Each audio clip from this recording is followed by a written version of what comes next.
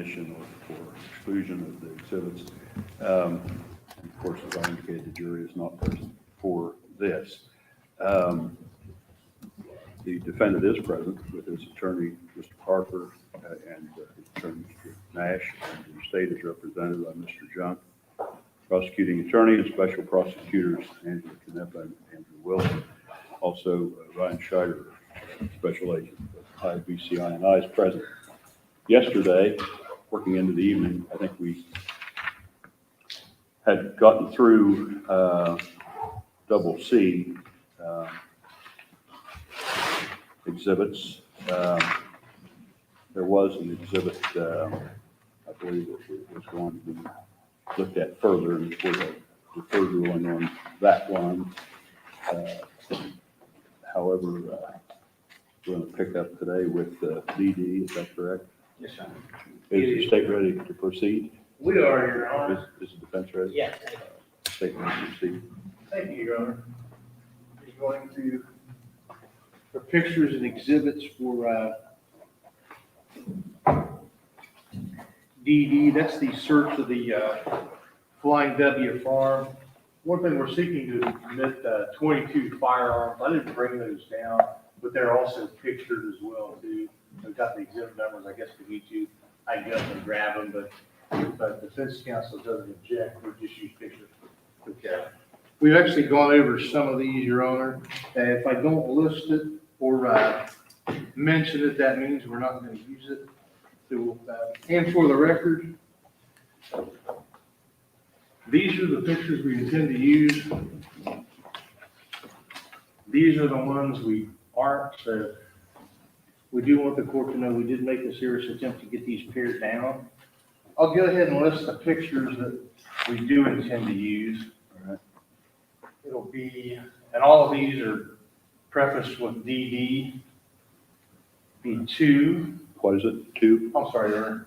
2, 3, 4, 6, 15, 16, 17, 28, 47, 58, 63, 64, 65, 67, 69, 128, 139, 148, 163, 171, 175, 182, 183, 184, 192, 194,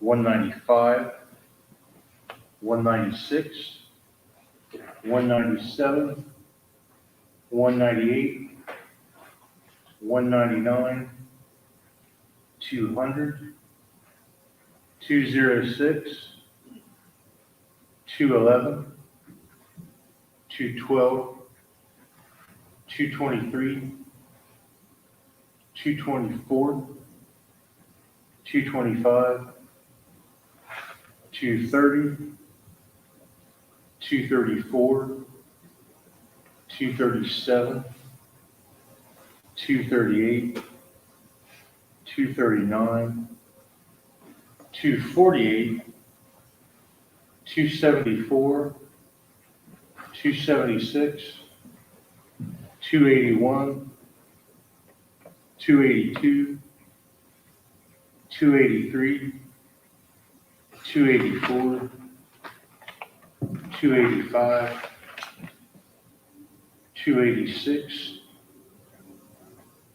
287, 290, 300, 303, 308, 309, 315, 321, 324, 326, 330, 332, 335, 344, 346, 354, 356, 360,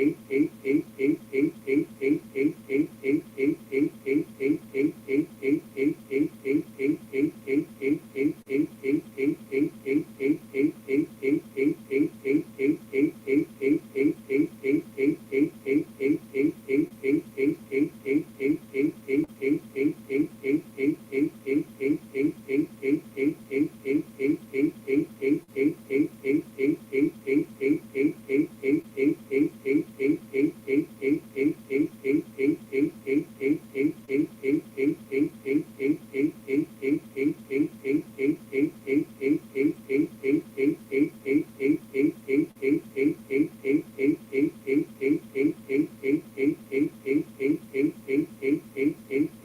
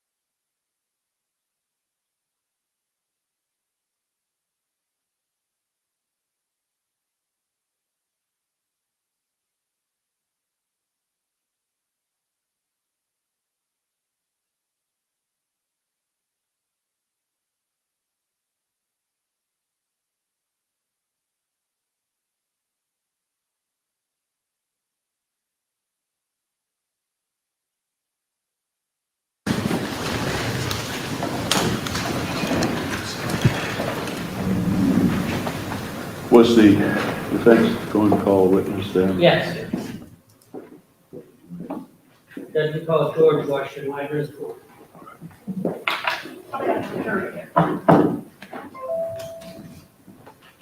As soon as the jury gets up.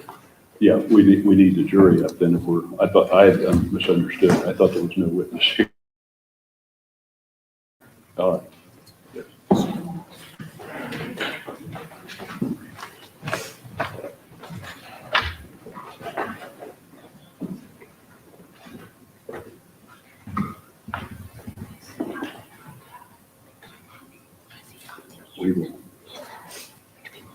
We will need to have one of our forms. That's fine.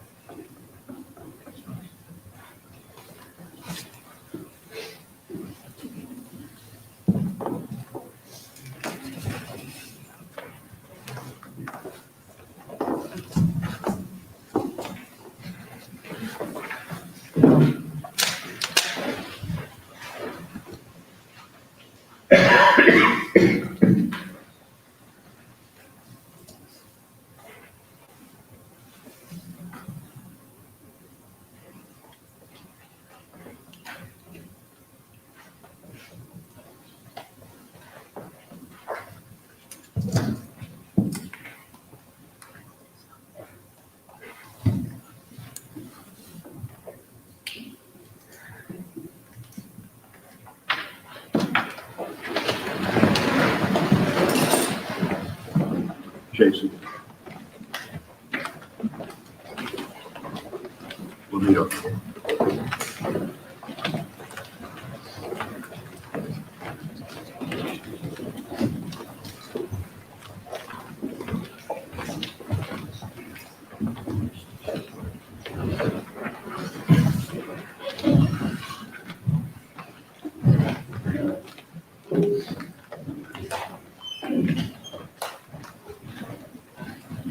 You may be seated.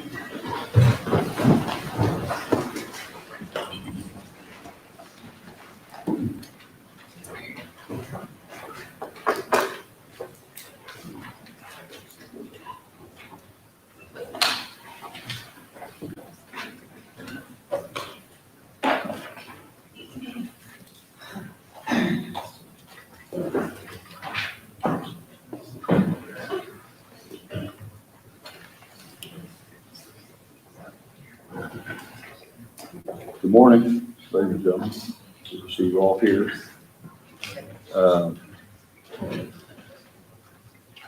Again, another day of trial.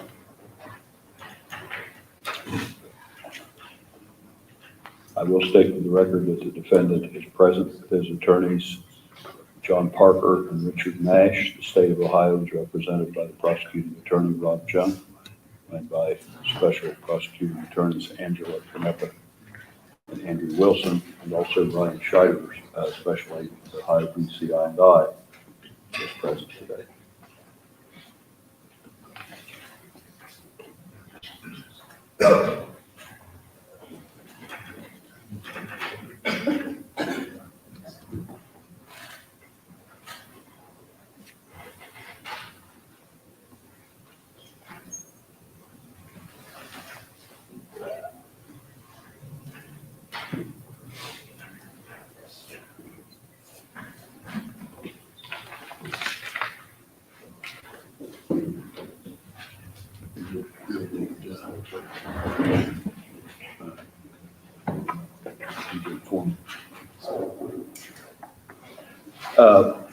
You're aware from yesterday's discussion that the state has not rested its case yet. However,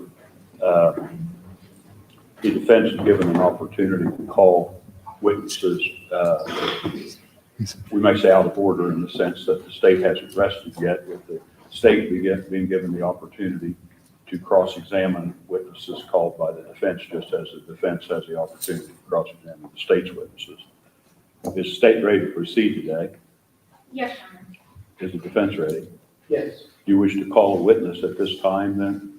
Yes, Your Honor. We call George Wagner IV.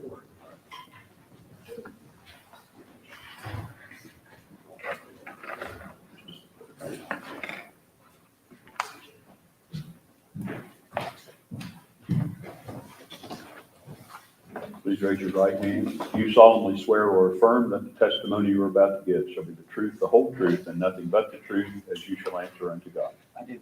You may be seated. The defense may begin. Thank you, Judge. George, let me adjust this microphone for you. Just keep your voice up real loud so the jury can hear you. Okay, sir, please state your full name for the record. George Wagner IV, Okay, George, and how old are you? 31, And when's your birthday? 10/6/91. All right.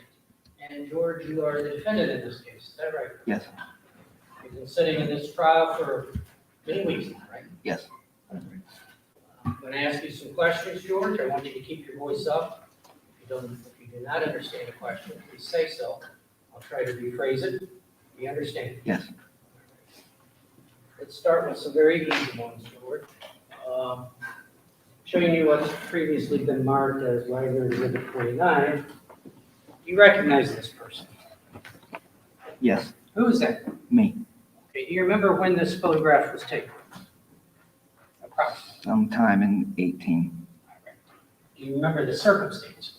Yes, What were the circumstances? they were doing feet measurements. Okay. And that was regarding the investigation of this case, right? Yes, All right.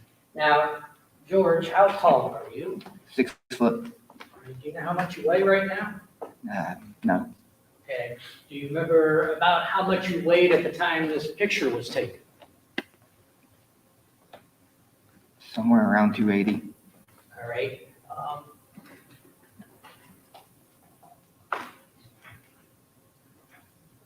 Tell the jury about your weight problems or your weight situation throughout your life.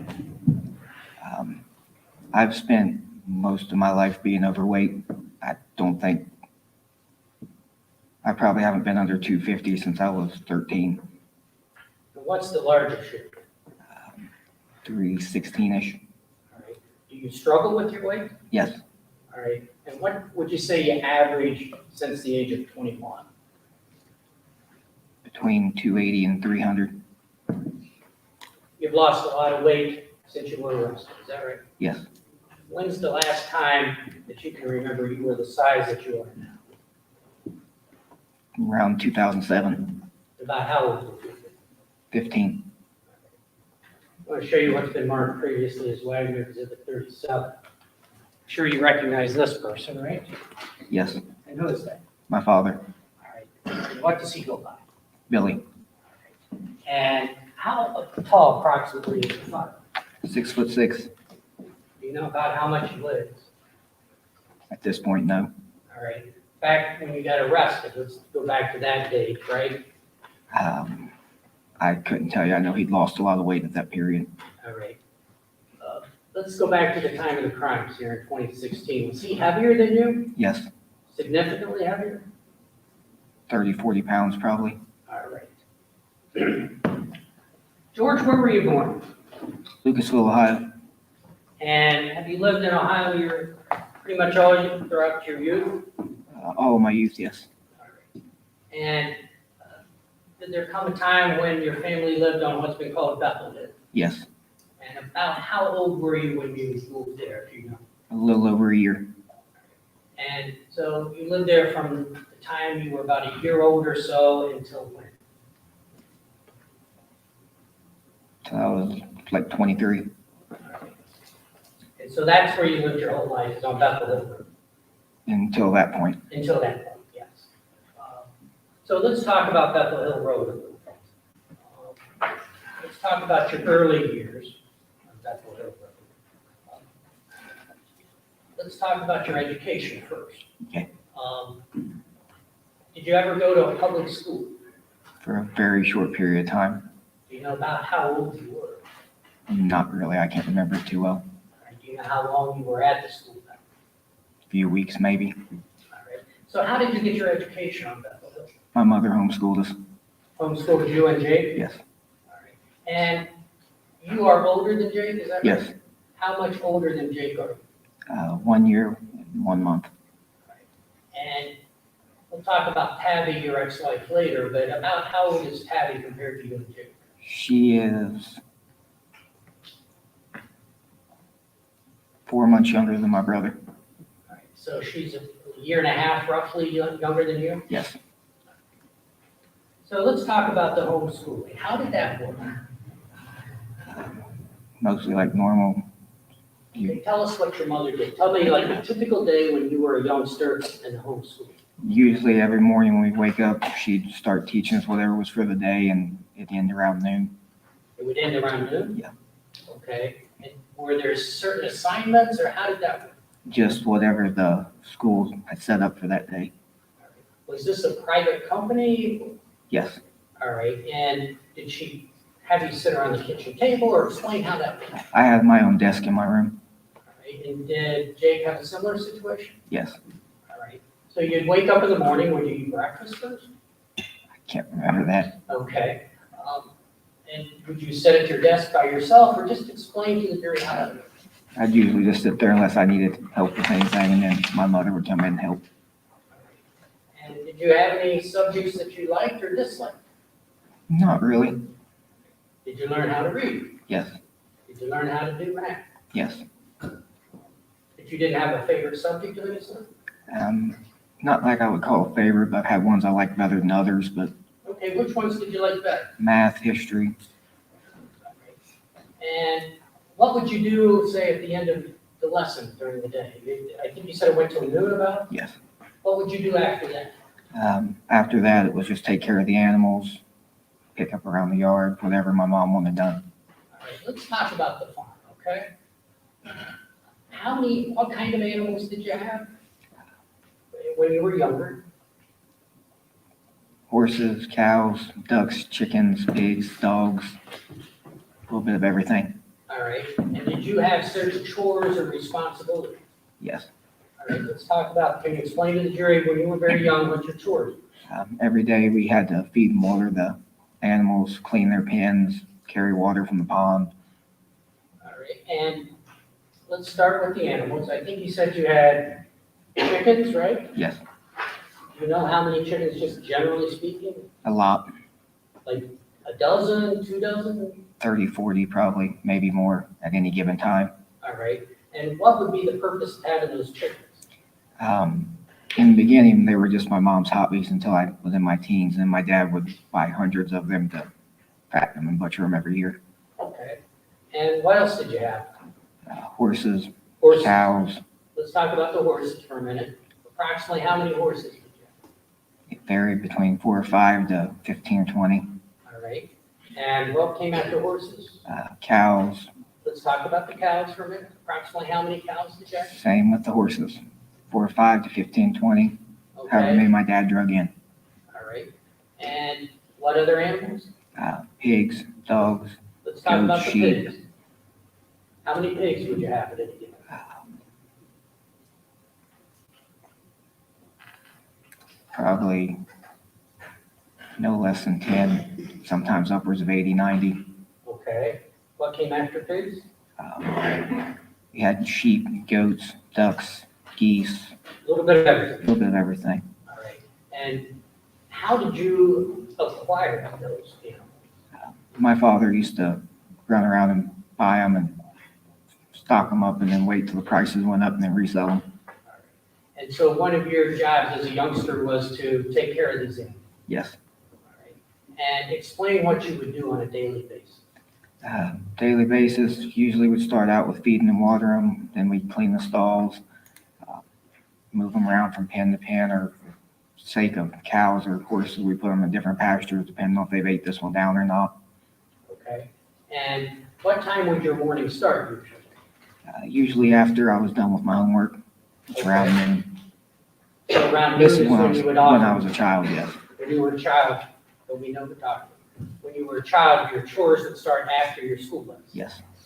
And approximately how long would it take you to do your chores? Usually 5, 6 hours. And did your brother have a similar situation? Yes. Did you ever have to help him with his? Yes. Explain that. He was a lot slower than I was, and by the time my half was done, he would still have half of his left, and I'd have to help him finish his. Now, let's go back and talk about your schooling just for a minute. How far did you progress with this homeschool? I quit when I was about 14. And why did you quit? I felt that I didn't need it anymore, and I just wanted to do my own thing. My father quit in the 6th grade, and Did you know other people that had quit early? not really. And so what did you want to do when you quit school? What did you want to do with your life? Did you have any goals or aspirations? When I was a young kid, I wanted to be either a game warden or a forester. Then when I got older, my father pushed me more towards being a diesel mechanic and a truck driver. All right. And why was that, do you know? My father didn't want nobody in the family that wore a badge. Why was that? He thought all law enforcement was crooked. And did he teach you that as a youngster? Yes.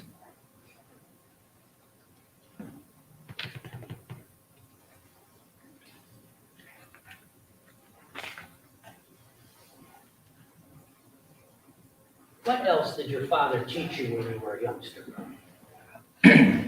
How far back do you want me to Well, go? let's start at the beginning, all right? Well, let me rephrase that.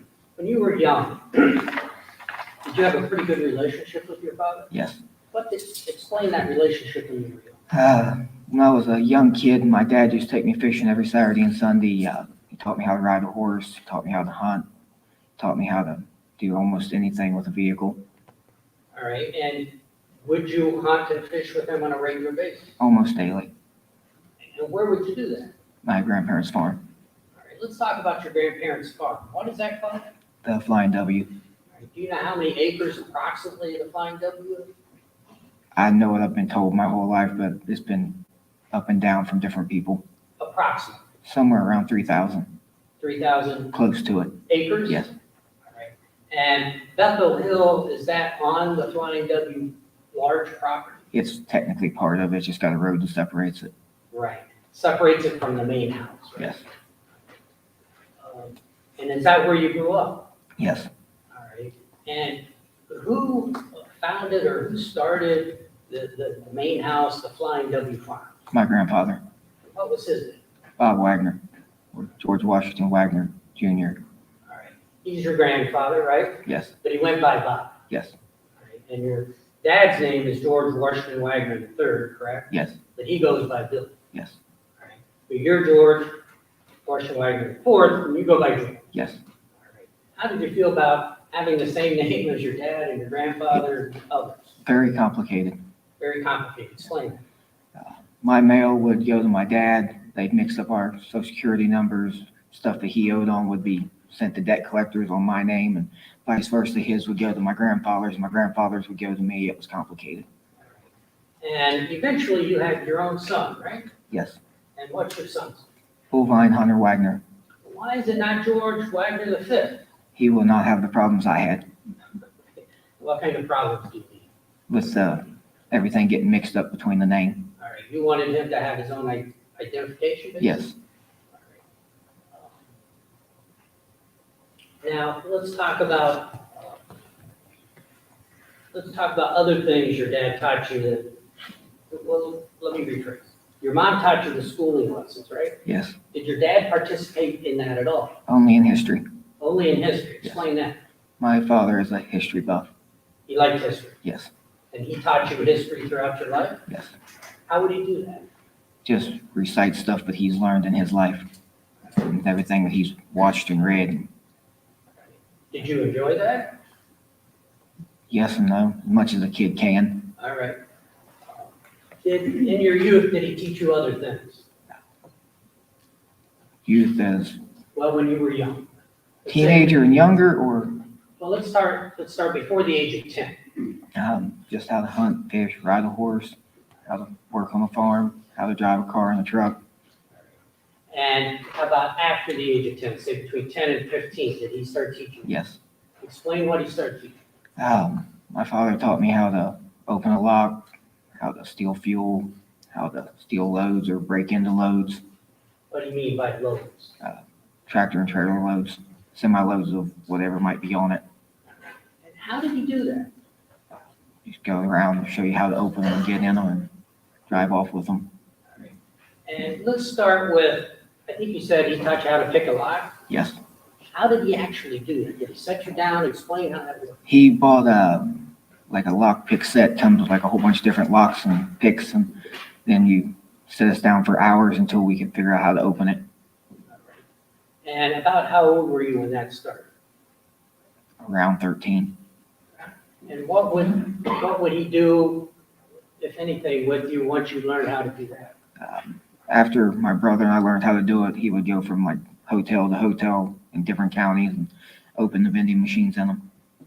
Would he do it or would he have you do it? Usually you'd have my brother do it, Why your brother? because my brother can open a lock in a matter of seconds, All right. And what about you? 3-4 minutes. So your brother was a little better at picking locks than you, Yes, but your dad took both of you around to pick locks. yes. What kind of locks would he have you pick? Padlocks, vending machine locks was the most common, door locks on trucks, ignition switches. All right. And what would be the purpose of that? The vending machines, Yeah. he would take the coin box and the cash box out of them. All right. And would he do this during the daytime or nighttime? How would that work? With the hotels, usually in the middle of the day. Would that be after your lessons and after your chores, or how would that work? Yes. Like in between, really. I'm sorry? In between it, really.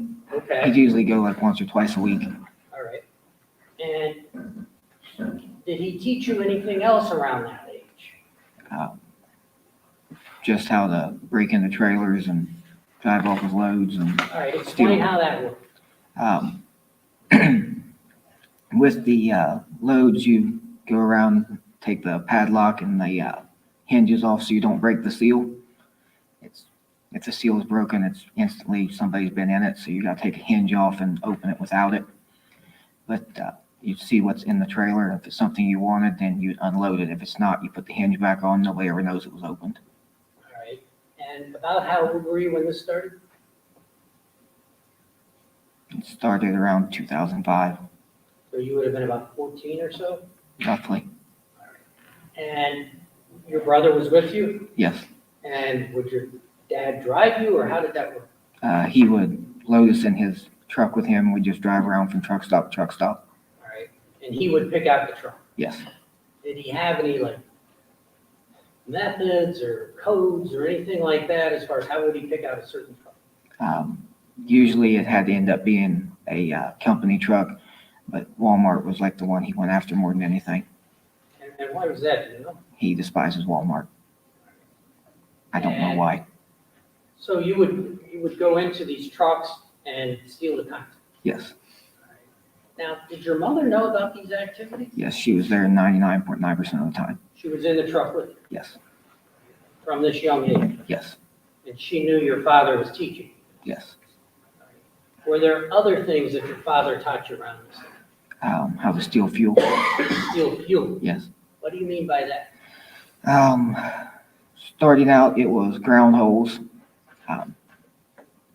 with a 12-volt system, which is a lot slower.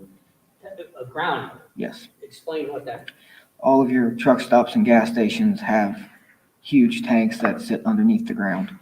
And they're usually padlocked, and you pull over it, open the padlock, drop a hose in, and you pump the fuel out of it. All right, so what kind of, we want to take this step by step, all right? So what kind, was he drive a pickup truck or a big semi truck? How would this work? Yes, it started with a Ford Dually and a stock trailer All right, and where would you be? in the trailer.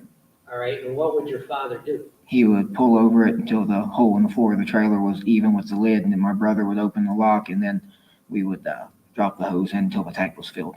All right, and did you have some sort of pump or contraption? How did that work? 12-volt fuel pump. All right, and where would you, so you would pump the fuel out of the ground into where? Into a 500-gallon tank. And that was inside the trailer? Yes, And how often would you do that with your father? every weekend. And how old were you about?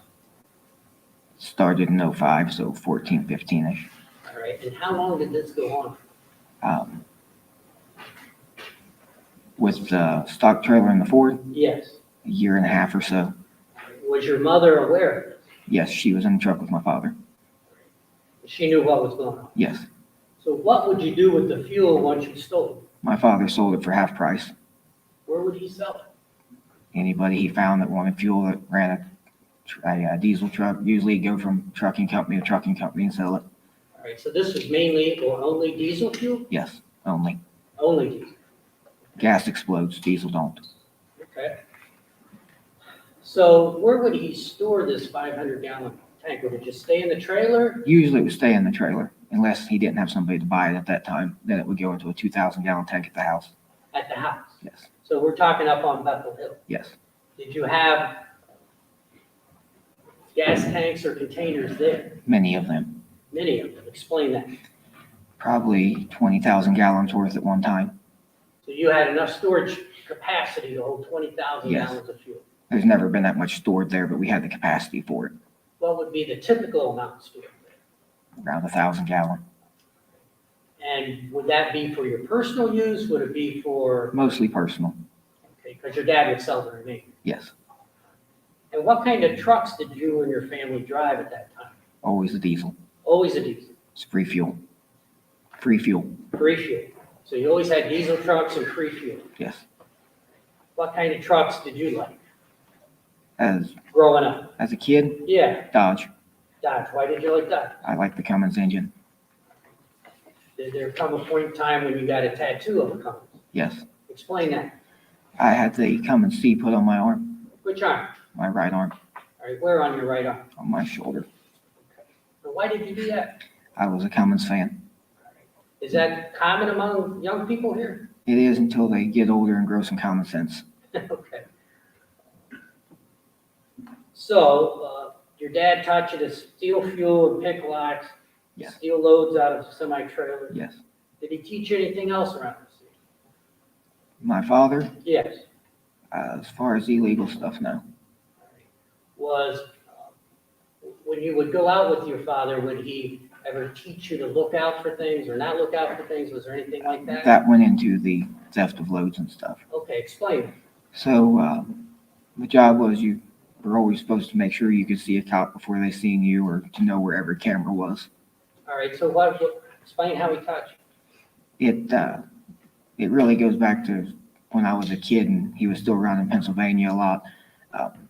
For every cop me or my brother would see, we'd get $1 when we were a kid. All right, And that goes back to like 8 years old, even before he started the theft. all right. And how long did that last? Till we were 10, 11. All right, and did that ever change at any time? It changed where when he started doing the theft, he started teaching us how to find cameras and actually put an effort into it.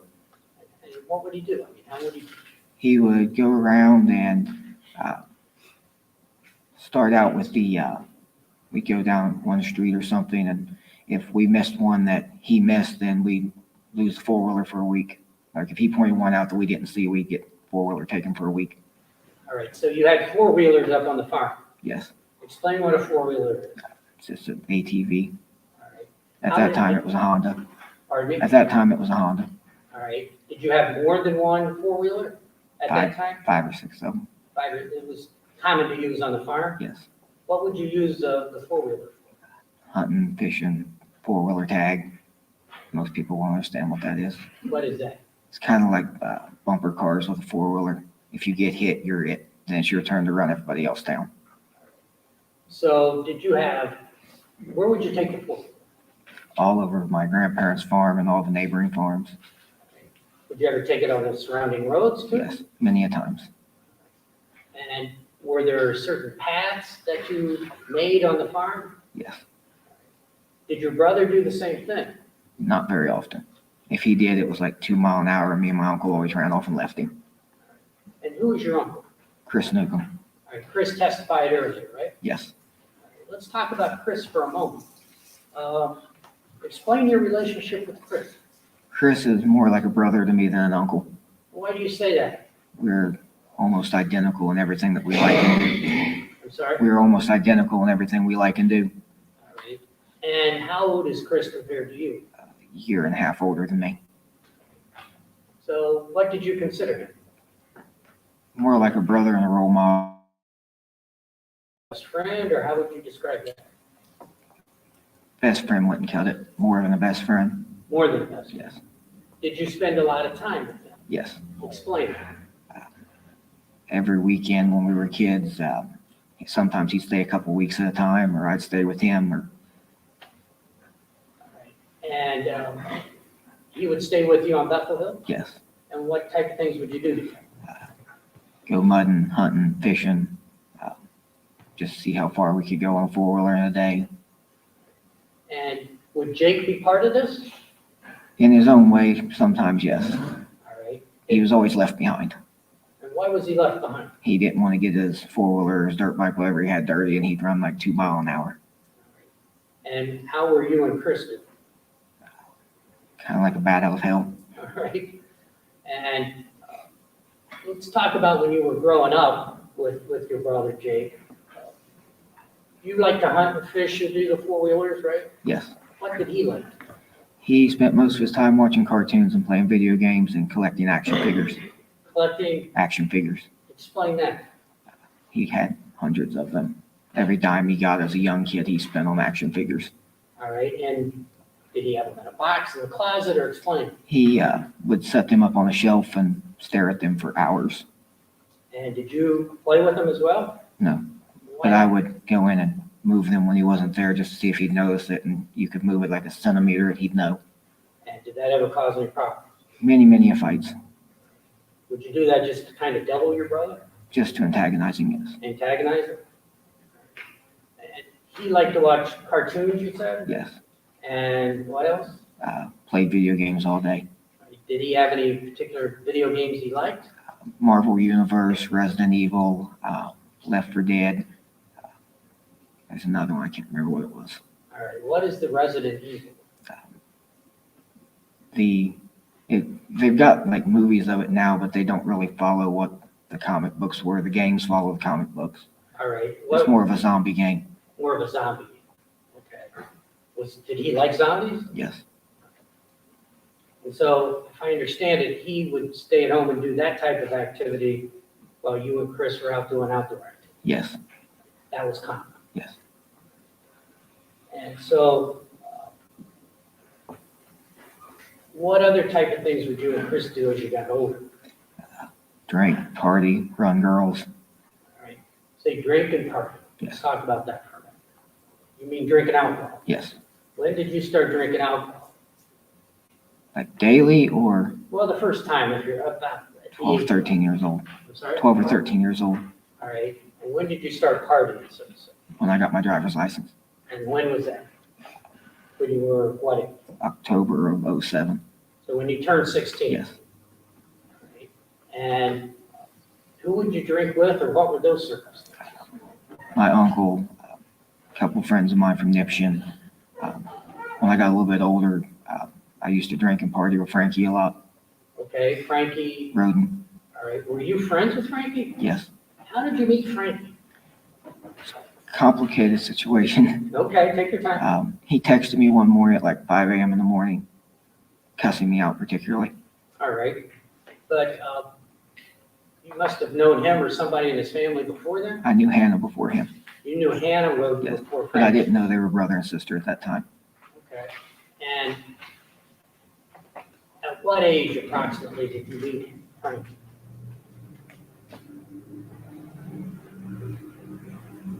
I was 18, I think. All right. So at this point in time, were Jake and Hannah together? No. They were not together? No. But talk about the things you and Frankie did, or did that friendship develop? Explain that. From the first morning that I actually met him was the morning that he texted me. After that, we ended up becoming friends and hunting and fishing together. And how often would you do that? That first summer daily, And about how old were you then? I was 18. All right, so you had your driver's license. Yes, Would he come over to your place? Would you go to his place? How did that work? a little of both. And did he have any children at that time? No, Did you have any children at that time? no, So you would spend your time hunting, fishing with him? yes. Did you consider him a good friend, or I consider him one of my best friends. did you have a lot of friends at that age? I wouldn't say a lot, but a handful. And so you told us about how you were homeschooled, right? Yes, Did you have much social activity before you got your driver's license outside of Bethel Hill? not really. The majority of my friends are all people that were kids of my dad's friends, Would you meet them at Bethel Hill? Bethel or the surrounding farms, Okay. And so did that change at some point in time? when I got my driver's license, Okay, why is that? because I have freedom You had and freedom. I could leave when I wanted. And did you? Yes, Explain that. like daily. Every day? Yes, What would you do? I hang out with my uncle or Frankie or Sean and Nathan Walls, or Garrett Leith. All right. And those were your other friends? Yes, What type of things would you do together? hunt, fish, go mudding, go to the county fairs, all the fall festivals. All right. And did that cause any problems back home on Bethel Hill? My mom was never happy about it. Tell us about that. She always said that I was leaving my brother to do all the work and I needed to be more like him and stay home. And were you leaving your brother to do all the work? Yes, I was, Okay. And why were you doing that? because I didn't want to stay home. I wanted to go drink and party and hunt and fish with my friends. And what about your dad? Did he have anything to say about that? Not really. As long as I was available for the weekends when he needed me, that's all he cared. When you say when he needed you, what do you mean by that? For fuel and loads. For fuel and opening trailers. And so, if I understand you correctly, when you turned 16 and got your driver's license, how did that affect your life? It broadened it by a lot. I'm sorry? It broadened my life by a lot. All right, explain that. I was more mobile. I got to see a lot more things, do a lot more things. All right, did you have your own truck? Yes. How did that come about? My father bought it for me. And do you remember the kind of truck it was or anything? My first one was a 79 Chevy. Chevy truck. Yes. About how much did it cost you? $2,500. Did you have the money, or My father bought it was that a birthday gift, or for when I was getting my permit. for when you got your permit? Yes. All right. Did your brother have his own truck? Yes. Explain that. He got his 3 or 4 months before mine. All right, what were the circumstances there? He always wanted a particular truck and it really didn't exist. And back then, seeing a truck with a Cummins in it was out of the ordinary. Now it's, don't matter what you see it in, it's normal. Okay. It was unheard of. All right, what kind of truck did he want? 71 Chevy was a Cummins and 5-speed. All right, and there's a story about how he found one? Yes. Can you tell that? We were going down the road in Kentucky and he said the truck he wanted, he seen over the bank. Nobody believed him. All right, go on, And explain that. ended up, my dad turned around and the truck was there. All right, and explain that. My Explain what mother, happened there. my mother made my father buy it for him. All right, was it a cheap truck, an expensive truck? It was $16,000. And so about how old were you when that happened? I was a month or so away from getting my permit. Okay, and did you have your truck already? No. So he got this $16,000 truck before you got any truck? Yes, All right. Did you get a truck soon after, or how did that work? 2 or 3 months after. All right, and do you know how much your truck cost? $2,500. And how did that make you feel? Considering the one I wanted I was told no for. And then a couple weeks later, they bought my brother's truck that was the same price. Not a good feeling for a 15-year-old.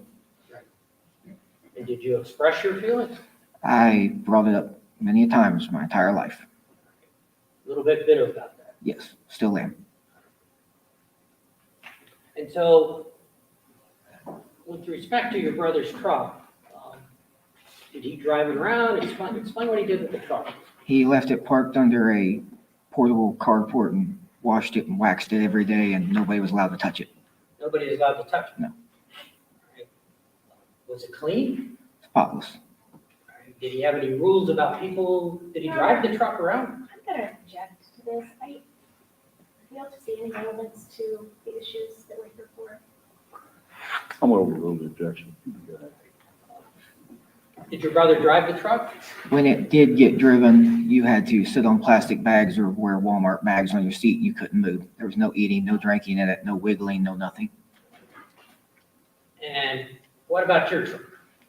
Mine looked like all my friends' trucks, a Southern Ohio Country Boys truck covered in mud and filled with trash and beer cans.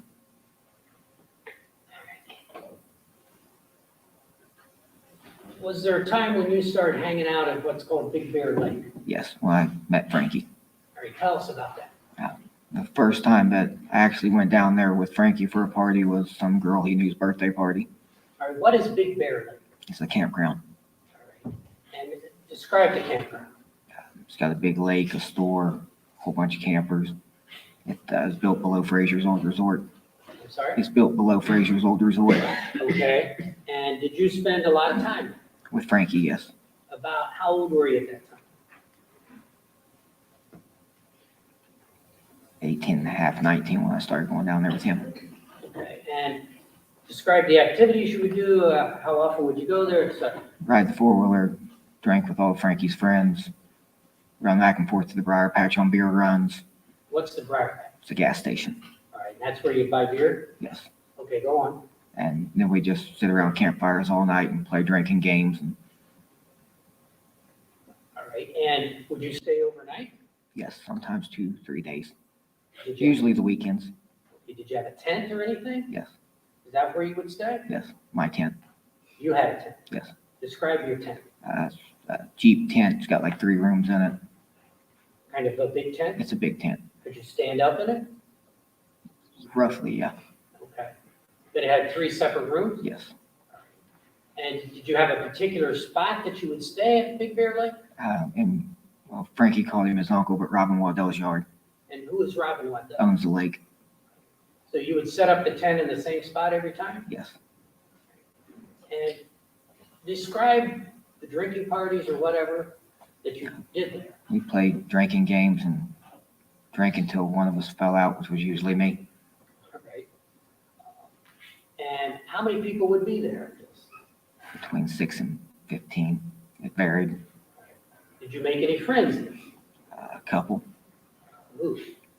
I started hanging out with Brett Hatfield there, Chelsea Robertson. That's the ones that's really major, the ones I would call a friend. The rest were just people that was there. Did you enjoy that? Yes. Did that cause any problems back at the home on Bethel Hill? Yeah, my mother didn't like me being down there. Why not? She said it was a bad environment and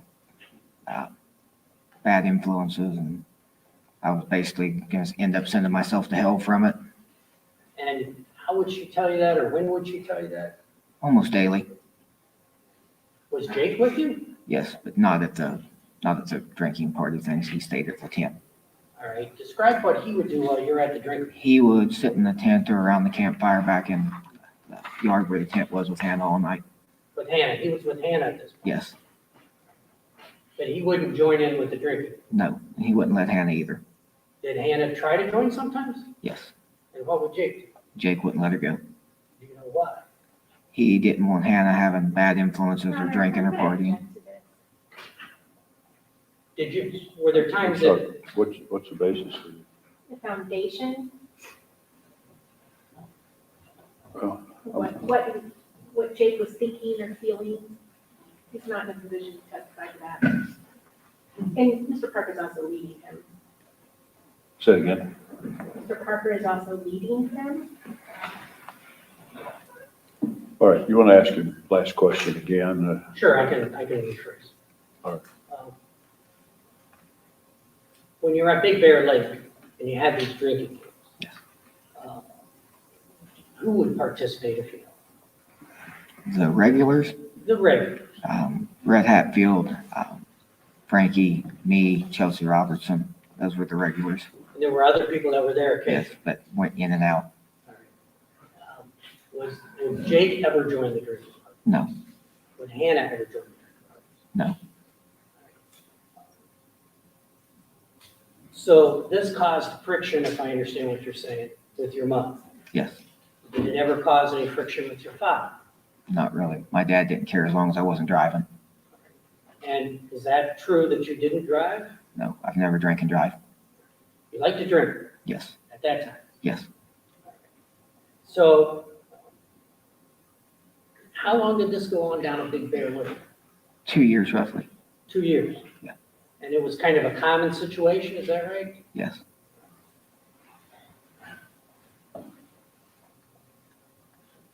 Now, let's go back up to Bethlehem for a moment.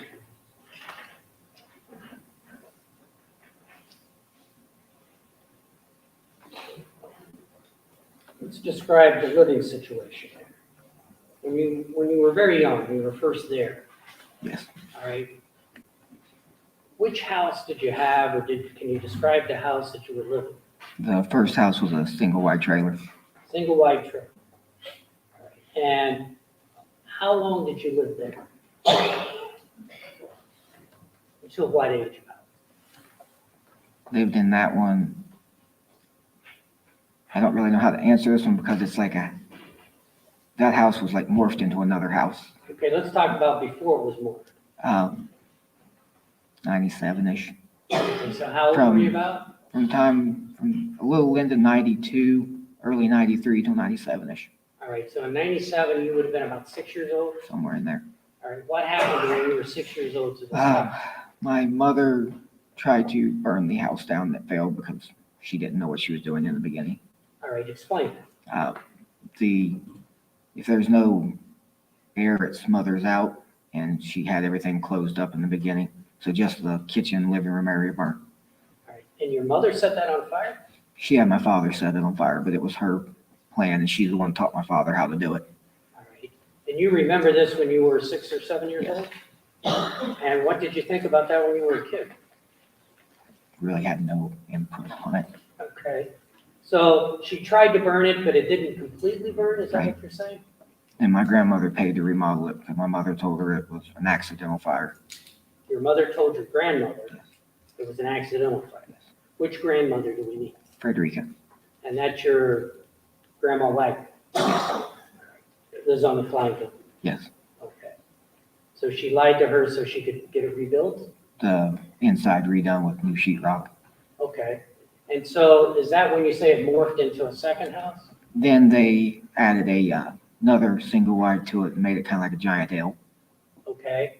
And was that in the same location or Yes. was it moved? It was just added on in the same location. All right. And how long did you live there approximately? Roughly 2000 before they burnt that one. All right. And in 2000, you were about 9 years old? Roughly. All right. And what do you mean they burned that? They burned that one down and succeeded with that one. Who's dead? My father and my mother. And how did they burn it? Same method as always. A whole bunch of newspapers stuck underneath the fuse box. And so where would you live after it burned? After that one burned, my grandmother bought my mom and dad a new single wide house trailer. And where was that placed? The same spot it was. On Bethel Hill? Yes. All right. So at this point in time, when you're 9 years old approximately, your first two homes have been burned by your mom and dad? Yes. And so what happened with this home that you got now? Stayed in it for about a year before my father extended the driveway and moved it back another half mile. All right, so let's talk about that for a minute. From Bethel Hill Road back to where your first home was, Half a mile. half a mile. All right, and then when you got this other home after two fires, where was that place? Half a mile further back, made the driveway a mile. All right, so he extended the driveway back up Bethel Hill, Yes. up the hill, I should say? Yes. And so that was the location for your third home? Yes. Well, it started with the trailer, and then that trailer got morphed, They got it. What do you mean by that? added on to. All right, explain that. My father and mother eventually added sides down each side of it and more rooms and turned it into one giant wonder mansion. I called it a Kentucky Wonder Mansion. All right, describe it the best you can. If you're looking at what would have been referred to as the front of it, there's a 12-foot wide by 80-foot long add-on room down one side, and then a 10-foot wide by 80-foot down the other side. All right, so this was a very large home. Yes, And did you have your own bedroom there? yes. And describe that if you could. It sat on, would be the left side of the house looking at the front of it, and it was 10 by 80, or sorry, 10 by 30. 10 by 30. Yes, And did you have your own exit door, or how did that work? yes. I have my own exit door, my own mudroom, my own everything. Okay, so it was almost like an apartment? Kind of excluding the bathroom and kitchen thing. Okay. And did you like living there? I liked having my own exit door. I could leave any time of day or night that I wanted without anybody knowing I left. And did you do that? Many a times. Explain that. I'd leave in the middle of the night, go hunting, fishing. Then when I got older, I'd leave in the middle of the night in my truck. So how old were you when you moved into the Kentucky Wonder Ranch? About, When it was finished, yeah, when it was finished. it was finished around early '05, I believe. It was finished. 05? Late '04, '05, Okay, so you're about 14 years old or so when it was finished. when it was finished? It was a work in progress. Okay. And describe the inside of your bed. Mainly all of my hunting and fishing stuff. What do you mean by that? All my deer heads, all my guns, ammunition, all my fishing poles. I stored it all in there. And what were your fishing habits or hunting habits at that time? Almost all day, every day. What do you mean by that? I would leave at that point in time, my mother ran a dog breeding business, Okay. and she expected me and my brother to put in 8 and 10-hour days and basically not get paid for it. Okay. So every time she'd turn her back, I'd be gone. Where would you go? Four-wheeler all over me, paperwood, and my grandparents are hunting fish, and And how long would you be gone? sometimes all day, sometimes till the next morning, So what would you do one? hunting fish and four-wheel. Did you Basically, do that with anybody else? Sometimes with my Uncle Chris, sometimes with my friend Garrett. Just depend on who was available. Or would you ever do it alone? A lot of times. And what would you do when you were alone? Describe a typical hunting day. Go sit in the woods somewhere. Right there on Bethel Hill? Bethel Hill, the other side of the road, which is the Flying W, Mead Paperwood, What's meat paper? like a logging company that regrows trees. All right, is that nearby? It connects to my grandparents. It connects to the Flying W? Yes. So you spent time there too? Yes. And all the neighboring farms. I had access to all of them. And so, what did your mom think of that? She'd always throw a fit for me leaving my brother, What do you mean, tell her? that I was letting him do all the work and not staying home and do it. And describe the work that you were doing that she wanted you to do at that time. At that time, it was take care of the garden and take care of all the dogs, How many dogs did she have? somewhere between 80 and 100. So what would be your responsibility? Feed and water them, clean the pens, help her take pictures of them, move them from pen to pen. When you're breeding dogs, you got to move this male to that female back and forth, and it's a royal pain. So you didn't really like that? No. Do I understand correctly that you were gone as much as you could be at that time? As much as I was possibly able to. And was your brother the same way? No, he stayed and worked all day when my mom told him to. And so your mom's dog breeding business, tell us about that. How far back do you want me to go? Well, let's start at the beginning. In the beginning, they raised English bulldogs and Labrador retrievers. Okay, and how would that work? Or They explain did how it that on the when we lived at the half-mile point. Okay, And in other words, the same as she's always done, she runs ads for them. But back then, there was no Facebook and Craigslist and stuff, so it was all normal newspaper advertising. okay. And did she sell a lot of dogs? Lots of them. Made money at it? A lot. All right. And what type of dogs did you sell? At that point, English bulldogs and Labrador retrievers. So purebred. Yes. Were they always purebred? She would, we'll start with the labs. The English bulldogs were legit because it's hard to find something that looks like them. But the labs, if one of the females had 8 pups, she would go to the pound and get 4 or 5 more that looked like them. And if she sold the 8, she'd just say she didn't sell the 8, and then she'd resell the ones that she got from the pound that may or may not be a lab. Occasionally, if it had a white spot on a black dog that looked identical to a lab, she'd just dye the hair. She would do what? She would dye the hair so it would turn it black and you wouldn't know it had a white spot on it. All right. So she represented that these were purebreds when she got them from the pound. Yes, Did this happen a lot? a couple hundred times probably.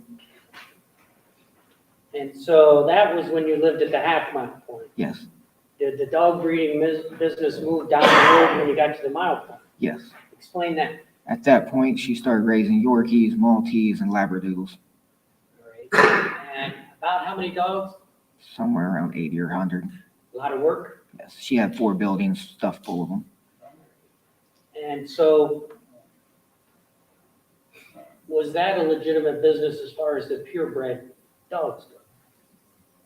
She still done the same thing with saying one dog would say it had 8. She would go get stuff that looked like it from the pound and sell more, saying she just hadn't sold them. So that was kind of a fraudulent activity. Yes, And how long did the dog business go on? until it burned. What happened? We came home from Columbus one night, late at night, and it was laying in ashes. What was living? All 4 dog kennels, And how many dogs? close to 100. And did you ever find out how that dog kennel burned? No. To my knowledge, nobody did. Did she continue the dog business after that tragedy? A few years later, she started again. Were you still on Bethel Hill? Yes. Explain that. I had a female beagle, and one day she drug a male in, and she started, I just saved one pup after another just because I like my rabbit dogs, Okay. and my mother started selling the pups out of them. Did she represent they were purebreds? She said they were purebred pocket beagles, which is really no such thing. But you had your own pet beagle. Yes, Did it have a name? Rover. Rover, Okay. How did you come about Rhoden? my female drug him in. I'm sorry? He followed my female home one day. All right. So he was kind of a stray, Yes, an ill-tempered stray. ill-tempered stray. Tell us about Rhoden, just briefly. It took me like 3 days to catch him. I ended up catching him in a coon trap. Okay. And then I put him on a dog box and couldn't find his owner. And one day he dug up a yellow jacket's nest and about killed himself. What happened? They stung him into a coma. Okay. And what happened then? I nursed him back to health, and after that he was stuck to my side everywhere I went. All right, what do you mean everywhere you went? If I went deer hunting, he'd lay at the bottom of the deer stand until I was ready to leave. If I went fishing, he'd sit right beside me. So he was your companion, basically. He followed me everywhere. And about what age did you get Rhoden? I was 15, I think. All right. And how long did he live? He lived until he got eaten. Till he got eaten? Yes. What happened? He was ill-tempered, and when all my other rabbit dogs would run out of the fields, when the coyotes would let loose, he'd run into the field. All right. And so, I ended up taking him to the vet 4 times to get him stitched, and the 5th time he didn't come back. so what do you think happened to him? I think he got eaten By, by coyotes. all right, you had coyotes on the farm? I never seen him again after that. Did you have coyotes on the farm? Many. Explain that. My grandmother won't let nobody shoot him. Your grandmother won't? Won't let nobody shoot him. All right, so there are quite a few? So they've multiplied. Okay.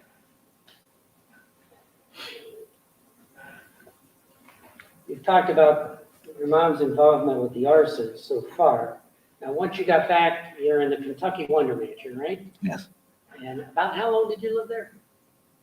In the back or in the Wonder Mansion. In the Wonder Mansion. It burned in late 07, early 08, I think. All right, so at that time, you were about 16 or 17? Yes. What happened there?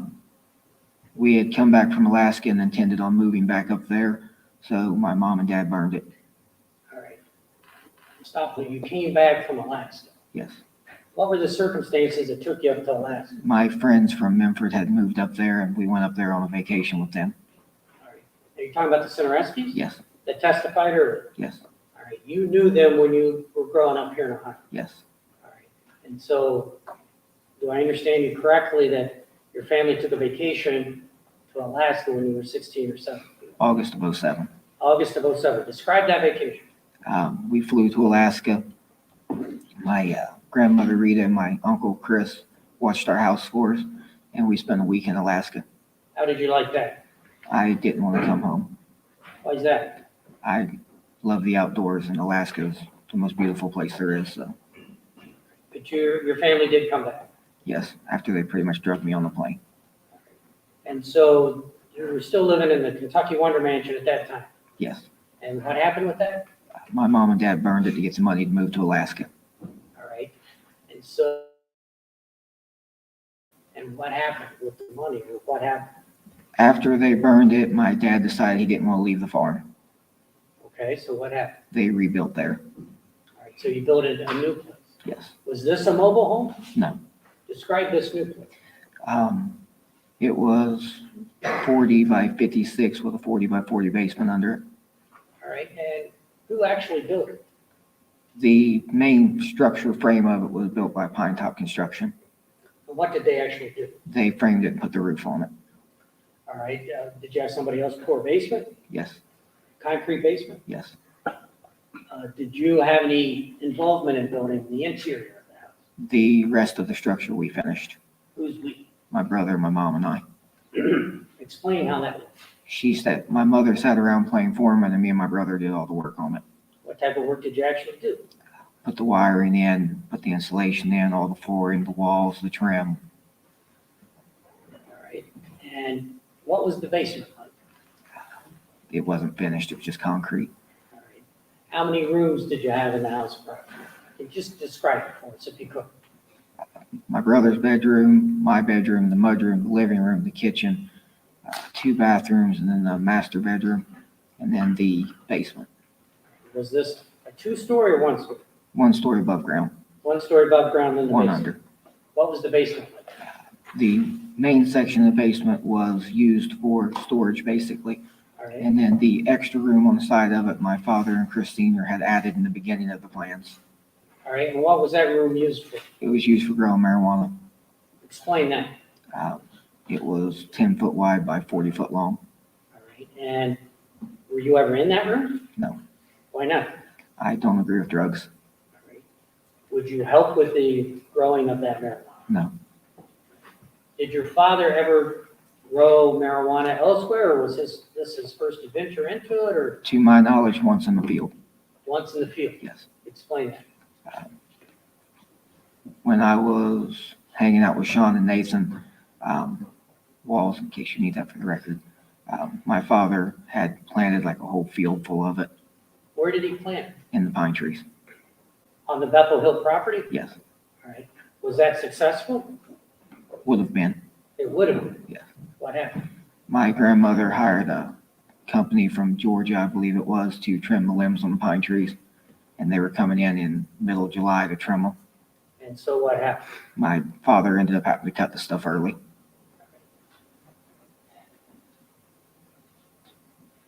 Now, was there ever a time when you became aware of some rocky boots? Yes. Explain what happened there. From the beginning, or how they From came the beginning. about? From the beginning. From the beginning, my father and other people that he drove with had 2 choices, basically. They were either going to take a load of diapers or a load of rocky boots. Who actually hooked the trailer, I can't say.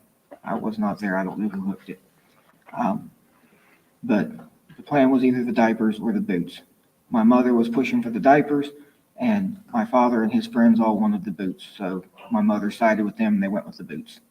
Okay, so what happened? Then the boots showed up, and my dad's friends and their family, my dad, my brother, and I, and my mom unloaded the trailer. What do you mean the trailer showed up?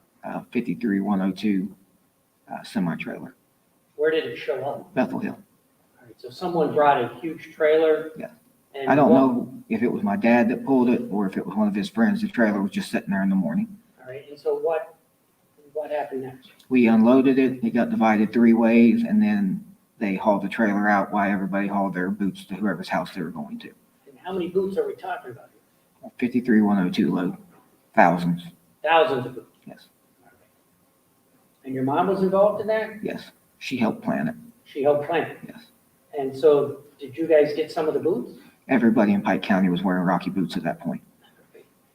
But where would you keep the boots in the basement, of this new house? yes.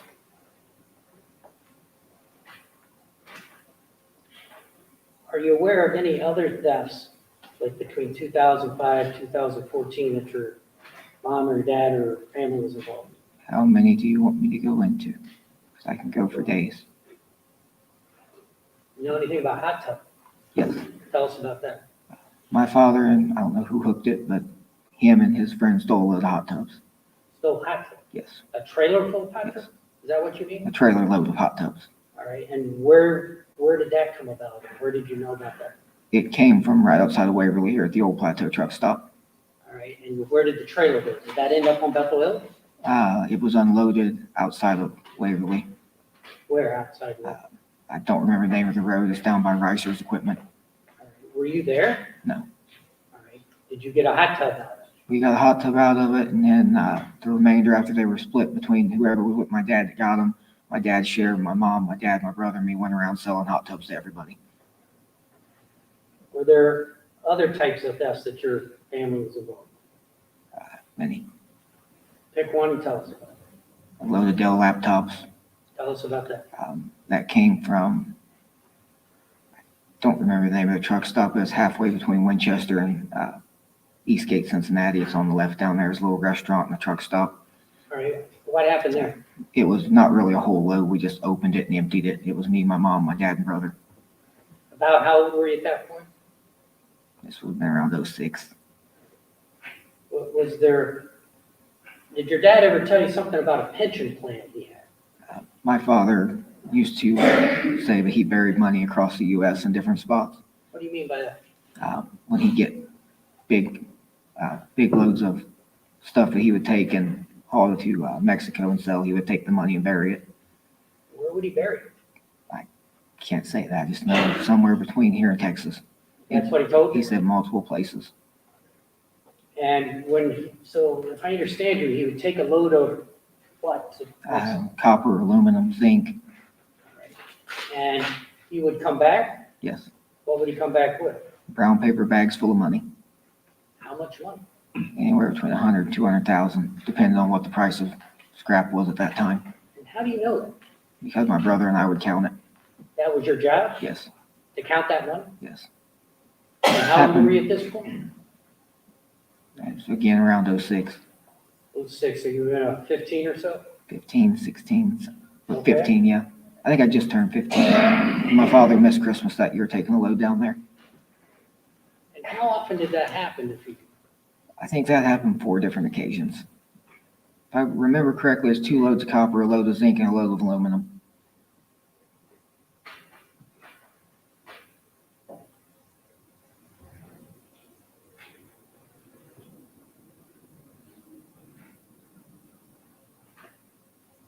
I don't know, if you want to take a morning break at this time, it might be a good time, or if you want me to go on. Well, if it's a good time to break, we do usually take about a 15-minute break at this time, so, and the jury's been here a while. We will break for 15 minutes, ladies and gentlemen of the jury. At about 20 minutes till 11, if you'll assemble in the jury room, you'll be brought back up by court personnel. You're not to discuss this case among yourselves or with anyone else while you're at break. You're not to permit this case to be discussed with you or in your presence. You're not to form or express an opinion concerning this case. You are not to do any research concerning the case as to the facts or as to the law from any source at all. You're not to read, view, or listen to any reports or accounts of the case from any source at all, and have no contact with anyone who is participating in the case, including parties, counsel, and witnesses.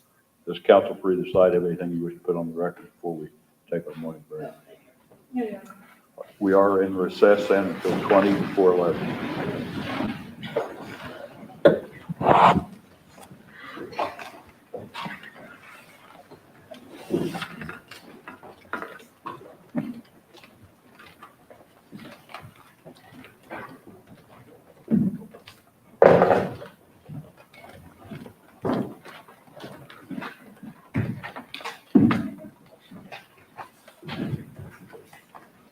Your Honor, we're going to need to approach for a second. We're going to need to put them on.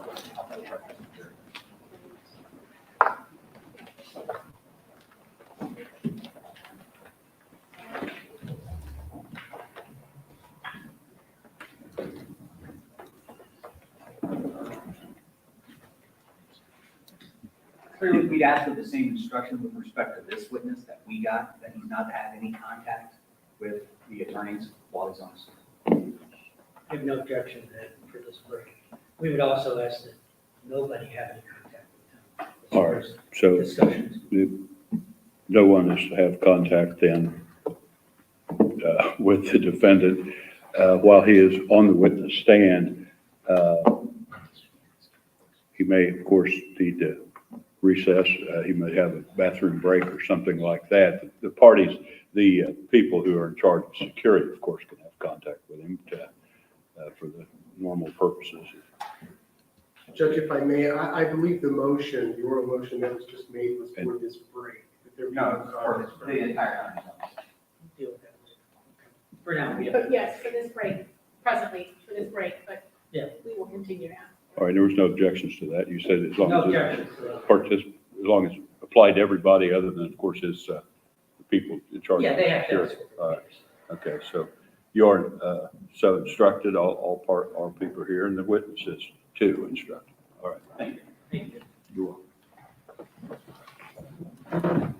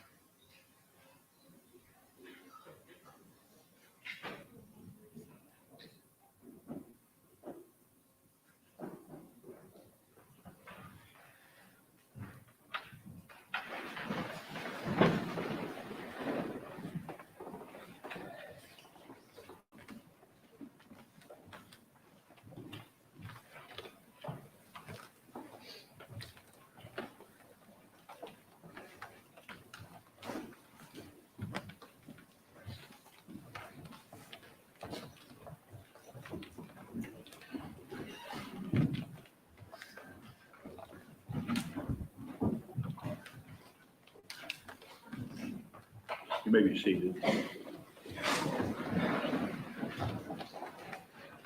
Defense counsel may resume questioning the witness.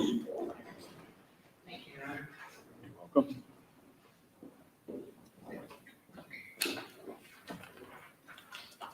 Okay, George, still some questions about when you were growing up on Bethel, okay? You're familiar with the large lake on the Flying W farm, right? Yes, That's where the goose box was? yes, All right, we'll talk about that later, but that lake, all right? Are you familiar with something called Crystal Springs? yes, Are you familiar with something called the Mission? yes. What are those two things and where are they located? Crystal Springs is the group home of my grandmother's. It's located on the hill just above the lake. And the Mission is the church that she used to run. It started out in Lucasville. When her and my grandfather got too old to run it, they moved it to the farm. Okay, and so that's actually on the Flying W farm? Now it is. Now it is. Both of them? Technically, it's deeded on a separate deed, but it belongs to them. Okay. And that's kind of at the top of the hill where the lake is? Yes. It's just beside the group home. And what is the group home as far as you know? My grandmother runs a home for MRDD. MRDD, MRDD, do you know what that stands for? not really. Okay. Do you know the type of people that live there? Basically, adults that are still children in their own brain. Okay. Now, I think you told us that you quit your schooling that your mom was giving you around the age of 14. Around there. Okay, did you get a diploma? Yes. You're going to need to keep your voice up a little bit. So our poor reporter can. Great. Thank you. So you stopped your schooling around the age of 14? Yes. All right. But you got a diploma, is that right? Yes. How did that work? My mother didn't want me getting a GED like my father or her brother, so I ended up, she finished the schooling. Your mother finished. She done the test for it. Okay, but you got the diploma. Yes. Now, around this age, was your father, did he have like a real job outside the home? Early teens or Yeah. before teens or Okay, let's start when you were very young. when I was young, he worked for my grandparents and went around buying horses, junk, cattle, whatever kind of livestock he could get. Okay, and as you got older, did he do something else? After the dog kennels burned, the last one, my father started driving the truck. All right, and what do you mean he started driving the truck? He went and got his CDL, and a friend of his hired him to drive one of his trucks. All right, and what type of truck driving did he do? He hauled containers for BT&T out of Columbus. And did you notice any changes in your father after he started driving the truck? Yes. Explain that. My father has a habit of wanting to be identical to whoever he takes as a father figure at the time. What do you mean by that? He has daddy issues. Okay, and so when he started driving truck, did you notice a change? Yes. What did you notice? The guy he was driving with took multiple different things to stay awake, and my father couldn't keep up with him, so he started doing the same thing. What do you mean he started doing the same thing? He would take what the guy he was driving with was taking. Like taking, Multiple handfuls of Adipex and pain pills. We're not going to object and ask Mr. Parker to establish a foundation for help. Do you want to know that? did you ever see your dad take any pills? Yes, How would you see that? because usually before he would leave, he would take a handful. And did you notice any changes in his behavior? It made him very irritable, hard to be around. Did that cause any problems in your relationship with him? A lot. Explain that if you can. Didn't matter the least. My father is hard of hearing, and when he's not paying attention, you got to holler at him, and he would, instead of thinking you were just trying to get his attention, he'd think you were yelling at him, and it would end up in an argument or a fight. How would you describe your relationship with him once he started driving truck and taking these pills? Not very well. Can you give us some examples? We quit doing stuff together, and I didn't spend a lot of time with him because he was always irritable. Did you ever have any fights with him? 4 that I can remember in my life. All right, do you remember the first one? Yes. Tell us about that. I was 16, I believe. All right, what happened? My brother ran me over with my own truck when he was trying to hook up a trailer, and I was yelling at my brother, and for some reason my father went off on me. He said your brother ran you over. Was that on purpose or an accident? He was not paying attention. Were you injured? Not really, just a little black and blue. All right, and so what happened? My father thought I was just yelling at my brother for no reason and pushed me up against my truck and dared me to hit him. Okay, and you were 16? Yes. And so what happened? I was just fed up with it, so I hit him. What do you mean you hit him? I hauled off and hit him. With your fist? Yes. And what happened then? He hit the ground, and he got back up, and we went into a fist fight. And how long did that last? A few minutes till my mother broke it up. How did she break it? I don't remember exactly. I remember her screaming and yelling at both of us. And so did that first fist fight affect your relationship with your dad? We didn't speak for a few weeks after that. And so were there other instances or other times when you got into a fight with your dad? Yes, three more I remember. 2 more fist fights and one that was just like a massive verbal argument. All right, when was the next incident that you can remember? The next one would have been a verbal argument All right, where did that take place? on Bethel Hill. All right, what were the circumstances? Can't really remember. We just got angry with each other and started yelling and cussing at each other. And was there an incident after that? Another fist fight. Yeah, tell us about that. He was basically insulting me and said that I wouldn't hit him. So I hit How him. was he insulted? He called me dumb, say I wouldn't listen, called me ignorant all the time And how old were you about? in my late teens. And so what happened next? I hit him again. Did he hit your back? Yes. What happened? We got into another fist fight for 4 or 5 minutes until it ended. All right. Was there any, did that affect your relationship? Another 3 or 4 weeks of no talking to each other. Was there a third fist fight? Yes. Tell us about that. The last one took place at my grandmother's. At your grandmother Wagner? Yes. So that's over at the Flying W? Yes. About how old were you? It was in 2016, I believe, early 2016. All right, so you would have been, all right, go on. You want to know how it started, or? Yeah, tell us how it started. I was moving the remainder of our stuff from Bethel Hill to 260 Peterson, and the guy that leases it to deer hunt was accusing me of different things, and me and him didn't get along, and he was basically saying he was going to try and prosecute me for trespassing on my grandparents' farm. Okay, and so what happened? I went to my grandmother and was trying to get her, tell him he's only got it to deer hunt on, I'm allowed to be on the farm. And my father went off saying I was going to cause problems and cause her not to get the lease. All right, and so what developed or what happened? I was leaving anyways, and my father busted the window out of the passenger side of the truck and showered me with glass and slung my AR across the yard. And then I got mad, and me and my father went to fighting. Let's break that down. So this was before you moved to Peterson? I'd already moved there. You'd already moved to Peterson? Yes, I was just removing it took us a couple of years to get all of our stuff off of Bethel. Okay, so you were moving stuff from Bethel over to Yeah. Peterson? Yes. And what happened to after you left Bethel Hill, what happened to that property? My grandmother leased it for people to deer hunt on. And so are you saying there was some sort of disagreement with you and the person that was leasing it? Yes. All right, and so what did you do? I was trying to get my grandmother to basically tell him that he's only got it for deer hunting, that I can still go in there and get my stuff. All right. And where did this conversation take place? With my grandmother, I didn't Yeah. get to the conversation. That's what I was going to tell her. Okay, so you were on your way to that Yes. conversation? And I didn't get past barn 1. Barn 1 on the Flying W? Yes. And so tell us about that confrontation. My father asked what I was doing up there, and I explained to him I wanted her to do something about it. And he said that I would just end up causing problems and the guy wouldn't be leasing the farm no more and not to cost my grandmother that amount of money. All right. And so what happened next? Then I got upset and said I didn't need her. I'd just go handle it myself. And my father got upset, and while I was leaving and broke the passenger side window out of the truck and shattered me in glass. How did he do that? He punched the window. And then what happened? Then my AR I always kept on my dash. He grabbed it and threw it across the yard into the dog pen. What's an AR? It's an AR-15. That's a gun? Yes. All right. Did you carry that in your truck? That and multiple others. Okay.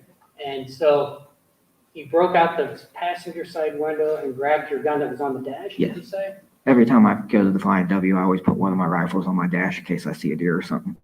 Okay. And so what happened after he threw your AR?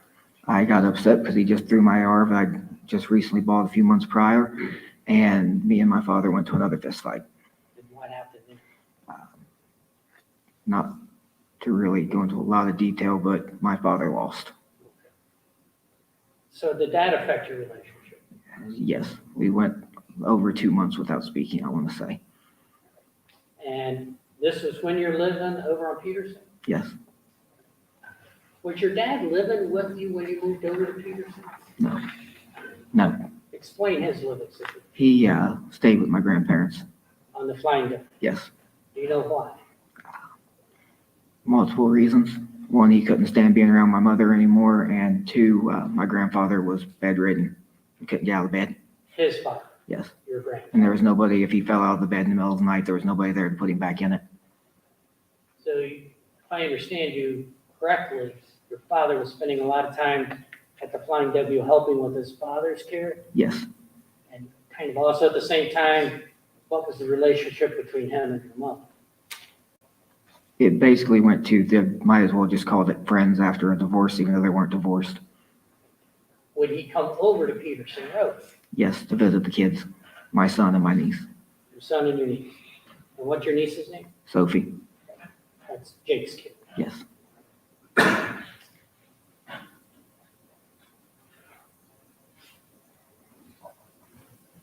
But was there ever a time in one of these fights where a rope was used? the last one. Explain what happened. For some reason, my father thought he was going to rope me and tie me up, and it backfired on him. Well, what happened? I jerked him off his feet and commenced to hit my father. Did he throw a rope at you? More like a lariat. A lariat? Explain what happened. He tried to, I'm assuming, that's all I can say to assume, is he just tried to rope me and tie me up with it. And it backfired, and it just ended up tightening around my neck. And what'd you do? I jerked him off his feet with it. All right, and that's when the fight took place? Yes.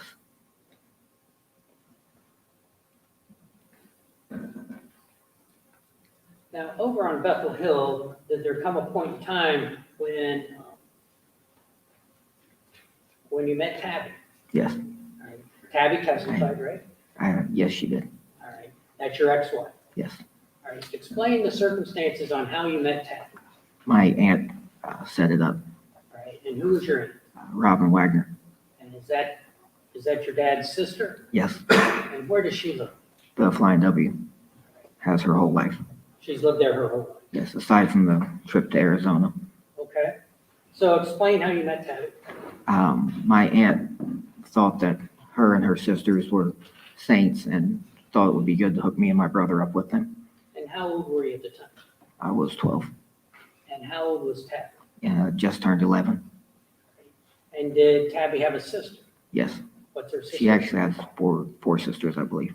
Okay, but there was a sister that Robin wanted Jake to meet? Or how Ted- did that work? Again, I'm going to object to Mr. Parker leaving. I can refer to All right. it. Explain the circumstances. So my aunt wanted me and my brother to meet Tabby and her sister Trish.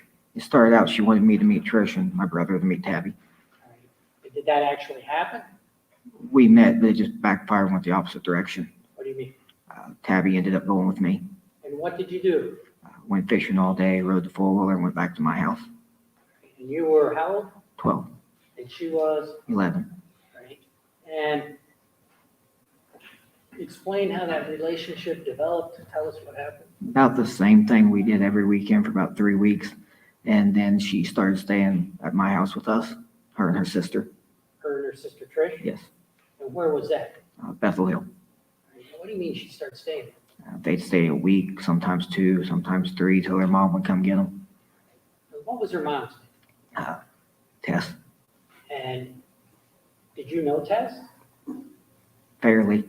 She worked for my grandmother, She worked for your grandmother. Where did she work? Crystal Springs.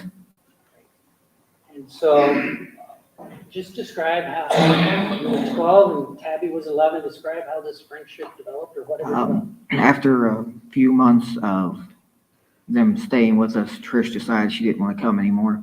and it was just Tabby. And at the beginning, Trish and Tabby would take my brother's bedroom at night, and me and my brother would sleep in mine.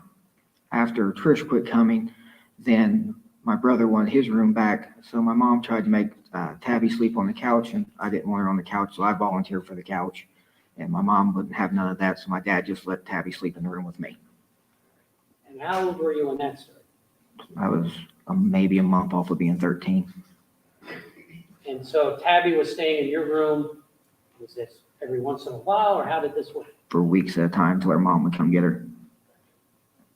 And how would you describe your relationship at that point? At that point, me and Tabby was, you might as well say we were boyfriend and girlfriend at that point. And what type of things would you and Tabby do together? Hunt, fish, go mudding, pluck chickens. You mean touch? When my father, I mentioned this earlier, would buy hundreds of them at that point, and we would butcher them so many times a year. And he'd usually send us out to shoot 10 or 15 at a time. Me and Tabby got overexcited. Ended up doing like 80 or 100 of them, somewhere in there, a lot. Okay. Sounds like you and Tabby had a lot in common. Yes. And did there come a time when you were no longer boyfriend? Yes, after about a year, we broke up. And whose idea was that? Mine. And so what happened then? I was chasing another girl around. All right. And eventually, as I understand it, you and Tabby got back together. Yes, I would just turn 14, I think. All right. And explain the circumstances there. I wasn't getting nowhere with this other girl, so I got back with Tabby. All right. How did that come about? I ended up calling Tabby back, All right. and then we dated for another 4 or 5 months after that, and I broke up with her again to chase the same girl I was getting nowhere with. Okay. And how long did you and Tabby break up for at that time? Until we got back together when she was 18 and I was 19 and a half. So for several years you were apart. Yes. Okay. And what were you doing in the meantime? Just hunting and fishing with my friends, drinking and partying throughout after I turned 16, running around being me. Okay. And how was it that you and Tabby got back together? I really, how much detail you want into this? Well, was there an event that started it, or how did this work? I was hanging out at Big Bear Lake with Frankie, and for some reason, Hannah likes to play matchmaker and got her talking to me again. Okay, now at this point in time, were Hannah and Jake together? Yes. Describe that. How did they get together? Just describe how that.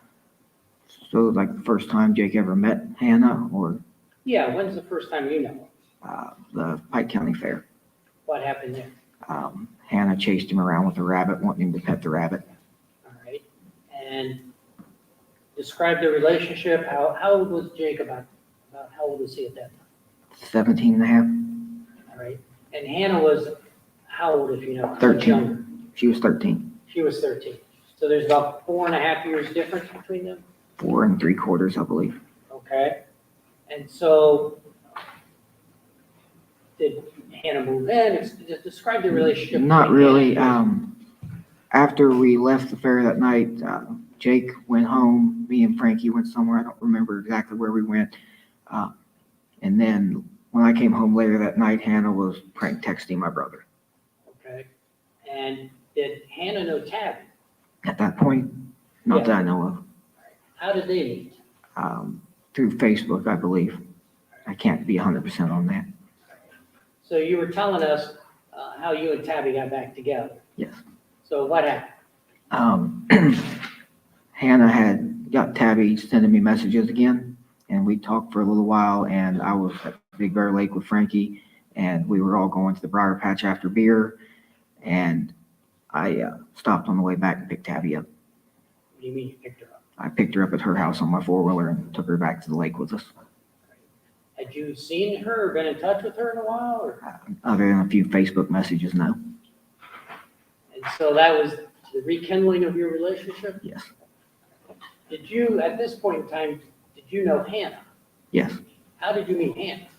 The very first time, Yeah. I helped her get a canoe out of the lake at Big Bear Lake. And when was that? About how old were you then?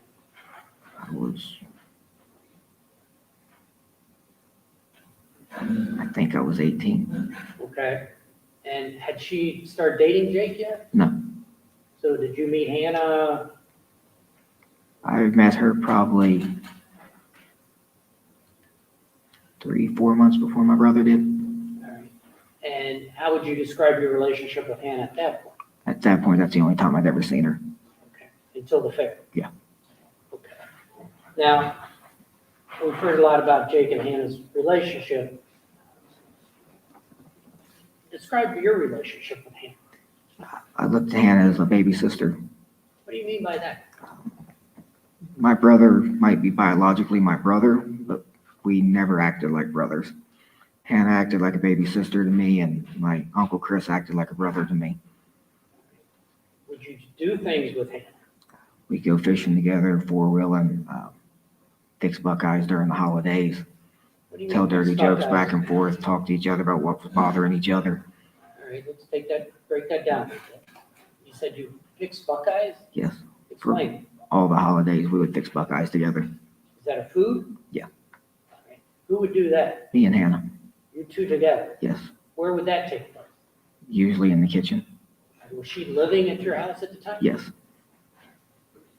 How else would you describe your relationship with him? we'd sit around and tell dirty jokes and stuff, and I'd put beer and stuff in different containers so Jake wouldn't know she was drinking. Okay, and what did Jake think of your relationship with him? He, I don't think he really liked it. He always said I was too close to her. And were you anything ever more than big brother, little sister? No. There's quite an age difference, is that right? Thinking 5.5 years, maybe 6. And would you do other activities together? We'd sit around and tell dirty jokes with each other, and if Hannah was having an emotional day, she'd talk to me about it, or if I was having an emotional day, I'd talk to her about it. And at this time, you're kind of a big fella, right? Yes, Is that something you would ever talk to Hannah about? that's kind of like a two-way street with us. What do you mean by that? She worried about her weight, and I worried about mine. And so what would you do? Sit there and talk to each other about what possible ability to lose weight.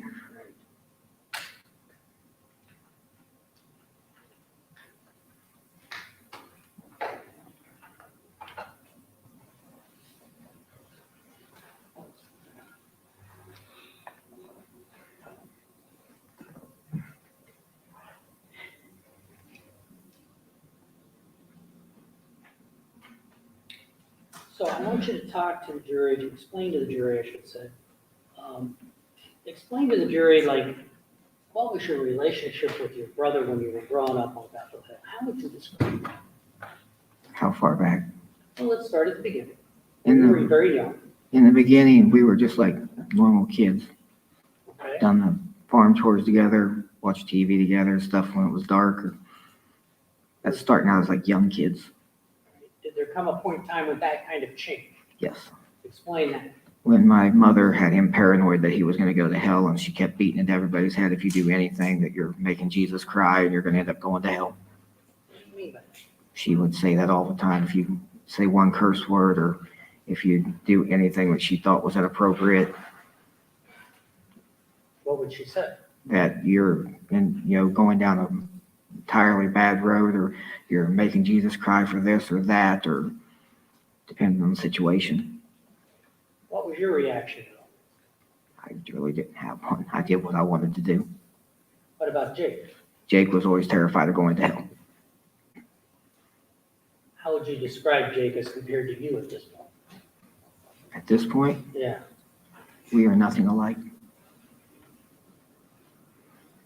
And how would you describe your relationship as you went through your teen years, your early teens? I spent as much time away from Jake as I possibly could. Did you and him get along? Maybe a couple of days out of a month or out of a week. We'd have a few good days. I'm not going to deny we had good days, but more bad days than good ones. And what caused the bad days? My brother is extremely rude and has no filter, What do you mean by and that? he thinks he's better than everybody. What do you mean by that? He goes to somebody's house and he thinks it's dirty, he's gonna tell him your house is filthy. If he thinks you stink, he'll tell you to go take a shower. He has no filter. Did that cause a problem?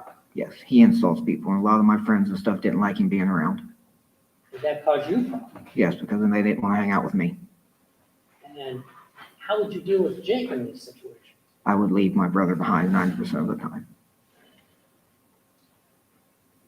Did you ever have arguments with him about it? Many. Explain that. My brother thinks that he's a saint and can do no wrong, and he's better than everybody, and he thinks that him being honest with people is what people wants to hear about his opinion of their self. And did that cause a problem with your relationship with your mom?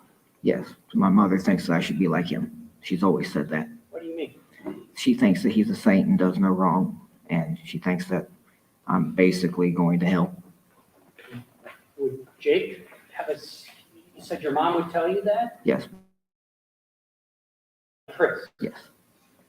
did she like you hanging around Chris? No. Why not? She tried her best to keep Chris away from me. What was your reaction to that? I spent most of my time with Chris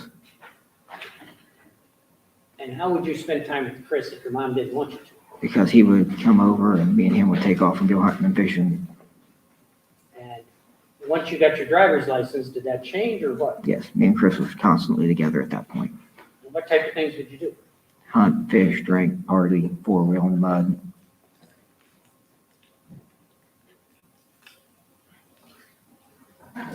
As you got through your later years, when you met Tabby, let's go back to Tabby for a minute.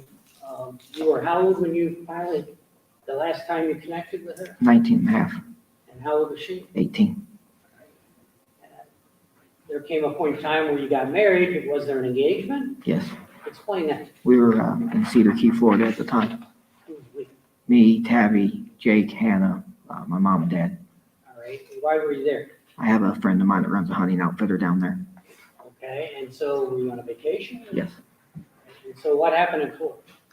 We went hog hunting, fishing, scalloping, and I asked Tabby to marry me. And what was your answer? She said yes. All right. And do you know when you got engaged? July 1st of 2011. July 1st of 2011. Yes, Must have been a happy event. it was. And so when did you get married? July 1st, 2012. Exactly 1 year. Yes. No chance of forgetting the second anniversary date. Okay. And where did you get married? The mission on on Mount Etna. All right. That's the church you talked about earlier? Yes, Kind of the back end of the Flying W? yes. And tell us about the wedding. Catastrophe. What is that? Everything went wrong with it. What do you mean? Half the stuff didn't show up. The power went out. A great big storm came through. Nothing ended up going right. They mixed the whole music system up, and But did you get married? yes, Was it a happy event yes, in spite of all these problems? yes. And who was the minister or the preacher that married you? Kelly Sonareski. And why him? I preferred him over my grandmother's preacher. How did you know Kelly? I met him in Medford, Ohio. He was a preacher there. Explain how that worked. I started going to the church over there when my dad stopped at a yard sale when I was a kid, and the founder of the church invited my father to church. Okay, and where was this church? Memphis. In Medford. Okay. And so explain, how old were you about then? 11 or 12. All right. And so your father met this minister from this church in Medford. Yes. Was that Kelly or somebody else? The founder of the church. Okay. I don't know his first name, but I called him Brother King. And so what happened after your dad met this? We started going to church there, And you were how old again? I'm sorry. 11 or 12. And how often would you go to church? Usually every Sunday, sometimes on Wednesday, but usually every Sunday. Was it the whole family? Yes. Right. And how long did that go on? Till 07, till 2007. All right. So you and Tabby decided to get married. Yes, You actually got married. yes. Explain you and Tabby after that. After that, it was really no different. I got her a job with my grandmother. She refused to get a driver's license, so it was the only place I could get her a job that she could go without a driver's license. And what did she do? She worked at the group home where her mother used to work, And where were you guys living? on Bethel Hill. So she moved in with you up at Yes. Bethel Hill? And had she lived with you periodically up there? Yes. Technically, she's been living with me since 2011. And did Tabby have any medical or other issues? She had really bad fits. What do you mean? She would freak out and yell and scream, and it started when she was a kid when I first noticed them, but And so describe the situation. as a child, she would just rock back and forth and cry, average 2 or 3 times a week. And so what would you do? At that point in time, Yeah, just try and calm her down. how would you do that? Usually if I'd just give her a hug, she'd calm down, but that was as a child. Okay, and how about as you got older? It didn't work when we got back together. Why not? She progressed to yelling, screaming, throwing things. And do you know if she ever had a diagnosis? I don't know what it really was. Do you know if she was ever on any medication? She's supposed to be. Did she take her medication? No. How did that affect your relationship? We had a lot of really good days until she had her fits. And what would happen next? She would yell and scream and throw stuff and bit me many a times. And so you continued on with your relationship? Yes, And when you married her, you knew about this, right? yes. So why did you marry her? Because it's not technically her fault. She's had a rough life. She told you about what had happened when she was younger? Yes. Not just her, but her sisters and her mother came out of her mouth, so. But you decided to marry her anyway? Yes. And so why did you marry her? She knew all this. I felt bad for her, and we've known each other our whole life, and I thought that I could help her. And so you decided to have a family, is that right? Yes. Explain that.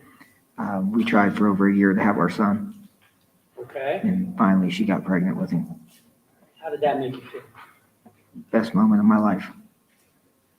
And so you had a son, right? Yes. Between the time that you found out Tabby was pregnant and you had your son, how was your relationship with Tabby? It was up and down. What do you mean by that? A few months in, from the time that she got pregnant, we were in Michigan.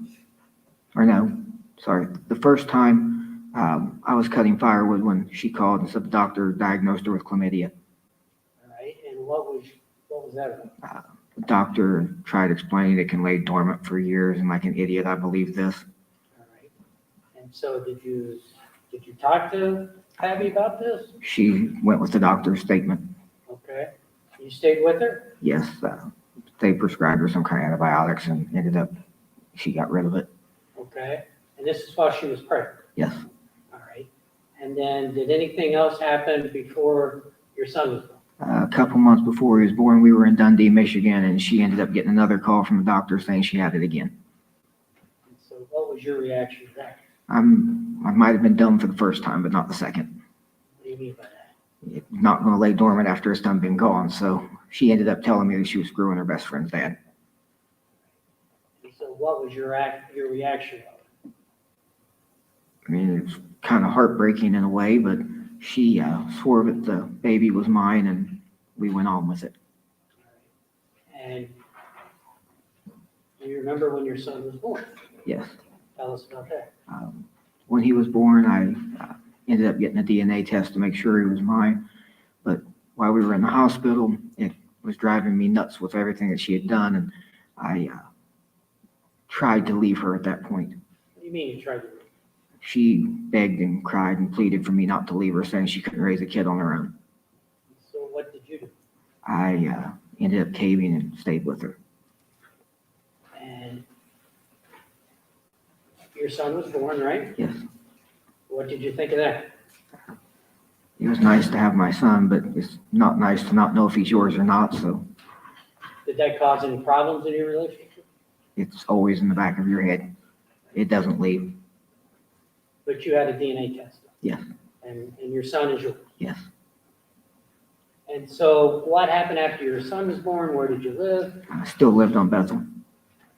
With your parents? Yes. And Tabby moved in Yes. or was living there at the time? Yes. And so around this time, were you working?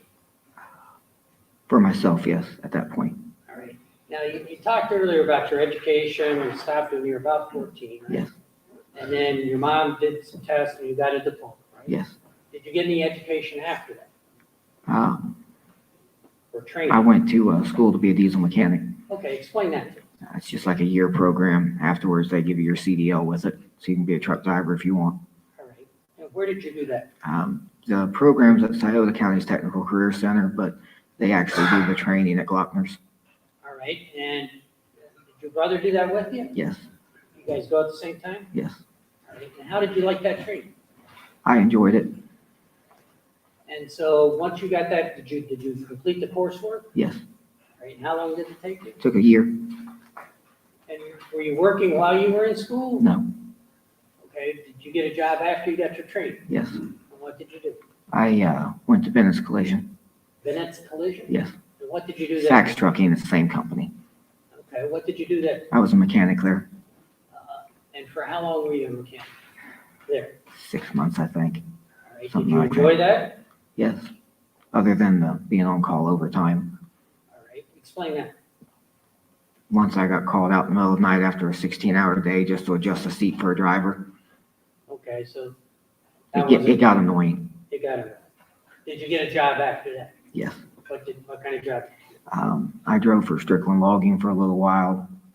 After that, I drove for Tomlinson Trucking for a little while, which is in Pike here. And then after, I worked at crop production for a little while, and then I started hauling cattle. All right. Explain how you got into the cattle hauling. My grandfather and Bernie Brown, also Bernard Brown, they've known each other their whole lives, and my dad found out that Bernie was selling his truck. All right. And so what happened? We bought it. And so explain what happened after you bought the truck. Bernie got us all of our loads, and the first 3 months, I think, me and my dad hauled cattle, just the two of us. All right. And so how did that work? How did the business work? Bernie would call if somebody said that they had a load, and then he would call us, tell us where to pick it up and where it was going. We'd pick it up and take it where it was going. All right. And what kind of loads were you doing? Cattle. Explain how that works. For someone like me who doesn't know much about cattle. We'll use, say we're taking a load from Flemingsburg, you go to Flemingsburg and you load your load of cattle. Usually they'll leave you a diagram how they want them loaded, and you'll put them in which section of the trailer they want them in, and then you'll pick up your health papers and say Flemingsburg to Lyons, Kansas. You'll go to Lyons and you'll drop them off at the feedlot. All right. So you drive from here in Ohio out to Kansas? Or Amarillo, Texas, or Nebraska, or Iowa, Wyoming, Oklahoma, Missouri. So you did this as a family business? Yes. All right. That's what was called Wagner Trucking? Yes. And the business was it in your name, your dad's name? How did that work? My father's. And so would you drive by yourself? Would you drive with somebody? Explain how that worked. The first 3 months, me and my dad ran straight with no brakes. Was your brother involved? He was part of it, but he didn't leave. He didn't leave. What do you mean? Hannah was pregnant with Sophie, and he didn't want to leave until Sophie was born. Okay. So it was you and your dad for the first 3 months? Yes. And was that a daily work? How often? All did you day, do- every day. I'm sorry? All day, every day. It's pretty nonstop from August till December with hauling cattle. It's feeder season. Feeders. What's that mean? Your feeder calves. That's a particularly busy time of year. Yes. And so explain what you and your dad would actually do. Go to the stockyards, load the cattle, take them out west to the feedlot, drop them off, go to another stockyard, get another load, and take them back out west. It was nonstop. Did you enjoy that? Yes. Why did you enjoy that? Anything that involves livestock and farms is what I grew up on. And so you described earlier that you had some problems with your dad. Yes. How was it the two of you were able to do this for 3 months? Because I wanted the money from it. Was it good money? Yes. $3.50 to $5 a mile, and it's minimum of 1,000-mile trip. And how would the money be divided up? When me and my dad went, Yeah. after all expenses were paid, it'd be split in half. So you enjoyed it. Yes, Did you and your dad get along at that time in your life? on and off. Did there come a time when Jake got involved in it? After Sophie was born. And explain how that worked. When Sophie was born, then it went to I'd run a week with my dad, my brother would stay home a week. Then he'd run a week and I'd stay home a week. And what would you do when you stayed home that week? Take care of the animals on the farm, spend time with my kid and Tabby, and hunt and fish and ride the four-wheeler. And approximately when did this cattle hauling, trucking business start? September-ish of 2013, So were you on Bethel Hill this time? leaving Bethel Hill. We were still living there, but we are getting ready to move. And you're moving over to Peters. Yes. And what were the circumstances when your family decided to leave Bethel Hill and move somewhere else? I've heard multiple stories for the reason of moving. Okay, was it your choice? No. All right, what do you think it was? What do you think happened? My father said my grandmother was selling the place, and my grandmother said that she never said that she was just leasing it. All right, but your family had to find a new home. Yes. Is that when the last home was burned? Yes. And why did that happen? My mother didn't want to leave her house for my grandmother to let somebody else live in. So your mother decided or your father decided? My mother decided to burn it. And how old were you at that point? It was 2013, so 22, 20, going on 23, I think. All right. Did you want to burn the house? No. Did you know the house was going to be burned? Yes. Did you have any say? They were going to burn it one way or another. There was no stopping them. So what did you do once you learned they were going to burn the house? I got my wife and we took all of our stuff out, so I didn't lose any of my stuff. What do you mean you took it out? I moved it to what we call the apartment, is the second house Second house where? on Bethel. Was that a full-size house, a mobile home? What was it? It's a full-size house. So there was a second house. We built it. So before that last house burned on Bethel, you and Tabby did what? We moved all of our stuff out. Why did you do that? I didn't want to lose any of it. And so do you remember when it burned? August of 2013. Do you remember what you were doing or where you were? I was working on my truck when it actually caught fire. What do you remember about that? Chris Sr. was there and my brother was in the house, and Chris was on the phone screaming that he was acting like he was trying to pull Jake out of the house, but he was under the carport. Okay. So how did the fire start? My brother burnt the house with a chicken. What were your thoughts when this was happening? I just figured they were burning it. You knew it was going to happen. Yes, I didn't know it was going to happen that day, but I know that it was going to be burned eventually. And were you on the property, near the house, away from the house? In front of the apartment, In front of the apartment? Where I How was- far was that from the house? 70 feet maybe.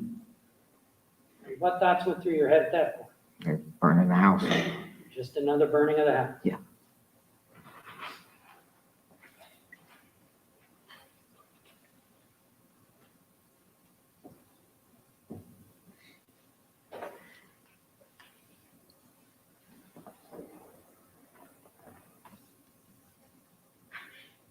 So this house burns and you've got to find another place to live.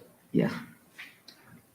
What happened as far as finding another place to live? We looked at multiple different places. There was one in Grayson, Kentucky that I wanted, but nobody else wanted it. My mom didn't approve of the neighborhood. I mentioned it before, her and my brother think they're better than everybody. Okay, So that one was out. Then we found another one in Maysville, which we were gonna buy, but my father jumped ahead of himself and decided he wanted to play big shot when he's really not, and offered a $50,000 non-refundable down payment on it. explain that. I don't understand what you mean by that. My father likes to act like he's stuff he's not. Okay, and so you found a house where? In Maysville, All right, that's Kentucky. all right, and was it a large house? Describe the house. Three great big barns, a big house, 150 acres. All right, and that's a house your family decided to buy? Yes, we're going to buy, but my brother and I couldn't get the loan. So you said something about, was there a down payment or something? My father gave a $50,000 non-refundable down payment on the place on the intention that the bank was going to give us the loan. And the bank, what happened? They denied the loan. So what happened with the bank? We didn't get the $50,000 back. And so what happened after that? After that, my mom and dad found the farm on Peterson. And tell us about that. They decided that's the one they wanted and they bought it. And whose name was that farm in? They put it in mine and my brother's. And why is that? Multiple reasons. One, for when they end up passing one day, there's no reason to deal with the extra paperwork of them trying to leave it to us. And the second, if we ever needed to use it for a loan, we could use it as collateral. And so the house was paid for, right? Yeah, yes and no. What do you mean by that? To finish paying for it, we had to borrow 30-some thousand from my grandmother. From your grandmother Wagner? Yes, we would have had the money to pay for it, but he lost the $50,000. So So your grandmother Wagner loaned you whatever you needed yes, on top of the other money you had. yes, And where did the other money you have come from? the house, the last house that they burned. Last house that you.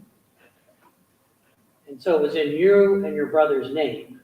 Yes, Who actually ran the house? it's technically mom's house and mom's place. All right. It was just in our name. And did your dad live there at the time? No, he would stay occasionally when my kid didn't want him to leave. But he was up at the Flying W this time, Yes, and taking care of his father? yes. And what was your mom and dad's relationship like when you moved over to Peterson? They might as well be divorced. I mean, they fought and argued and never got along. Now, what was your, when you moved over to Peterson, who moved into that house? Jake, Hannah, myself, Tabby, Vine, Sophie, and my mother. Now, Vine, you call your, well, Vine's your son, right? Yes, You call I him call him Vine. Vine. Okay. And Sophie's Jake's and Hannah's daughter. Yes, So it was you and Tabby and Vine, yes, Jake, Hannah, and Sophie, and my mother. and your mother. Yes. All right, and your dad would stay at the Flying W. Yes. Was he over at Peterson Road? Yeah, he come down a couple of times a week to see the kids. See the kids He meeting? always brought them donuts against everybody's wishes. Okay. Was your father fond of the grandkids? Yes. Now, how would you describe the living situation at Peterson when you first moved over there with the people you just talked about? We all lived in the same house. Right? Did you get along? No. Explain that. Mom always wanted things done her way, and I just do what I want to do, and she didn't like it. Were you doing the trucking business at this time? Yes, The cattle hauling? yes, So you would be gone for a week with your father, yes, and Jake would stay home, yes, and then he would go and you would stay. yes. Describe the farm on Peterson. Was it like the other one on Bethel as far as animals and stuff? As far as livestock and stuff, yes, my mom has her hobby farm obsession. Okay. Explain that. She thinks she makes money off of it when really she gets sunk in the hole with it, and me and my brother end up having to pay for it. And what kind of hobby farm would you do? Sheep, pigs, goats, chickens, rabbits. And so what was your responsibilities, if any, at that time? On my week home, Yeah. usually first thing in the morning, I'd feed the animals and stuff. It usually took me about 45 minutes. And then I'd spend the day, oh, we gonna go before Tabby left? Or Yeah, let's go before tech. before she left, I would spend the day with her and Vine the rest of the time when I was home. You have chores in the morning? Yes. What were your chores in the morning? Feed, water, make sure if any of the pigs have had any new babies or anything, and make sure the goats didn't get eaten or the sheep didn't get eaten. All right, and how long would it take you to do your chores? 45 minutes an hour. Do you- I shortcutted. What do you mean you short? My mom's particular wants every pig and every sheep to have their food measured out and put in a nice neat pan, and I just rip a hole in the back and drag it across the ground. How long should it have taken if you did it the way you Her wanted? way, 4 or 5 hours. So you cut a chore, but you fed all the animals. Yes. Did that cause any problem? She never did like it, but she wouldn't go do it herself, so So that's the way it was done when you were. yes. Did you get into arguments? A lot of them. Explain. She would scream it was her place and it was her animals and her business, and that they were paying the bills when they weren't. And I'd always throw that up that they weren't paying the bills, that me and my brother were paying the bills. And what would happen during these arguments or after them? Usually I would storm off and either go up the hill or get in my truck and leave. What do you mean go up the hill? Up on top of the hill. The whole farm's nothing but a hill. That's why I didn't want that one.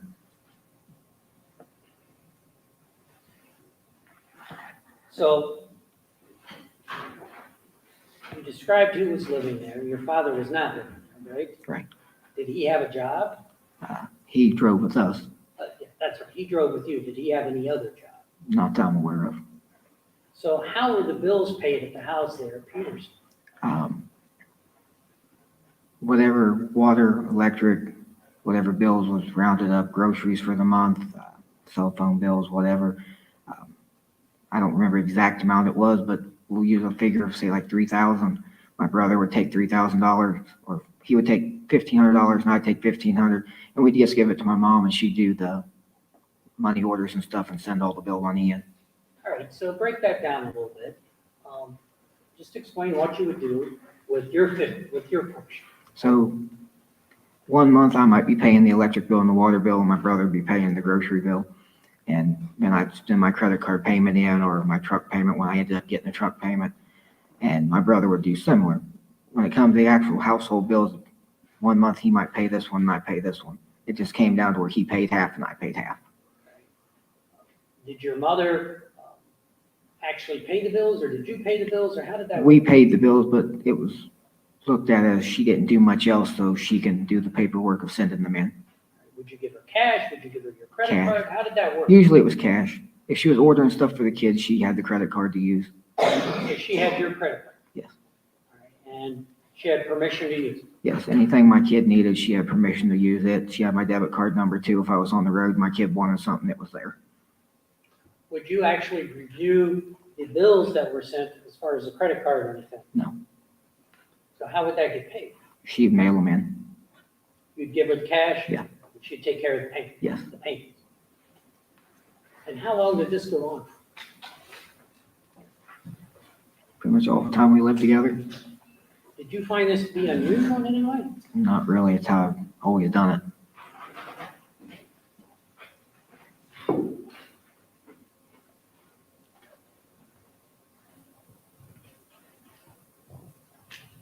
Who took care of both of them?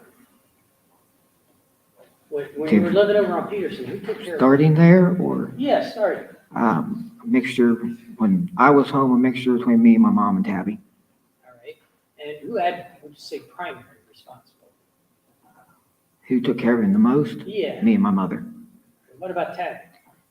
When she was around somebody else. She had a habit of mine always getting hurt when he was around her. What do you mean by that?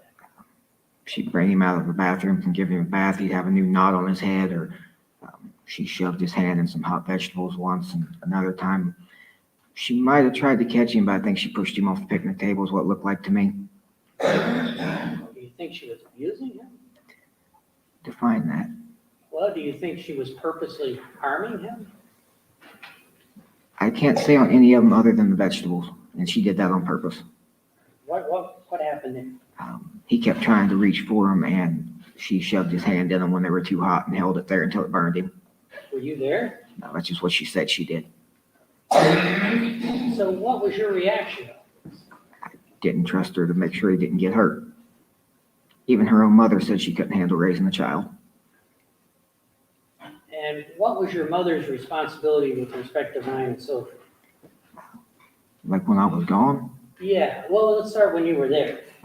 when I was there, sometimes he'd stay with her at night, sometimes he'd stay with me, just depending on who he went with that night.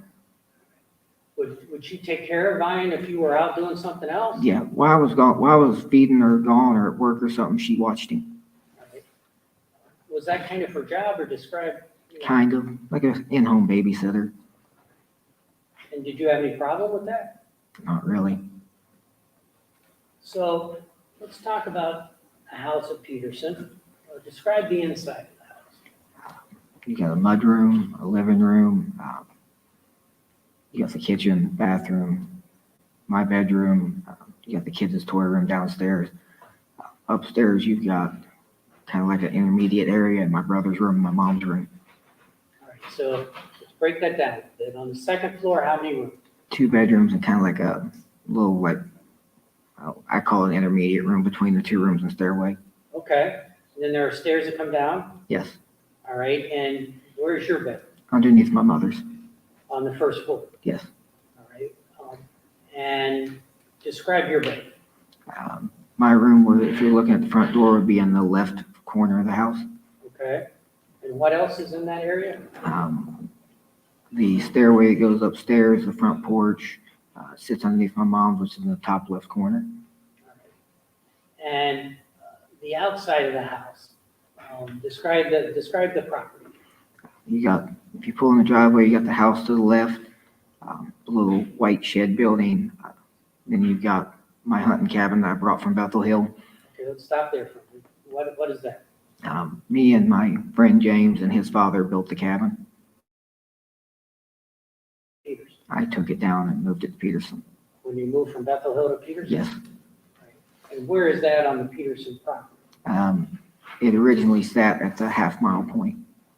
Or, I'm sorry, I thought you said Bethel. On Peterson property, it sits behind the white shed. All right, and so you moved that from Bethel to Peters? Yeah. All right. And so go ahead, describe the rest of Peters. On the right in the driveway, you got the old barn. And then if you go up a dirt path, you got the new barn on the hill and all the hog pastures and the hog pens. And so is part of the Peterson Road property across Peterson Road on the other side? Yes, I think it's like 14 acres on that side. Did you have any buildings over there? Just what was going to be our garage on Bethel. All right, describe that. It's, I think, 30 by 60, I believe. All right, that's across the street? Yes. Did you build that? No. How did that get there? It originally was built by Pine Top Construction on Bethel, and then we paid them to tear it down and move it down there and put it back up. So you moved that from Bethel as well? Yes. Was that finished or not? It wasn't when we sold the farm. Why, what part wasn't finished? The sides weren't put on it. And what would you do over there? Just work on cars and trucks. Now, you mentioned the new barn. Yes. We've heard some testimony about that, right? Yes. Tell us about the new barn. Me and my brother and my uncle Chris built it. Why did you build that? My mom wanted the barn. And approximately when did you start building? January, February of 16, maybe. All right, and what was the purpose of the new barn? My mother was going to put all of her coons in it. What's a coon? It's a pig, an exotic pig, Did she have a lot of them? 10 or 12. And what would she do with these pigs? Sell them. She would breed them? Yeah, breed them, sell them. Can you make good money doing that? If you do it right. My grandmother's made good money with it, but my mom never did. How much is a little pig sell for? Don't know on them ones. I never paid attention to them. And so tell us about the new barn. Who built it? How was it built? What was the time frame? Me, my brother, my uncle Chris, we 3 built it. It took about 6 months to finish it. So when did you start it about? January, February 16, And so when was it finished, would you say? June, July. And was that the first time you had built a barn? No. Explain that. I built 2 other full-size barns like that one, which were about replicas of that one, and one that was like a 3-sided barn. And where did you build those? The one barn was for a friend of mine, and the other 2 were on Bethel Hill. Now, before I forget, when you lived on Bethel Hill, was there ever a time you left the home? Once, Explain that. when I first got my driver's license, So you would have been how? 16. Explain that. My dad and I got in an argument, and I got in my truck and left. What do you mean you got your truck? I filled my truck up at the fuel tank, and I left. Where did you go? I made it down into Kentucky, How far away did you get to Kentucky? 250 miles roughly. And what happened? I had a choice of running out of fuel and continue going or turn back. So what happened? I turned back. And why did you turn back? I had no money and no fuel and nowhere to go. Or what were you thinking when you left? I was just tired of putting up with my mom and dad. Was that the last time you attempted to leave? No. Tell us about the other. The second time, I had come in from working and my kid was sitting on the counter. He was a couple months old, maybe, before the house, right after the house burnt. And I couldn't find Tabby anywhere, and she was locked in the bathroom. Okay, what happened? After I got the door open, she was sitting in the bathroom in a pool of her own blood. And what? She was trying to kill herself. How was she doing that? She had a pair of scissors hacking away at herself. What did you do? I took the scissors from her and bandaged her wrist up and tried to get her to go to the hospital, and she refused, saying they put her in a psych ward. And I tried to get her to just let me and her move to Alaska at that point. So what'd you actually do? I put her in the truck and was going out the driveway, trying to get her to go to the hospital. Did you have any intentions of moving at that point? I was going to move her to Alaska because she said she couldn't deal with my mother anymore. And why didn't you go to Alaska at that point? She said we had no money and didn't have no way to get there, and we'd be better off to stay there where we had a roof over our head. So you agreed to that? Yes. Was there any other time you attempted to move? Once on Peterson. Tell me about that. Mom and Hannah were arguing, and they drugged Tabby into it, and I didn't feel it was right. They dragged her name into it, and me and my mom got in an argument over it, and I started packing my bags to leave again. So what'd you do? I went in the house, and Tabby spent an hour calming me down, talking me out of it. Where were you gonna go? I do not know at that point. I was just leaving. I had no specific place in mind. Why were you leaving? I was fed up with my mom. What do you mean? It just, I'd get a good day here and now, or here and then, and then she would start her stuff again, and I was just tired of listening to her. What do you mean she'd start her stuff? She'd yell, scream, act like everybody has to do what she says when she says it, acts like everything's got to be done her way, thinks she's better than everybody. About how old were you, or when was it? It was early 2014. So those were 3 or so attempts, or serious thoughts you had about leaving. Yes. Why didn't you ever leave? I didn't want to take the chance of being broke with no roof over my head. And I didn't ever have the financial backing to do what I wanted to do. Have any regrets over that? Yes, I do. What do you mean? I just wish I hadn't turned around in Kentucky, or any of them really.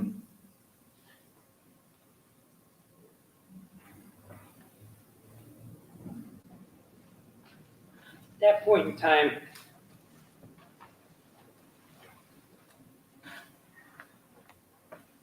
what was your relationship with Jake like? At that point in time, we really didn't. Well, when Tabby left, or Yeah, let's talk about before Tabby left. before Tabby. So on Peterson, in the beginning, when we first moved down there, Yeah, the only things we really did together was we built one fence together, worked on a couple trucks together. The rest of the time, he was gone or I was gone.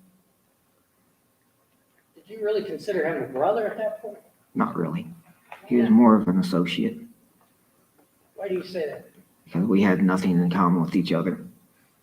And every time that I try and do something that I like to do, he'd insult me for it or say I was going to hell for it. Or nobody likes to be told their flaws on a daily basis. Is that what happened? Every day. By who? Jake. Anybody else? My mother too, but she wasn't as bad as Jake. And it wasn't just me he did it to. He done it to my Uncle Chris and everybody he come in contact with. Now, there came a time when you and Tabby broke up, is that right? Yes. Tell us about that. One day she had another one of her fits and she ended up leaving after it.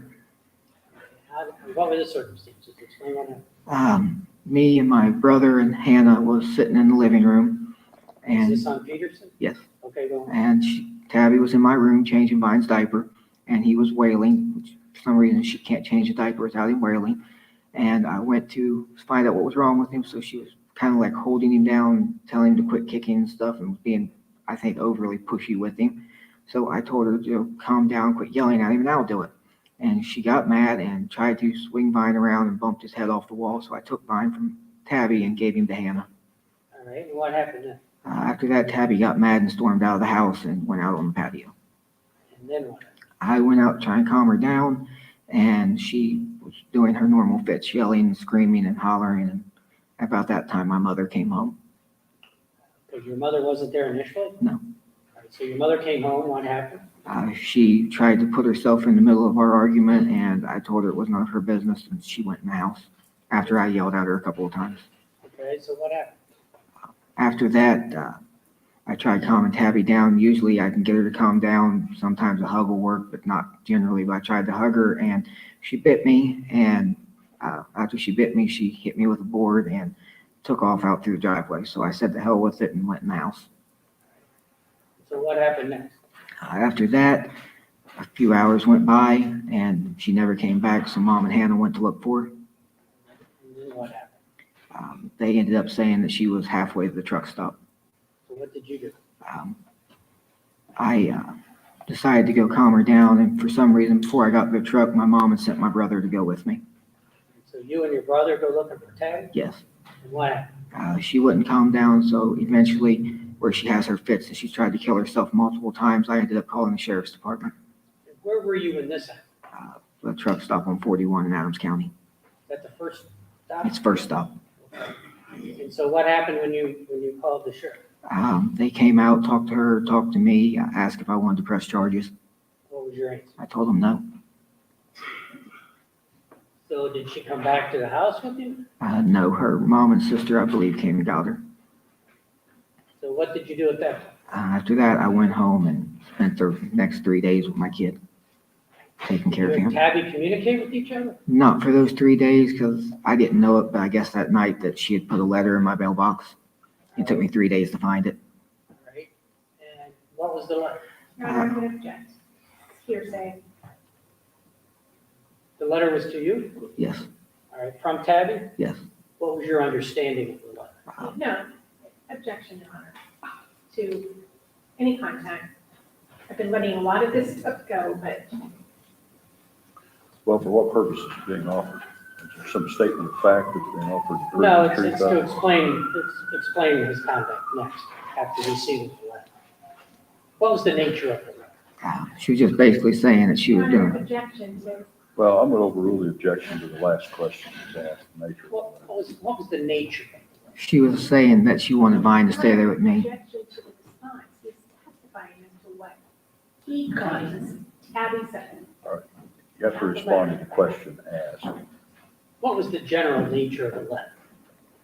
What was your understanding? My understanding was that she was going to live with her mother and leave Vine with me. And so what did you do next after receiving this letter? After that, she left her phone number on the bottom of it, so I called her. Okay, And her and I agreed to try and fix things as long as I would try and get the money to get a place of our own. and did you try to fix it? I did. And how long did you try? A month or so, 6 weeks maybe. Did you come to a decision at some point? After 6 weeks, I found out that she wasn't trying to fix things. She was still screwing her best friend's dad, which was from the beginning that I've talked about. And I went to her house in the middle of the night to tell her, you know, I'm done with it. And then what did you do as a result of or after that? After that, we got divorced. How did you decide to get divorced? What did you do? I got an attorney. I offered to buy Tabby one. She said that she didn't want one, that she didn't need it, that she was leaving Vine with me. And after we went to my attorney and she looked over all the paperwork, we had to do a parenting class thing. Okay, slow down. Ask a couple questions. Do you remember the name of your attorney? Barbara Moore? The woman who testified here? Yes. All right, and how did you find Barbara Moore as your attorney? Don't remember exactly, but I think it was Bernie's wife that recommended her. Okay, and so what did you do once you got her name? I set up an appointment to talk with her. All right, and do you remember where her office was? It's in Adams County, West Union. Did you go to her office? Yes. And did you explain what you wanted? All Yes. right, and so what did you do? I done that. She said she'd draw up paperwork, and when she did, she called me and I brought Tabby in so she could look over it. And did you and Tabby have to do anything as part of the divorce process? Parenting class. What's that mean? It's some kind of a class to help children cope with parents that are separating.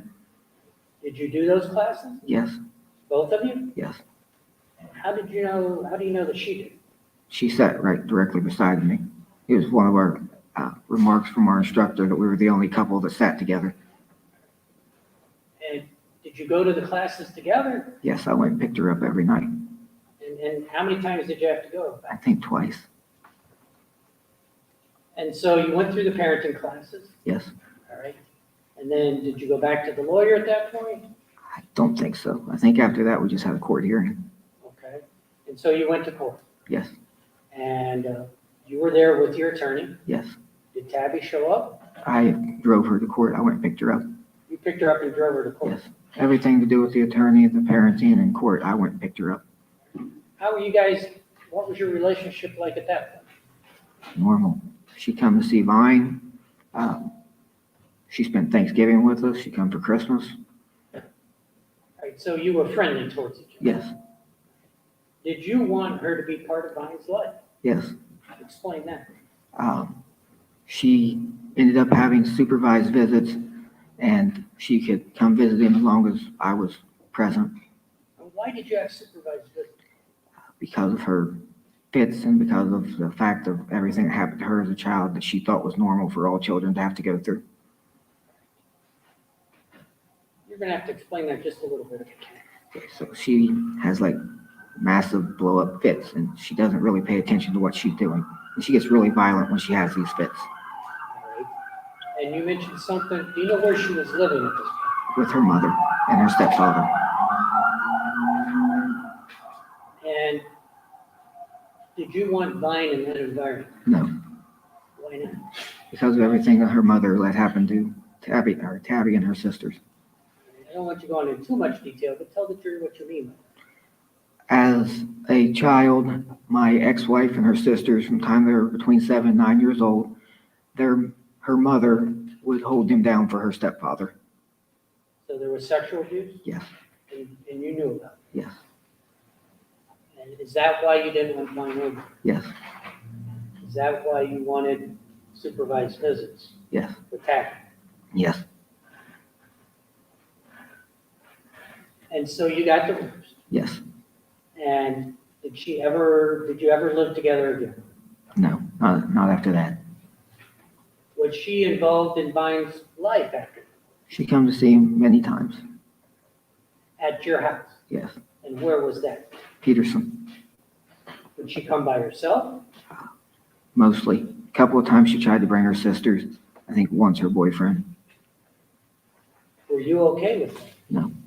Why not? I didn't want her boyfriend, who she'd been cheating with this whole time around my kid, and I didn't want her sisters because her sisters were the same opinion as everybody else that it's life, the kid will get over it. Were you concerned about Vine's safety? Yes, Did Tabby ever take you back to court to change your arraignment? right before I got arrested. Explain that. I got a letter saying that she was taking me back to court. Now, you got arrested in November, right? Yes, And of so, 2018. I'm sorry, Of 2018. of 2018. When did you get that letter? A couple months prior, I think.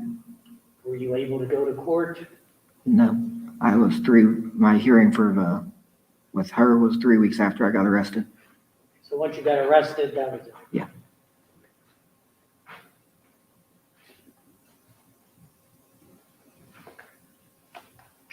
Judge, it's just afternoon. I don't know if you want to take a break at this time. Well, if this is a good time It to is. break the questioning, we will take our lunch recess and we'll be in recess until 10 after 1. Ladies and gentlemen of the jury, while we are at the noon recess, you're not to discuss this case among yourselves or with anyone else. You're not to permit this case to be discussed with you or in your presence by anyone, and you're not to form or express an opinion concerning this case. You're not to do any research at all concerning this case, either as to the facts or as to the law, from any source at all. You're not to read, view, or listen to any reports or accounts of this case from any source at all. And you are to have no contact with any participants in the case, including parties, counsel, or witnesses. Does counsel for either side have anything you wish to put on the record before we take our noon recess? No, thank you. No, Your Honor, thank you. And we are in recess until 10 after 1. At that time, jurors are to assemble at the jury room.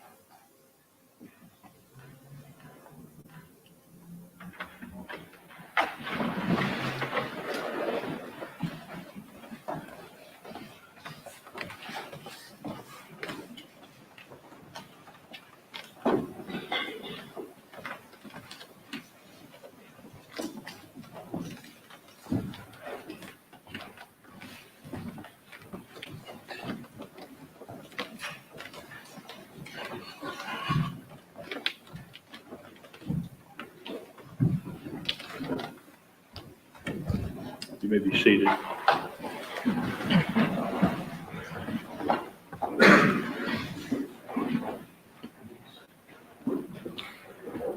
Is the defense ready to resume questioning of the witness? Yes. All right, you may do so. Thank you. Okay, George, I need you to keep your voice up so everybody can hear you.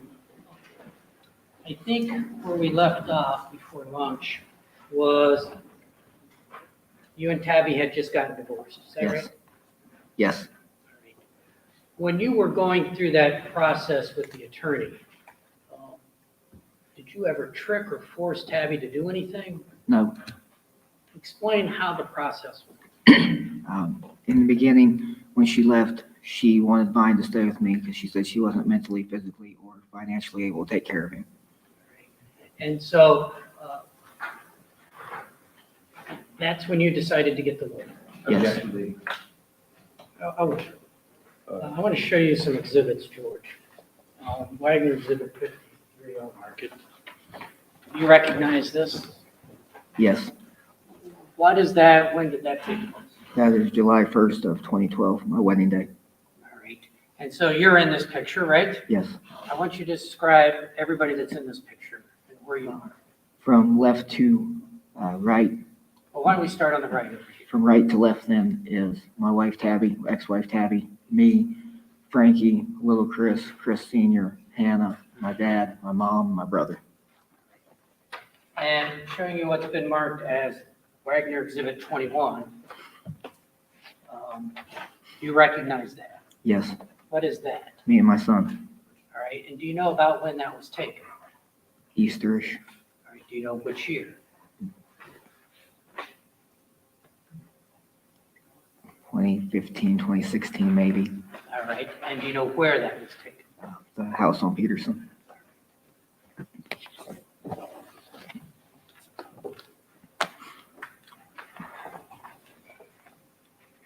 Now,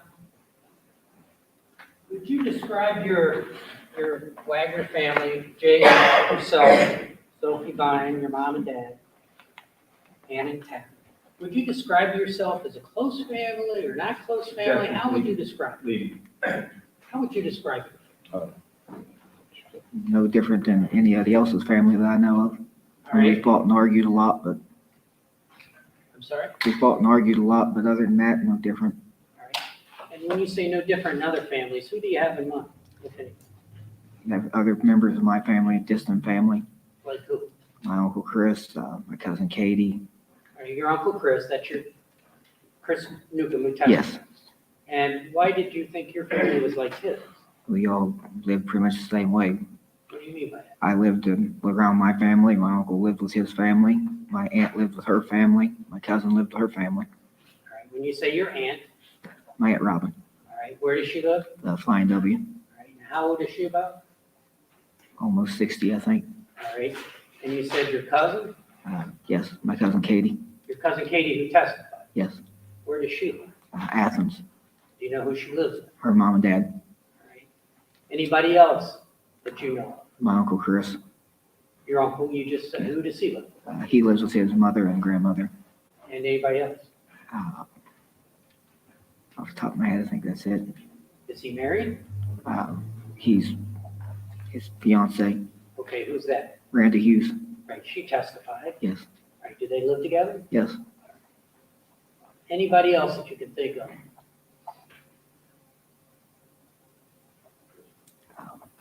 I had a friend of mine in Virginia that lived with his family for a while until he was in his early 20s.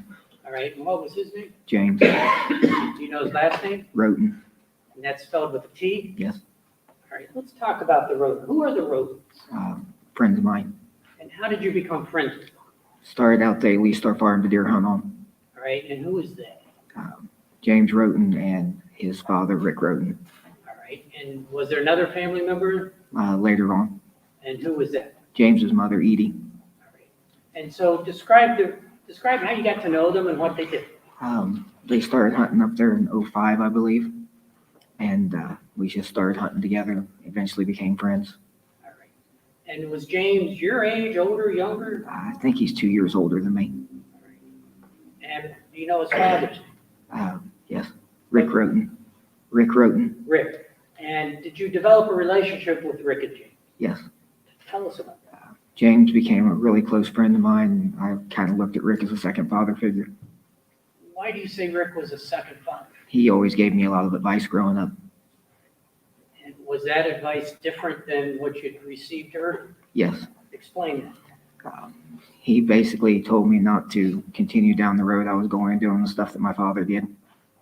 And did you take that advice to heart? It took a long time to get it completely out of my system, but yes. And when did you start taking his advice to heart? Around the time that me and Tabby got married. And you talked earlier about when you and Tabby got married, and you like to drink and have a good time down at Big Bear Lake, right? Yes. Once your son was born, did that change? I gave all my partying days up.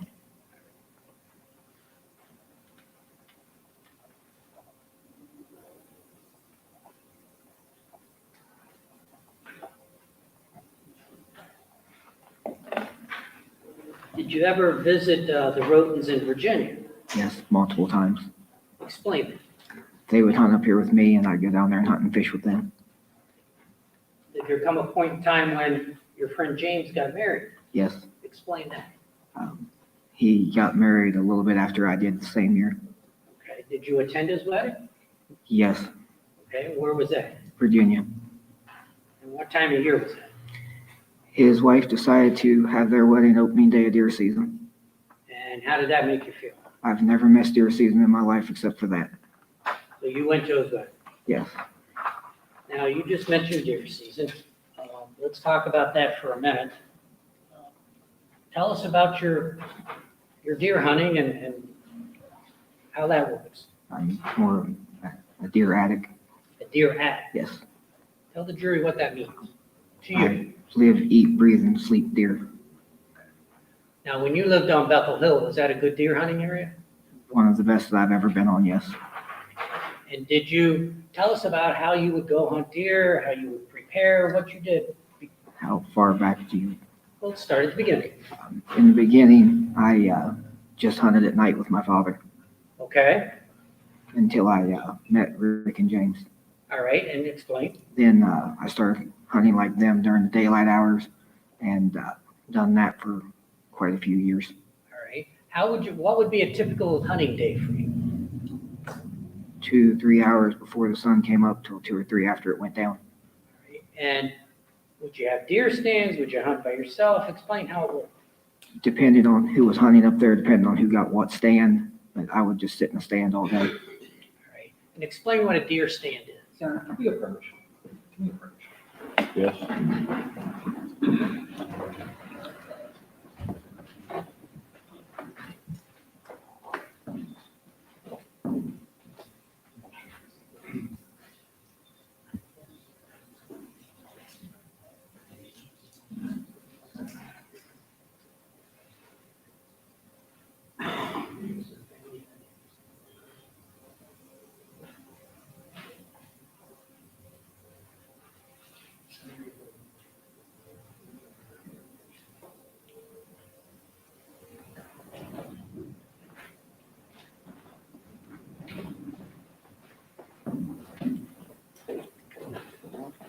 Okay, George, explain just very briefly what a deer stand is. It's just a steel ladder with a seat on top of it you strap to a tree, usually between 15 and 18 feet. All right, and is that what you would use to deer hunt most of the time? Yes. Okay, and I'm sorry, how much time would you spend on a typical day deer hunting during the season? A couple hours before the sun came up to a couple hours after it went down. All right, and what is deer season here? When does deer It season? usually starts the last Saturday in September and runs till the first week of February. So during that time frame, how much time would you spend out hunting? As much as I was able to get into the woods. Did that affect your relationship with any of your family members? Mainly my mother, Explain that. depending on how far back you want to go. Well, let's start at the And beginning. you want to go back to when I was hunting in a stand, or Yes, I kind of took it as James and Rick spent 2 weeks a year, and I didn't do nothing for those 2 weeks, and my mother didn't like it. and how did that affect your relationship? It was always a fight and argument about, me spending time with them and her wanting me to stay and do everything she wanted on the farm. and did you change your habits as a result of this argument at all? No, even Rick tried to get me to see that it was my responsibilities to help her on the farm, and I wouldn't do it.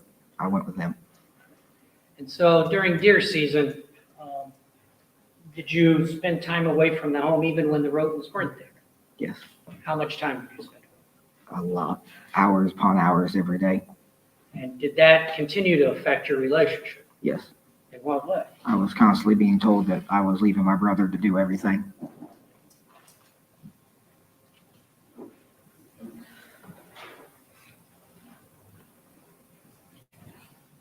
So you talked earlier about how Mr. Rhoden was giving you advice. Yes, And did his advice ever sink in? and one point in time, yes. Explain that if you can. He basically tried to steer me away from where my father was leading me. Explain what you mean. That it was going to end up badly one day with the theft and the fuel and the loads, and I'd always have to look over my shoulder, and All right, so what did you do? eventually I quit Quit what? everything my dad taught me. And about how old were you when that happened? It was late 2014. Late 2014. Yes, Okay. And were you working at that time? yes. What working? What I was hauling cows. hauling cows with your family? Yes. All right. And that, did you have any other jobs at that time? At that time, no. So why did you change your ways? I was tired of looking over my shoulder, and I didn't want my son to eventually end up doing that life. And my father's initial advice was stealing fuel and loads didn't hurt the driver. That just hurt the companies. And I found out later in life that that's a wrong statement. How did you find that out? I talked to multiple drivers that couldn't get hired anymore because they'd lost too much stuff while they were hired. Explain it, I don't understand. From what I found out from multiple different drivers, Objection, Your Honor. Lack of personal knowledge, hearsay. Say it again. Lack of personal knowledge, hearsay. He said what I found out from other drivers. Well, I'll sustain the objection. Why did you change your ways? I didn't want to take a chance of hurting an individual. Did your dad have a certain justification in his head that he explained to you for doing this? Objection, Your Honor. Any basis of that? Did your dad have something in his head? That he explained to you? Hearsay. Well, it may be an exception to hearsay if it's something I'm not sure. What is you're asking him now? How have you modified your question? When your dad was teaching you how to steal fuel and whatnot, Yes. what did he teach you about that? You don't mess with an individual, only multi-billion-dollar companies and corporations. And did you later come to a different opinion? Yes. And was that as a result of what Mr. Rhoden taught you? Some of it, yes. All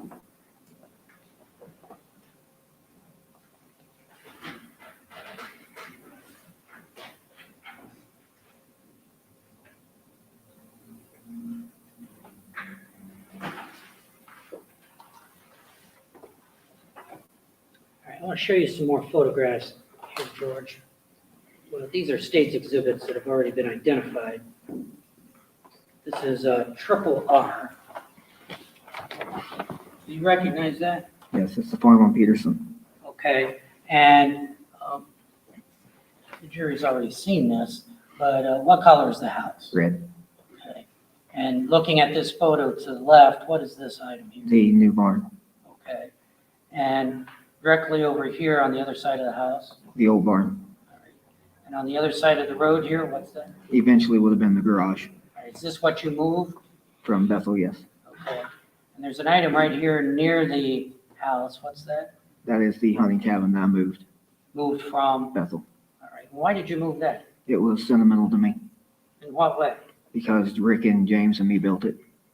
Built it on Bethel Hill? Yes, And then you moved it down here to Peterson? yes. All right. And pointing out this field area near the house, did that have any significance when you were looking over there? It was one of the hog pastures.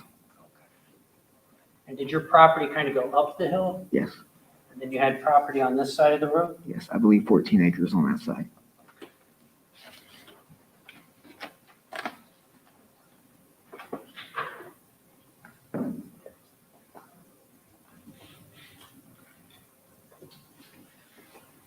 Speaking of the new barn, showing you our two, which has previously been marked as a state's exhibit. Do you recognize this? Yes, it's the new barn. That's the new barn. All right, and RR3, what's that? The inside of the new barn. And how did you decide to, or who decided how to build this barn or the design of the barn? It was my mother that wanted the barn, but the barn is an exact replica of the one that was on Bethel. All right. And what was the purpose of that again? She wanted her all barn Sorry? for her pigs. For her pig. All right. And showing you RR5, what is that? The center aisleway of the new barn. All right. And this is after it's completed? Yes. All right. And what kind of flooring or ground did you have there? It started out with dirt until it was covered in sawdust. Covered in sawdust? Yes. Why would it be covered in sawdust? It's easy to clean. You just scoop it up and clean it out. The stalls, the center floor was all covered in it.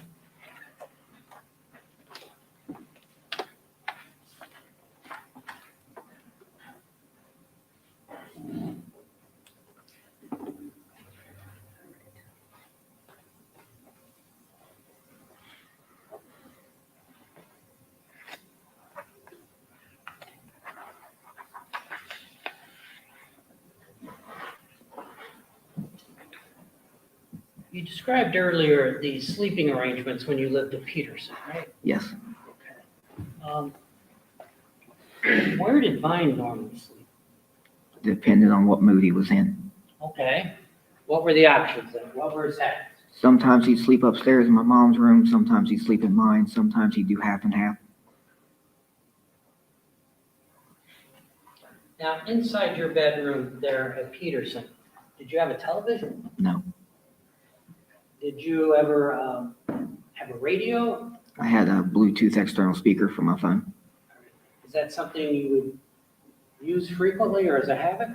Almost every night.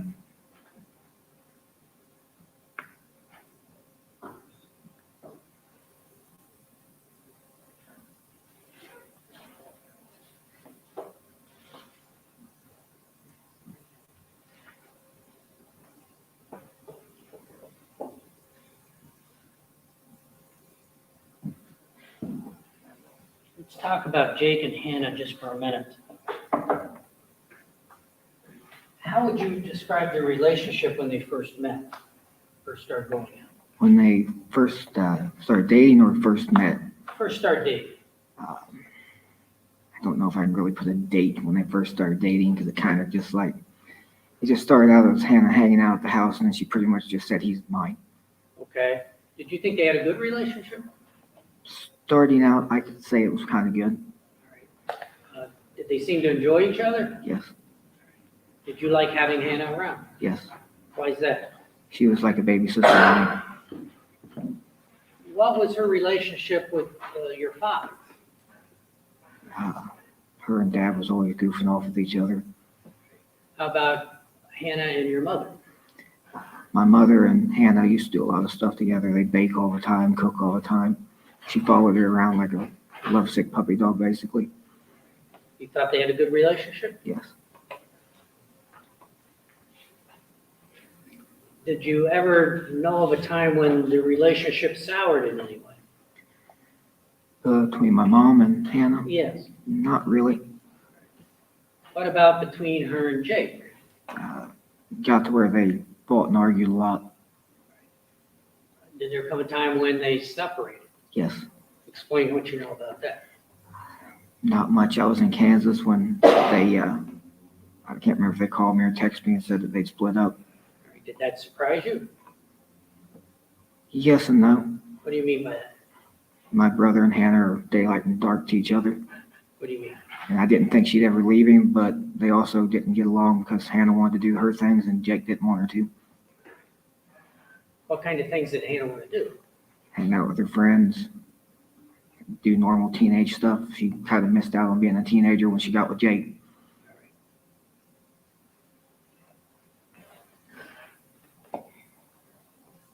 Would you describe yourself as a religious person? Not yes and no. Okay, explain. I just don't look at things like most religious people do. Okay, how do you look at that? I believe there's a God, but I just don't believe he intercedes in anything. You've read the Bible or not? Yes. How would you describe Jake's religious view? I would describe my brother as a religious fanatic Why do you say that? because his whole life, that's all he's ever done is point out people's flaws and try and save people's souls and scream that they're going to hell if they don't listen to him. What about your mother? Have you ever discussed that with her? My brother learned it from her.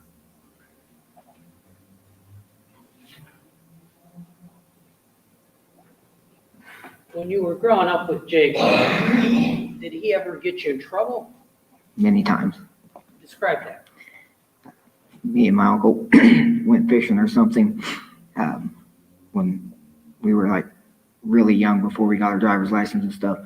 We had certain rules we weren't allowed to do. So for instance, we weren't allowed to cut around the road to the farm. So we would do it anyway.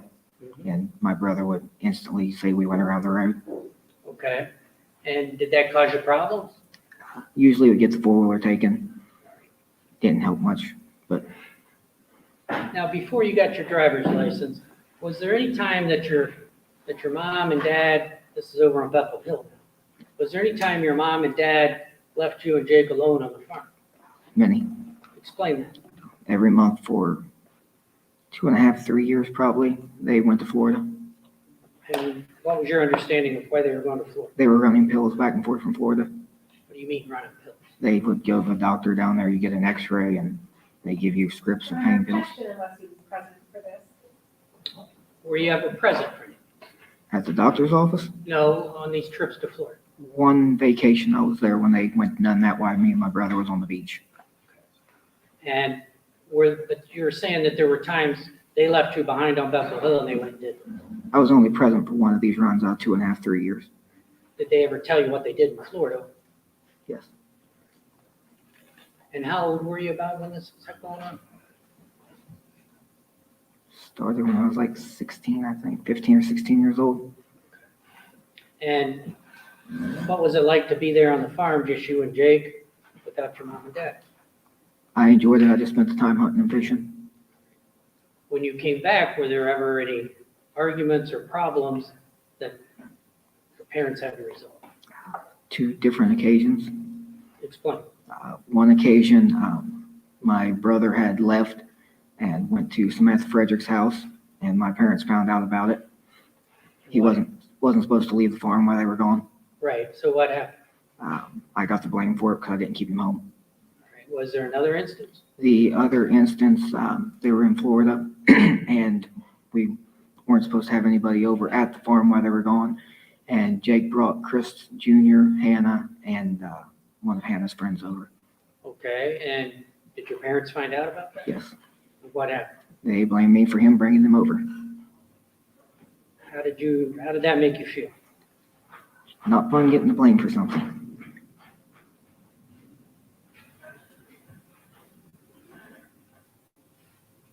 If you had to describe your brother Jake, how would you describe him?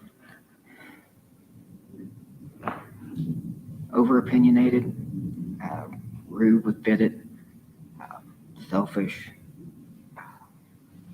I'd say he's selfish, greedy, a little bit, I could say he's a little jealous. And what about your mom? I would describe my mother as over-opinionated, thinks she's better than everybody, and manipulative, really. What do you mean by that? She tries to manipulate people. In what way? I can use myself later years after my son was born.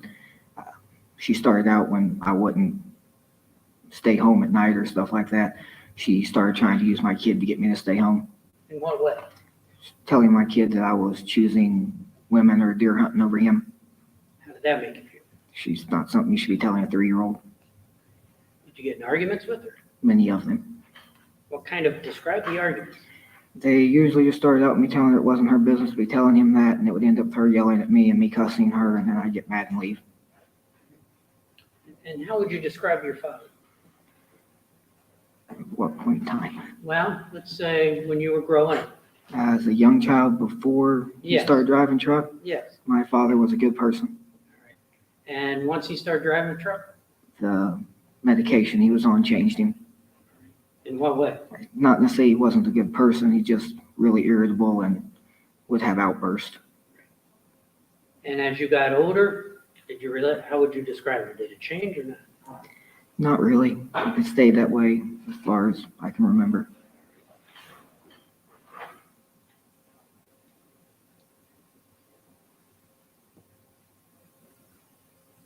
How did your mother treat Vine and Sylvan? I mean, in a way, she treated them good. All right. A lot of ways, I think she was trying to start over with them, but What do you mean by that? I can't really say positive on my brother's side, but on my side, I feel that she was looking at me as a failure and she was trying to start over with my son. What do you mean start over? She constantly tried to get me to just leave the house and leave my son with her. Give me a for instance. When I came back from Alaska, she was trying to get me to sign custody of my kid over, saying I was a bad influence and I was constantly with her brother and I was going to end up ruining my kid's life, that I'd be better off to move out and leave my son with her. How did that? I wasn't happy about it. Now, you've heard some testimony over the weeks that your family supposedly had these family meetings. I wouldn't call them that. Why don't you describe it? It's nothing more than discussing who's going to pay what bills for the month. And how would you describe the dynamics in your family when you were all together? On a good day or the majority of the bad days? Well, let's start with the good day. On a good day, we might get 3 or 4 good hours in together. All right. And then the majority of a month is constant yelling and screaming at each other. Why is that? We don't get along.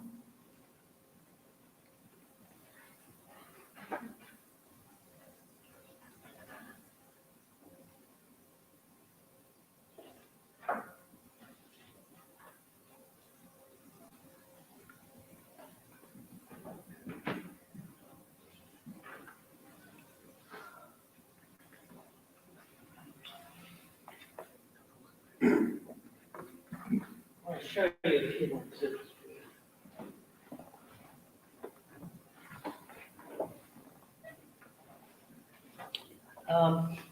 And let's talk about when you lived on Peterson.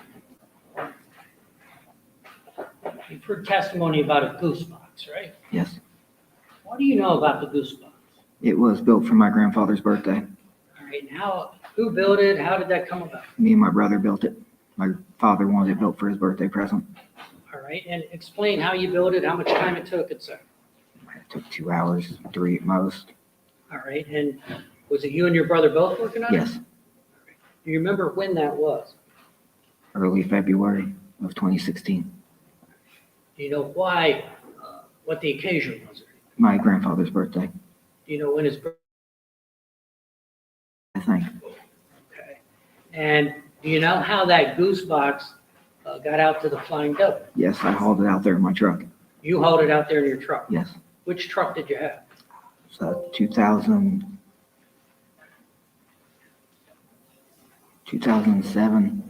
Chevy 2500. All right, and how did you haul it out there? I put it in the back of it and hauled it to the lake. All right, was there anybody with you?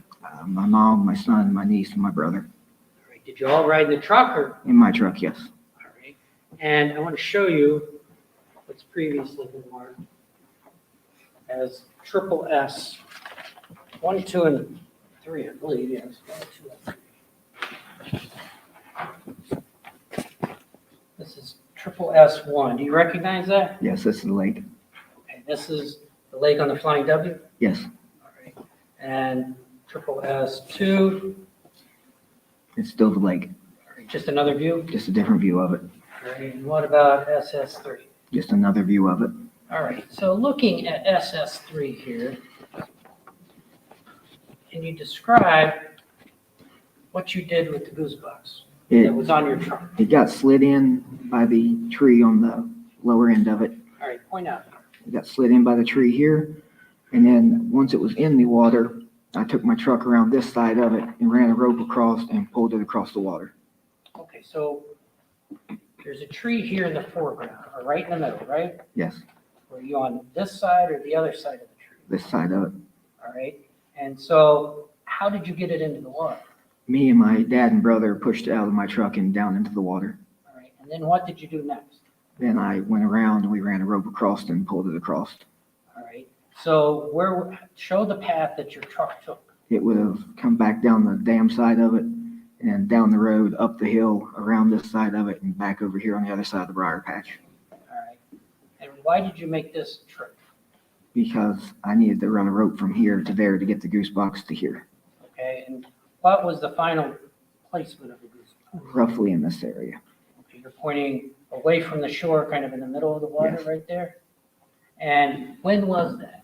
It was early February of 16. And how was that, how was it constructed? How was it anchored? Explain.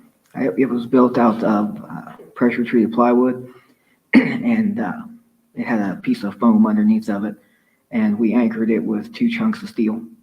2 chunks of steel. Yes, Can you describe those 2 chunks of steel? roughly steel bars, somewhere between 6 and 8 feet, Where did you get those? out of the semi-trailer on my grandparents' place.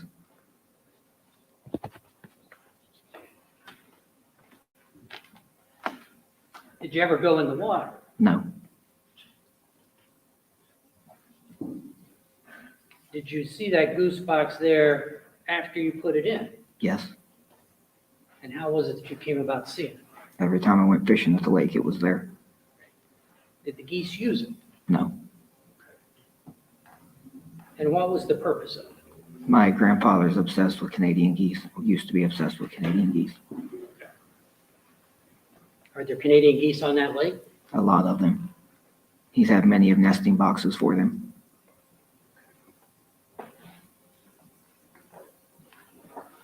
Now, you heard the testimony and saw the exhibits of the concrete buckets that were taken off that goose box. Yes. Had you ever seen those before? No. Did you know they were on the goose box? No. Did you know anything about the contents? No.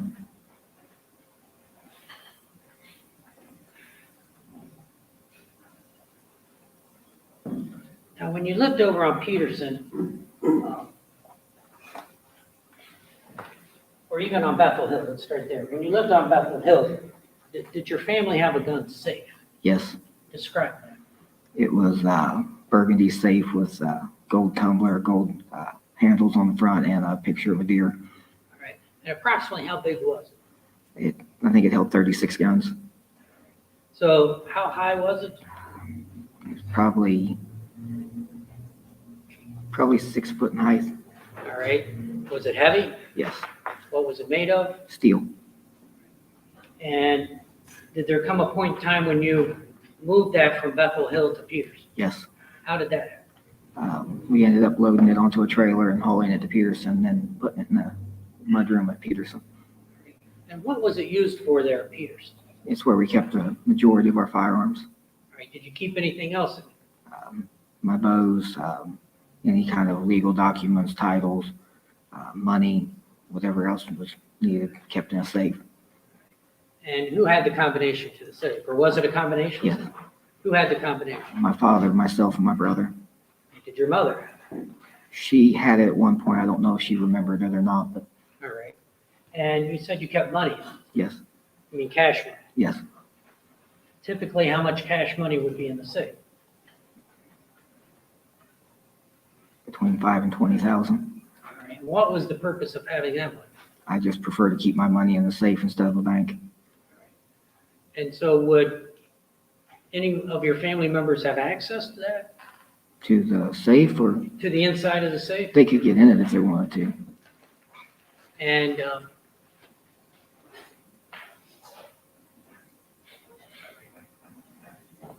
do you know how many guns on average were inside that safe? Anywhere from 10 to overstuffed. Did your family, or let's start with you, did you keep any guns in Peterson that were not in the safe? I kept my Glock in my room and then usually 3 to 5 in my truck. Your Glock in your room, what kind of Glock was it? Model 17, All right, what caliber? 9mm. And why did you keep that in your room? I just kept it in there for self-defense or just in case it needed to be gotten to easily. All right, and did your mother keep any guns outside the safe? At which point in time? Well, when you lived on Peterson, Beginning or end of it? say beginning, In the beginning, she had a, I don't remember the name brand, it's like a cheap knockoff, it's a little single-action fold-up revolver, okay? Do you know where she kept that? usually in the kitchen. Do you know where in the kitchen? There was a, like, covered door next to the microwave. Okay. Did she have any other guns that she did not keep in the safe? At that time, though, later on she did. What did she have later? She had a Glock Model 42, Where did she keep that? same place. Now, your mother was in the military. At one point, yes. Did she know how to use a gun? I assume she does. Did you ever see her shoot a gun? Physically see her? Yeah. No. What about your dad? Did he have any weapons there? At Peterson? Not that I'm aware of. All right. How about Jake? Yes, All right. He had guns in the safe? yes. Did he have guns outside the safe? One that I know of. And which one was that and where was it kept? He kept his 870 on one of his deer heads in his room. All right. What's an 8.7? It's a Remington 12 gauge. Shotgun? Yes, Now, you mentioned you kept some guns in your truck. yes. What guns did you keep in your truck? On average, one of my Glock 17s, at the time, my AR-15, my 22 Hornet, my 270, and on average, this one varies because I usually keep either a 22 or a 70 HMR. Okay. Well, why did you keep those guns in your truck? Different guns to buy and sell with, different guns to hunt with. What do you mean guns to buy and sell? Any day given, I buy one here or trade one there. Did you like guns? I'm not gonna say I'm obsessed with them, but I like them, yes. All right. How often would you buy a gun or get a different gun? Weekly. All right. And under what circumstances would you get a new gun? I might trade them, I might buy them. Just depends on where I'm at, who's got what. All right. If I see something I like better than what I've got, then I try and get that. Now, you're familiar with trade days or swap days? Yes, What's that? it's a flea market. All right. And where is that located? There's two of them now, one's in Chillicothe and one's in Lucasville. All right. Did you ever go to those? Yes, Explain that. I've been going to them since I was a kid. All right. And would you buy and sell guns or trade guns there? In the beginning, as a kid, no. All right. Later Not- on? Not until I was in my early teens. All right. Explain how that went.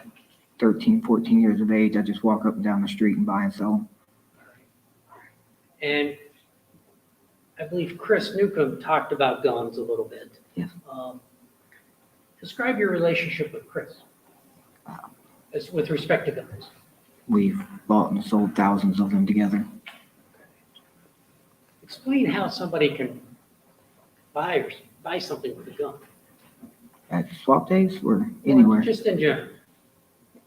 Just depends on where you're at and who you're with. Somebody's got one they want to sell, or like Chris and me, you can trade a firearm for about anything. They're always worth something. And did your dad ever teach you certain things about what would always remain valuable?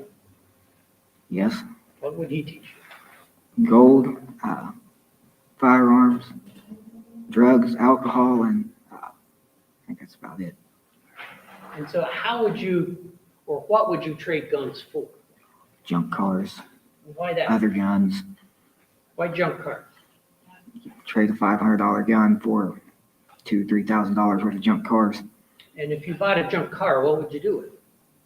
Depends on what car it is, what year it is. You take the aluminum wheels off if they're aluminum, you take the battery out, you cut the converters off of them, and then you sell that separately, and then you sell the car itself to the scrapyard. All right, and could you make a profit doing that? Anywhere from, depending on price of scrap, depending on how many cars you get, it can vary, but you can trade one gun for $3,000 worth of junk and only have 500 in it. All right. Is that what you did with Chris? A lot of the time, yes. So you made money by doing that? Yes. Learned how to trade. Yes.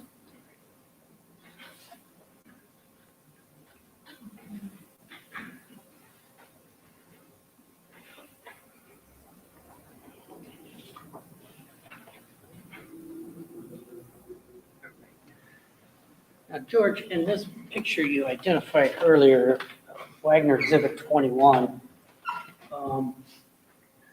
you have a tattoo on your left arm, right? Yes. What is that a tattoo? It's the scent blocker shield.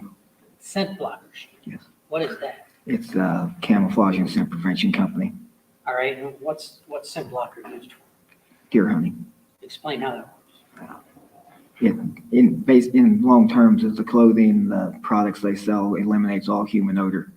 All right, why is that important? That way you can get into the woods without a deer smelling you and basically leaving the area.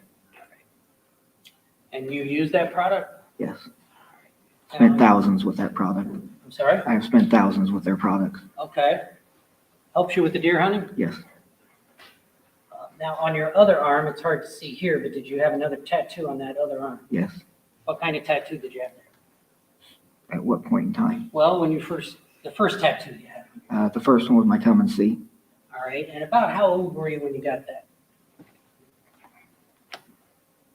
13, I think, maybe 14. All right. Was that a tattoo you really liked over the years? Not really.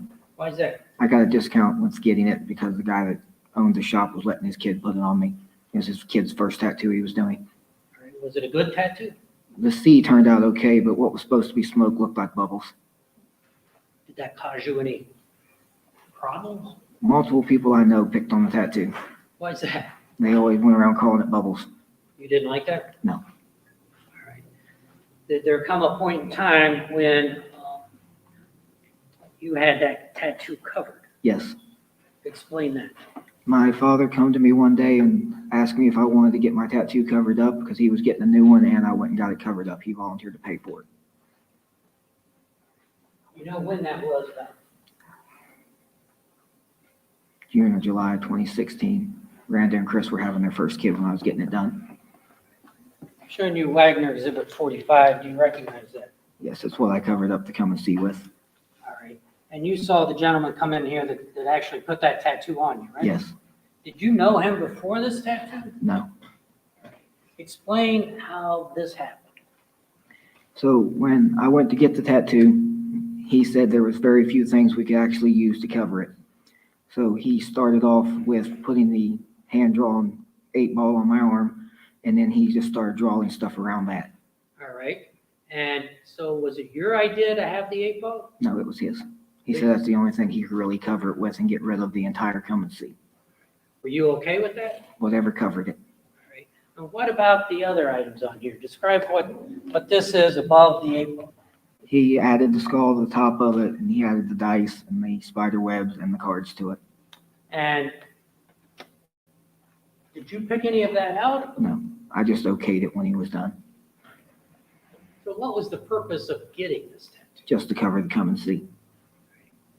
And what significance, if any, to you are the playing cards? There's really none. Is It there any, just goes with the gambling theme, is what he said. it was a gambling It was thing? a gambling themed tattoo. And that's why there's dice? Yes.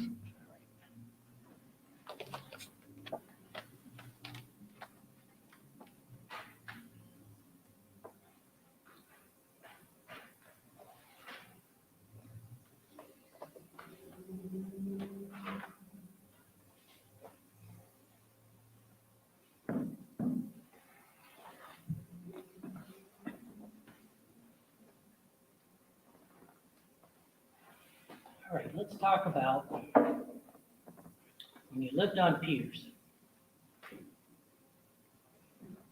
and the Rhodens and Hannah Hazel Gilly were killed. Yes. Did you know Chris Senior? Yes. How did you know Chris Senior? He was my father's friend and Frankie and Hannah's father. All right. And what was the relationship between Chris Senior and your father? As it started out or how they Yeah, met, let's start it out. How long had they known each other? Do you know? a long time. I couldn't say exactly, but Okay. I was 15, maybe 16 when they met. All right, and how would you describe their relationship, like right before the murders? Really close friends. All right, what do you mean by really close? Close friends, business partners. Business partners and what? Well, really, I would say more like, I really wouldn't call it exact business partners. I would say more like my dad was the tag along. Okay, and what kind of business were they in? From my understanding of it, Yes. my dad was trying to help Chris with the growing of the marijuana. And had you ever been over to Chris's house? Yes, When had you been over? multiple times with Frankie. Did Chris like to throw a big party once a year? Every year for 4th of July. Did you go to those parties there? Ever since I started hanging out with Frankie, I think maybe the last one I didn't make it to. And so you knew Chris Sr. Yes, Did you know Gary? yes. How did you know Gary? I talked to him a couple of times and went hunting with him once. Where did you go hunting with him? Kentucky. What happened there? Describe that. We all went, me and Frankie and Gary and my brother went to Kentucky to go deer hunting together. Okay, and when was that approximately? Or how old were you? 19, I think. You were 19? Okay. And was that for a day, a weekend, a week? How? We stayed 2 days. You talked about Frankie already. Yes. Did you know his children? Brentley, yes. I knew Brentley better than I knew Ruger. I'd only met Ruger once. How many times do you think you'd met Brent? More than I can count. Did your relationship with Frankie change once he started having kids and you had? As far as liking each other, No, as far as time spent together. yes. Explain. He had responsibilities and I had responsibilities. We couldn't do what we used to do all the time. Did you still consider him a friend? I still consider him one of my best friends, yes. Did you know Chelsea, Yes, the mother of Brent? Right? yes. How did you know Chelsea? I met Chelsea at Big Bear Lake. Did you know Hannah Hazel Gill? I only met her once and I just said hi to her. Now, obviously, you knew Dana. Yes, How did you know Dana? Explain that. just from being at Frankie and Hannah's house as a teenager. And you knew Hannah, obviously. Yes. All right. And did you know little Chris? Yes. How did you know little Chris? First time I met Chris was at the Pike County Fair. Okay, that's when Jake Met Hannah, yes. met Hannah that same time. Yes. And did you know Ken? I talked to him once or twice. Had you ever been to Ken's house before? Out on Left Fork Road? No. Had you been to Dana's new house where the murders took place? Only in the driveway one time. Describe what happened. Jake was picking up Sophie. And how long before the murders was that, if you remember? A couple months. And did you go inside the house? No, I stayed in the truck. Do you know how long you were there about? Maybe 10 minutes. Now, the house where Frankie and Hannah Hazel Gilly were murdered, did you know that house? Yes. How did you know that? I've been there many a times with Frankie. Stayed the night there many a times. And who used to live in that house when you were familiar, when you were going there? Dana, little Chris, technically Frankie, technically Hannah when she wasn't staying with Jake. What do you mean technically, Frank? Sometimes he would be there, sometimes he'd be at his dad's. Next door? Yes. All right. What did you think of the Rhodens? They're normal people to me. Same as everybody else I hung out with in life. Did you like them, dislike Yes. them? Yes, I liked them. Now,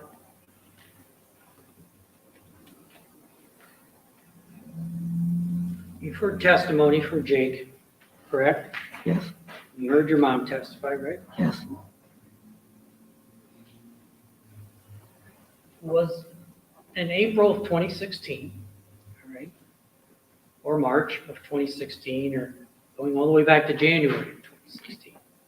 Were you aware at any time that Jake and your dad and your mom were planning to kill the Rhoden? No, Was that ever discussed with you? no, Did you have any idea that was going to happen? no, Did you know of any reason that your family wanted to kill the Rhodens? No,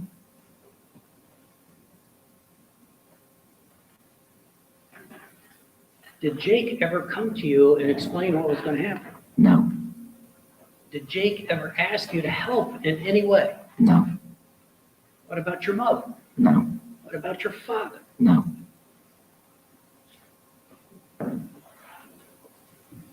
If one of them had come to you and asked you to be involved in something like this, what do you think you would have done? At first, I Yeah. don't think I would have believed it. Why is that? I just don't, I never would have believed my family would be capable of doing something of this magnitude. Well, you've described in some detail the thefts, the arsons that your family participated in, Yes, other illegal activity, yes, including yourself. yes. So why didn't you think they could do something like this? Theft is one thing, murder is an entirely different thing. So if you had known they were planning this, or talking about it, or even discussing it, what would have been your reaction, or what would you have done? I don't know exactly how, but I would have never let it happen. What would you have done to try to stop it? Can't honestly say it that, but one way or another, I would have never let it happen.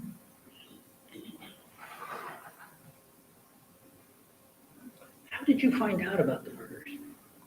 I was on my way back from tearing a building down, and my mother called and said for us to come home. And then when I got home, it was on the news. And so that was the morning of the murders. Yes. Why were you going out to tear down the building? My grandfather had bought a storage building from somebody, I don't know who it was, and my mother had us tearing it down for him. Now, which grandfather was this? Carter, That my would have mom's dad, your mom's dad. Yes. And where was the building? McDermott, Where's McDermott? Lucasville area, Okay, how far is that from where you lived on Peterson Road? roughly 45 minutes. All right, so what was the plan for that morning? We were just going to get up early, go tear the building down, and have it ready for Randy Fife to come pick it up. All right, so who went to tear down the building? Me and my brother. And do you know what time you left that morning? Roughly daylight. All right. Do you remember what you did the night before? The night before, Yes. what time? Well, what did you do the day before, the night before? Normal things, went up on the hill, took care of the animals. Then my dad came down, brought my kid donuts again, which he never would stop doing. And then my kid didn't want him to leave, so he stayed with my kid. And did you ever leave to go up and commit these murders? No, Did you know that Jake and your dad had left? no, How do you explain that? I just didn't know they left. Did you go to bed that night? Did you go to sleep that night? Yes, About what time did you go to sleep? 10-ish, I'm sorry? 10-ish, sometime around there. I can't, it's been a long time, so I'm usually around 10-ish, That's your normal bedtime? usually when I'm home. Did you ever hear any trucks leave or come or anything like that? No, What kind of trucks did you own? every one of us owned diesels. Are those loud? Yes, Could you hear it coming and going? yes, Did you hear anything like that? no,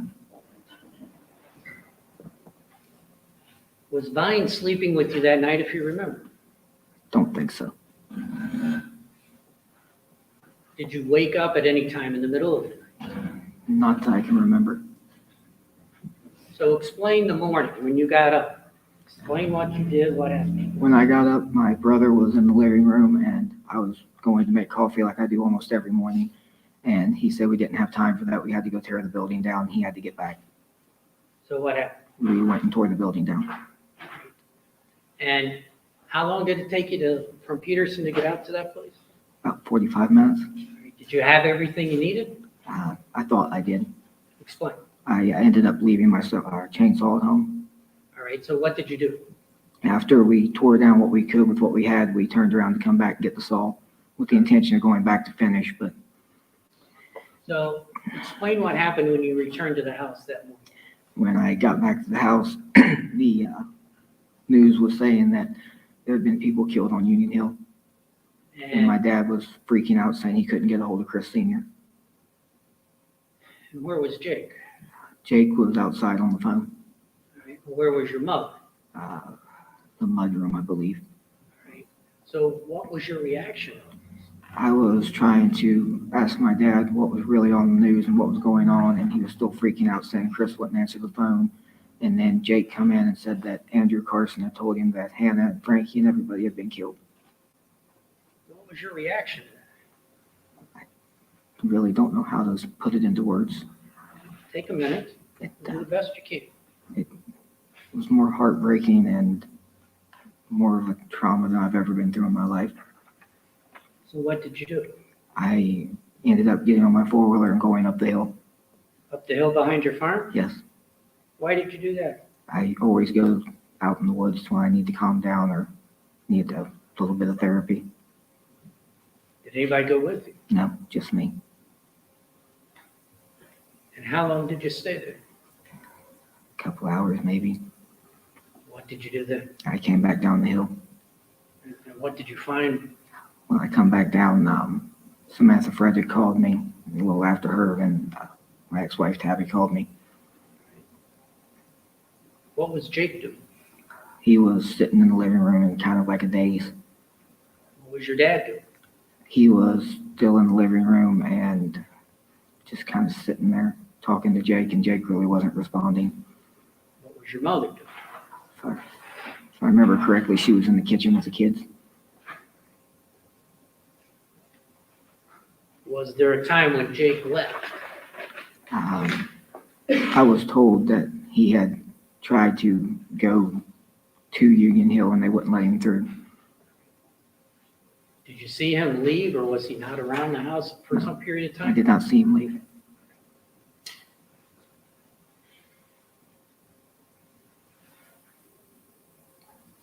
So explain the best you can the next few days after that. After that, my dad stuck around the house for a few days. That was unusual. Unusual for him to stay that long, yes. Okay, go on. Then him and my mom wouldn't quit fighting and arguing, so he left. And what did you do? I just stuck pretty well around the house for a couple of days, and then I had to continue going back and working for Bernie, and then about a week later, we continued me going back on my normal working for Bernie and anybody else that was around. Did your dad ever talk to you in those following days about the murder? No. Did your brother Jake ever talk to you at any time about the murder? No. Did your mother ever talk to you at any time about the murders? No. Did you ever overhear them talking amongst themselves? No. Did you have any clue your family was involved in this? No.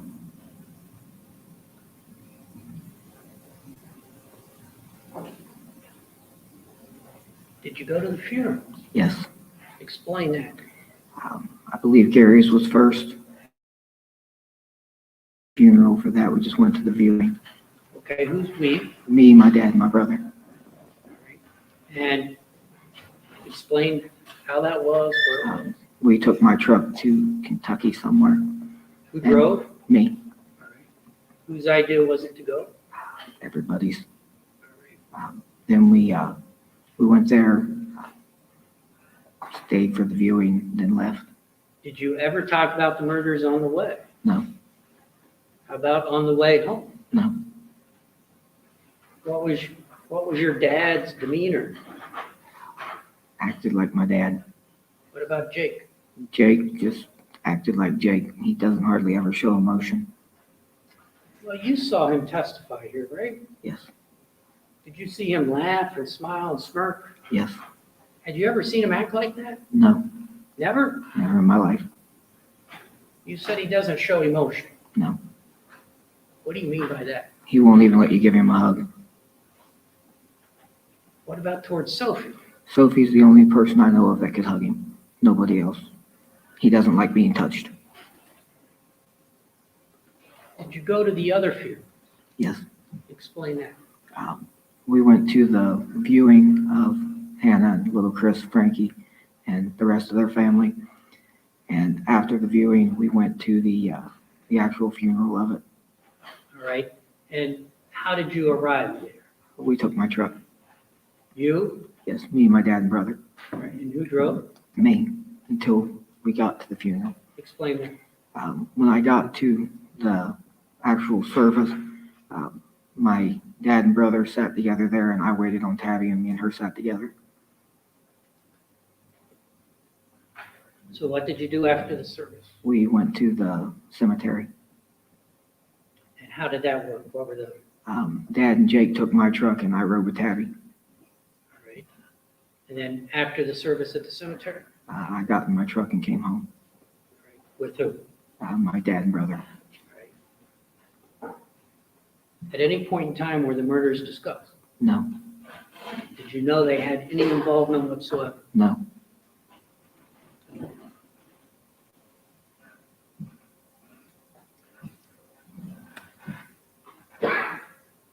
So after the funerals are over,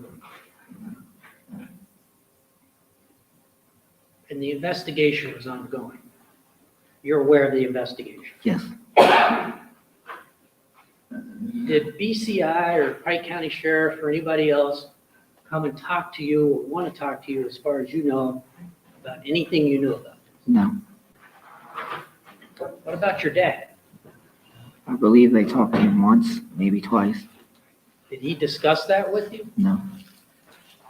How do you know they talked to him? The only thing he ever said was that they talked to him. What about Jake? I think they came twice to talk to Jake. Were you there one time? I think I was there for two of them. I think I was there for both. All right, where did they come to? Peterson. Did you see them pull in the driveway? Yes. Where were you? One time I was working on my truck, and the other time we were loading a trailer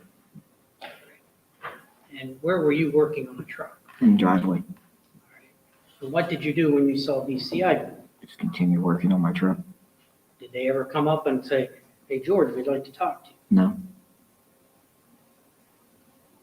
Do you know if that was the first or second time they came? The truck or When you were working on the truck? the first, I believe. And do you know where you were the second time? We were loading our stuff in the trailer after we sold the farm.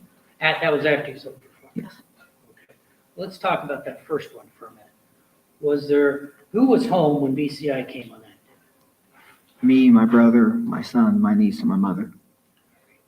And did you send a text that day? No. All right. On the second visit, did you send a text? I from think it was BCI? second visit that I sent a text. All right. What text did you send? I told my father not to come Why did you do that? because my father was insulting BCI, saying they were incompetent and they were looking at the wrong people and they wouldn't listen to everything he was telling them who to look at. And so why did you send him that text? I was tired of hearing who he was accusing. Who was he accusing? Skid Montgomery, Who's that? a guy, landowner in Pike County. So I still don't understand why you sent that text message to your father. Because I didn't want him to spend hours with his conspiracy theories. Did your dad have conspiracy theories normally? Yes. Explain that. He's always his whole life said the whole Pike County law enforcement system's been bought off by Skid. Did you believe that? Heard it from multiple sources. Growing up as a kid, did you hear that? Yes, Did you believe it as a kid? yes. Now, when you lived out on Bethel Hill, was your dad like a doomsdayer or anything like that? He prepared for the end of the world. Explain it. He kept constantly thought the world was going to end in his lifetime. Once he buried a bread truck and then he buried a container. He buried a bread truck. Yes. Explain that. He dug a hole with a backhoe and put a bread truck in it and covered it back up. What was the purpose of that? Storing food, water, whatever else he wanted to put down in it. Okay, and did he do something else, did you just say? He buried a container for similar thing. Like a dry box? Sea box container like you see on trains or on container ships. Okay, and what did he do with that? Buried it Where? on Bethel. And what was the purpose of that? To store food, water, and whatever else he wanted to store in it. What was your thoughts about that? I seen it really as pointless. Did your dad ever appear to be paranoid at any time? Yes, Explain that. he was always paranoid. Like what? Always thought people were listening to him, watching him through the TV, through the phone. He kept tape over his phone's camera and everything. What about your mother? My mother was more paranoid in other ways. Explain. Growing up, my mother thought that everybody out there was trying to, in other words, she just thought everybody was going to try and kidnap me or my brother. How do you know that? She used to say it all the time when we were young kids.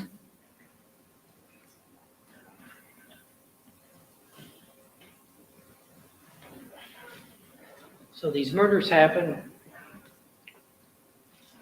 You were not involved, is that what No. you're saying? You didn't know beforehand? No, Didn't know after? no. At some point, your family decides to sell the farm on Peters. Yes. How did that decision come about? Mainly to pay us out of debt. And my brother was saying that he didn't want Sophie to grow up around here with everything that was being said on topics on Facebook. Was your brother, if you know, following Facebook or topics? Daily, him and my mother. Explain that. They lived on Facebook and topics, monitoring everything that everybody was saying. I'm sorry? They were looking at everything everybody was saying on Facebook and topics daily. Would they tell you? Some of it, What was your reaction to all that? I tried to ignore it. Why is that? I just don't see the point in getting into all the drama. At that point in time, did you know your family had been involved? No. What did you think was going on? As far as the The investigation, investigation. I just thought that they were wasting time because they started out trying to accuse Bobby Joe and James, and I seen that they were looking in the wrong directions, and it couldn't be a family member that would do it. You didn't think it was any of the Rhoden family? No. Or the Manley? No. Did you think it was any of your family? No. So why did you think your family was being looked at? I assumed it was because my brother had pissed everybody in the Manley family off. What do you mean by that? He insulted them an awful lot. In what ways? He thought he was better than them, and thought that the way they lived was horrible, that they had too much junk around, their houses were too dirty, and he kind of rubbed it in that Leonard Manley, I guess from what I'm told, had Frankie put the wrong transmission fluid in transmission and blew it up, and my brother rubbed it in. Okay. So why did you think BCI was looking at your family? Because my brother was saying that Leonard had pointed the finger at him, and that's why BCI was looking at us.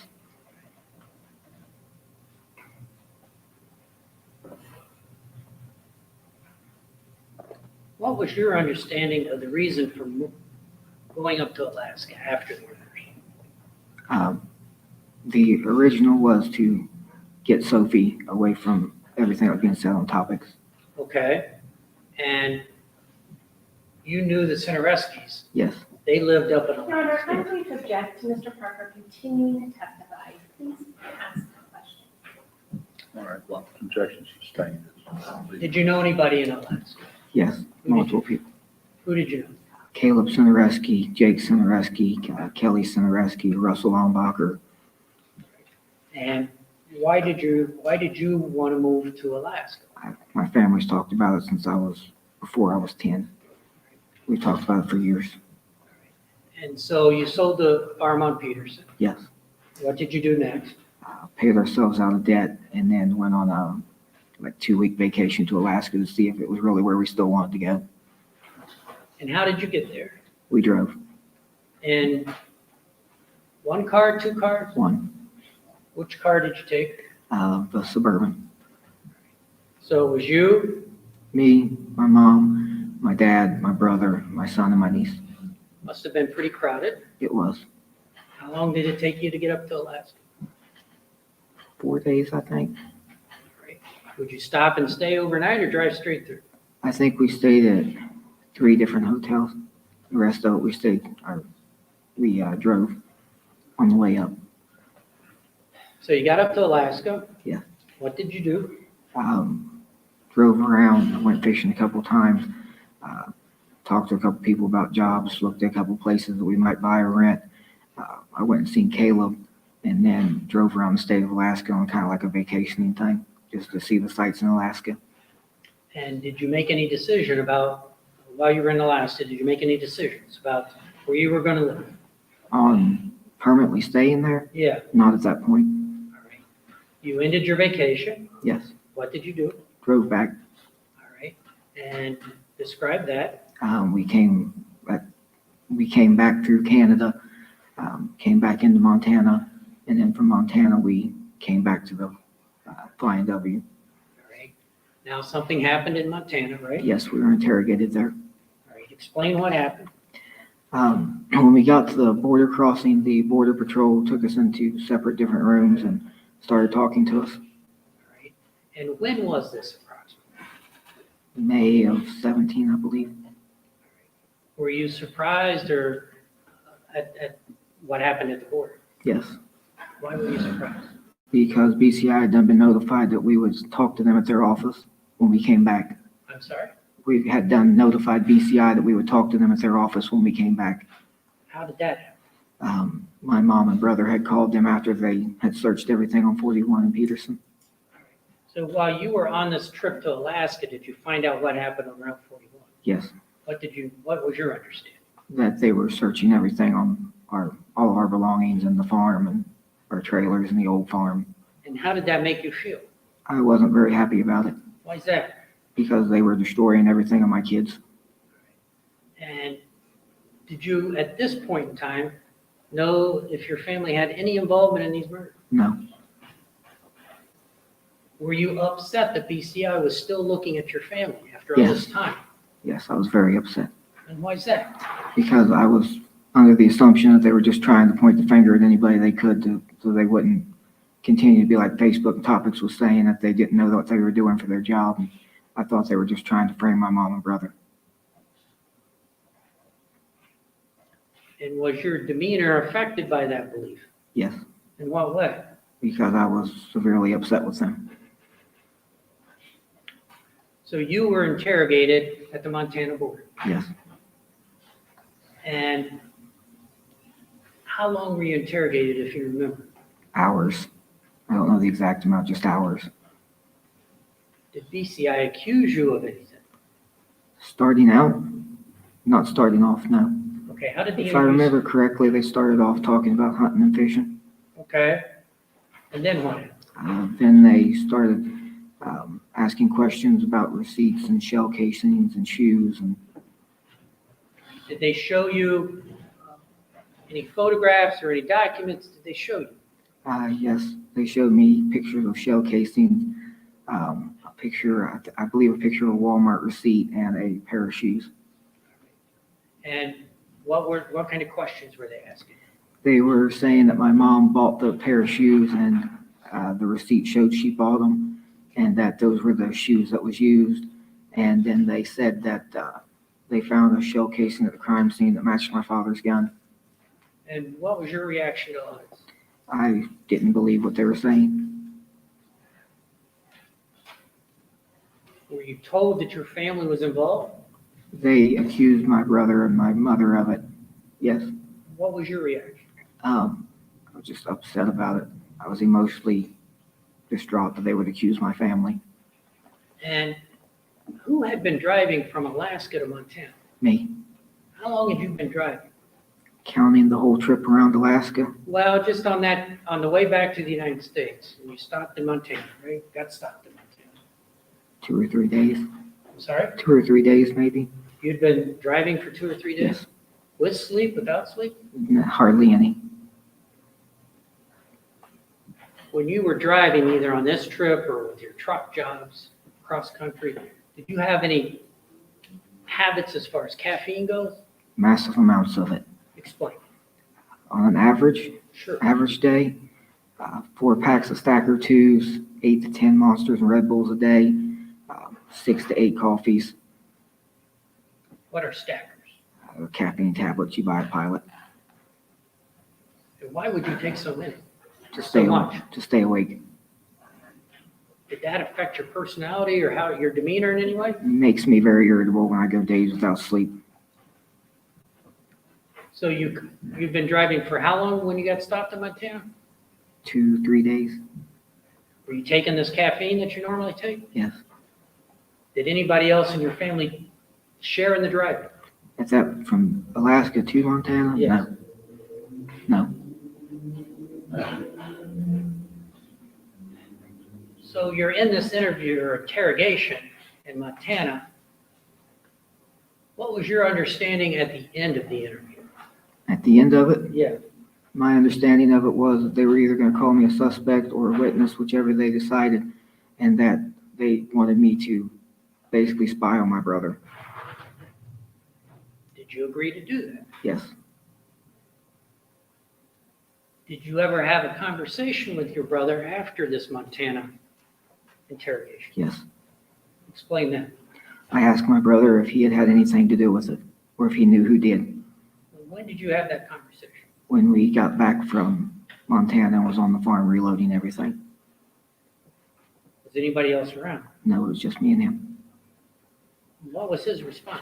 He swore up and down that he didn't know who did it and they didn't have nothing to do with it. Did you accept that? I had no reason not to believe him. Did you ever ask your mother if she was involved? No. Did you ever ask your dad? No, because I knew the answer that would come from him. What answer was that? He would say he had nothing to do with it and his kid did it.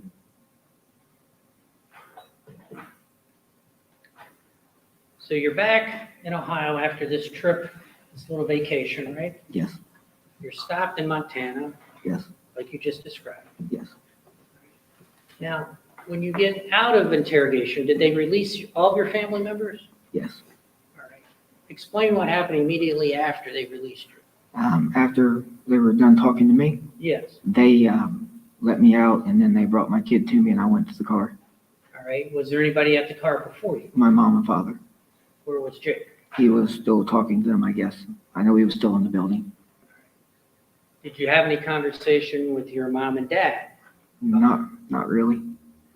Well, everybody had just been interrogated, right? Yes. I was more concentrated on trying to figure out what was up with my kid. Explain that. He was like disoriented and acted massively tired, which is unusual for him. And so, what did you do with your kid? Your concerns, what did you do? After Jake was released, Yes. we went and I took him to the emergency room to see if he had anything wrong with him. Was there an emergency room nearby? I think it took us a little bit to get there, maybe 30 minutes. So why did you take him to the emergency? It started off that Sophie had said that BCI gave him some kind of medicine. And because Sophie had said that, and I just wanted to make sure he had nothing wrong with him. And so you had him checked out. Yes, because he has bad anxiety attacks, and I just wanted to make sure that they didn't give him something, maybe too much of it to calm him down. And what was the result of the medical examination? They said he had nothing in his system. And so what did you do after you did this emergency room? After that, we went to a hotel. Who was doing the driving? Me.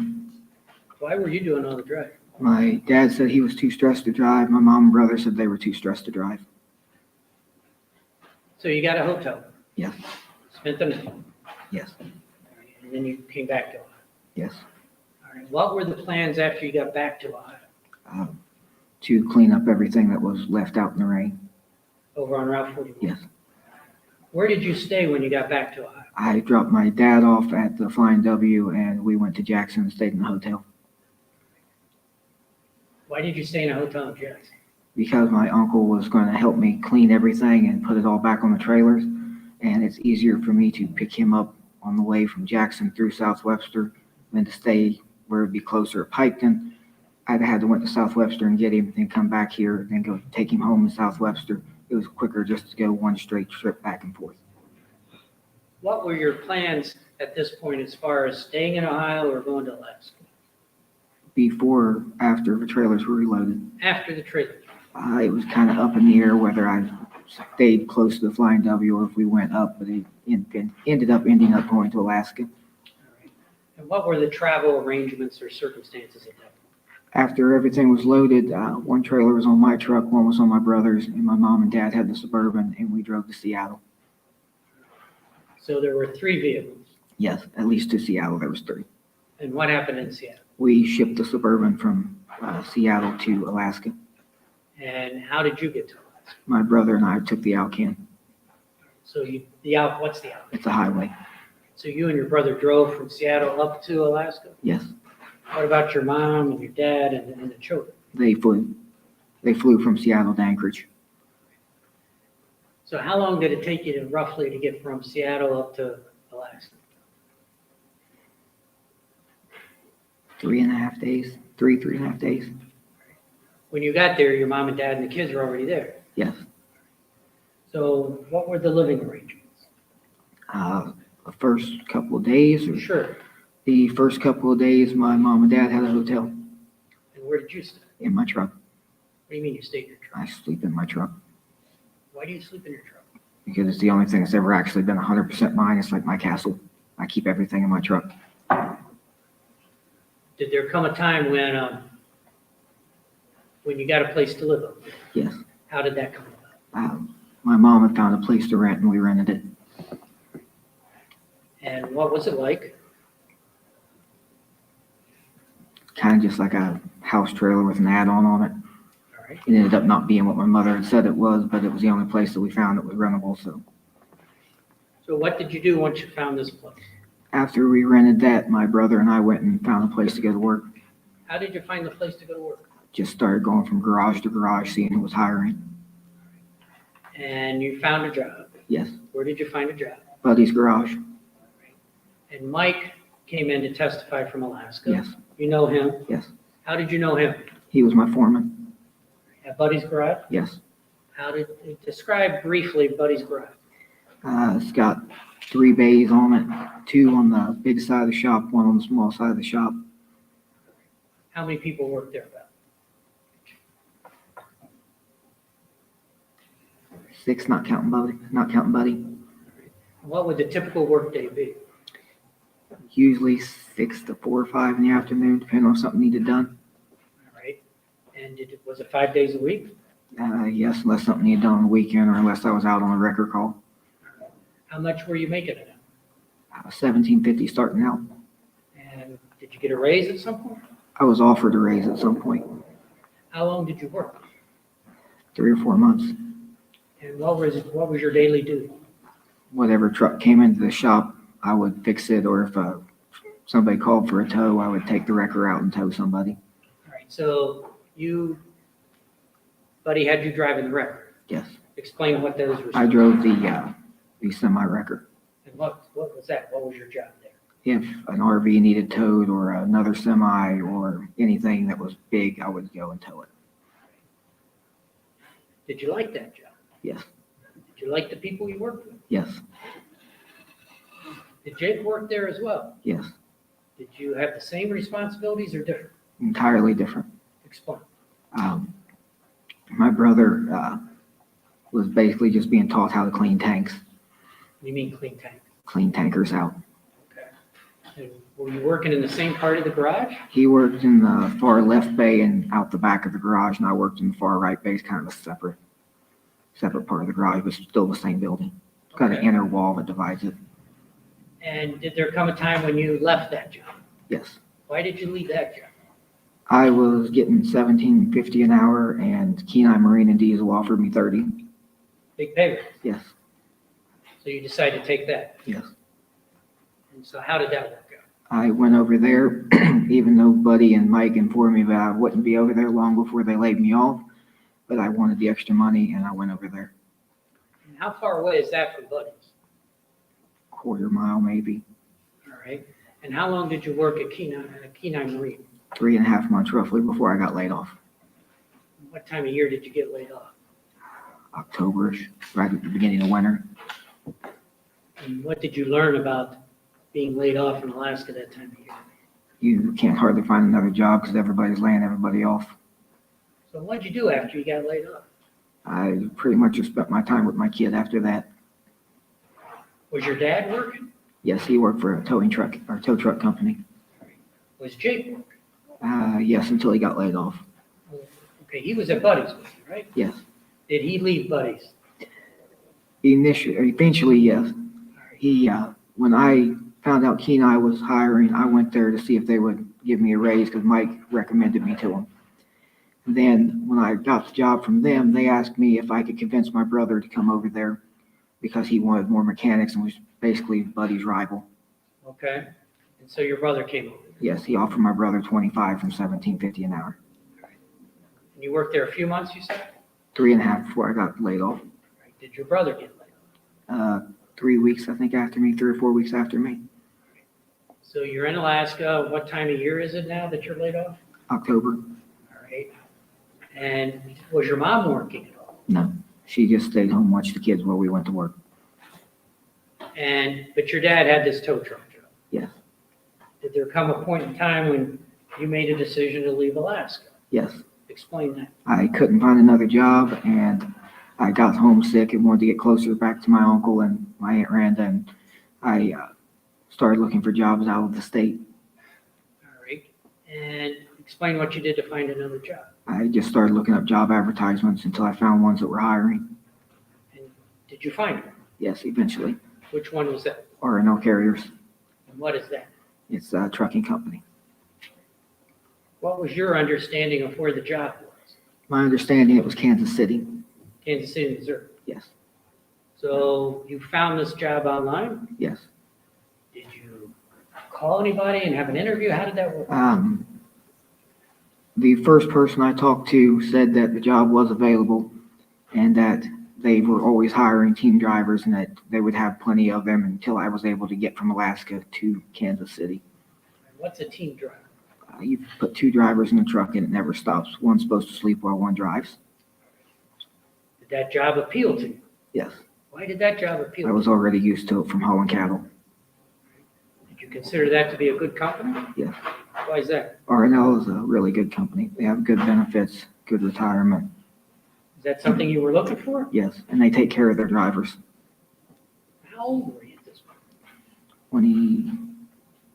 27, I believe. And so, did you discuss this with your family? Starting out, I went to my father first All right. because I knew it would be easy to win him over. When I mentioned it to him, he just asked when to pack his bag. About coming back to Ohio? Yes. Or leaving Alaska? Leaving Alaska. So you were going to go to Missouri. Yes. Was he okay with that? He was going back to the Flying W. He was going back to Florida. Yes. But he had no problems leaving Alaska. No. What about Jake and your mom? They are stubborn and don't like to admit when they were wrong. And I started out convincing, basically turning my mother's trick against her. I convinced the kids that they missed their farmland and wanted to go home. Was it difficult to convince your mom or Jake? It took me about a month and a half to convince my mother. I started on her second. All right. And what about Jake? Jake was the hardest one to convince. He said he didn't care if he stayed laid off and had to live in a cardboard box, he wasn't leaving. While living in Alaska, did you have a girlfriend? I wouldn't call her a full-time girlfriend, but a girl that I hung out with. And who was that? Smith, What did you call her? Josie. How did you know Josie? I've known her my whole life. She was in Alaska. How did you know her? She's originally from Memphis. She's originally from there, Yes, but she was living in Alaska when you were up there. yes. And how did you connect with her? In Alaska, or Yes, in Alaska. she started commenting on a photo I put on Facebook. What kind of photo did you? Just a picture of me on a four-wheeler. Did you know she was in Alaska? Yes. So what happened after the communication started? She just said eventually that we hadn't talked in ages, that she wanted to catch up on old times. And she usually comes to Kenai around once a month. And when she was in town, she let me know we can hang out. And I told her when her and her husband got to town just to stop in, she can introduce me to her husband. Did that happen? No, the next day she texted me and said she was in town. So what happened? We went out to a Spanish restaurant without her husband, I might add. And what happened after the restaurant? After the restaurant, we went back to her hotel room. All right. Did anything happen between the two of you? Not really. I won't do anything in a hotel room with a child. She had a child with her? She had Tyler with her, And how old was Tyler? maybe 6 months. What happened the next day? After that, she just continued talking with me and we just messed around with each other. Did you ever see her a second time? Once in Seward and once in Anchorage before I moved. Did you ever have any physical involvement with her? Not really. Was there any Every talk? time she had Tyler with her. Every time she had time? Was there a time when you told her you were leaving Alaska? Yes. And what did you tell her? That I was moving to Missouri for a job. I'd been laid off for too long and I needed a job. What was her reaction? Nothing really. Did you have any other girlfriends when you were in Alaska? I wouldn't call them girlfriends, just girls that I talked to and stuff and hung out with occasionally. What about Jake? Only one I know of is Beth. Judge, I don't know if this is a good time for a break. It's fine. That's a good time for you. I assume that's acceptable at state as well. Yes, John. All right, we'll take a 15-minute break, so about 5 after 3, the jury will assemble at the jury room and be brought up from there by court personnel. While you're on break, do not discuss this case among yourselves or with anyone else. Do not permit this case to be discussed with you or in your presence by anyone. Do not form or express an opinion concerning the case. Do not do any research concerning the facts or the law of the case from any source at all. Do not read, view, or listen to any reports or accounts of the case from any source at all, and have no contact with participants in the case, including parties, counsel, or witnesses. Does counsel for each side have anything further before we No, thank you. recess? All right, we are in recess then until 5 after 3.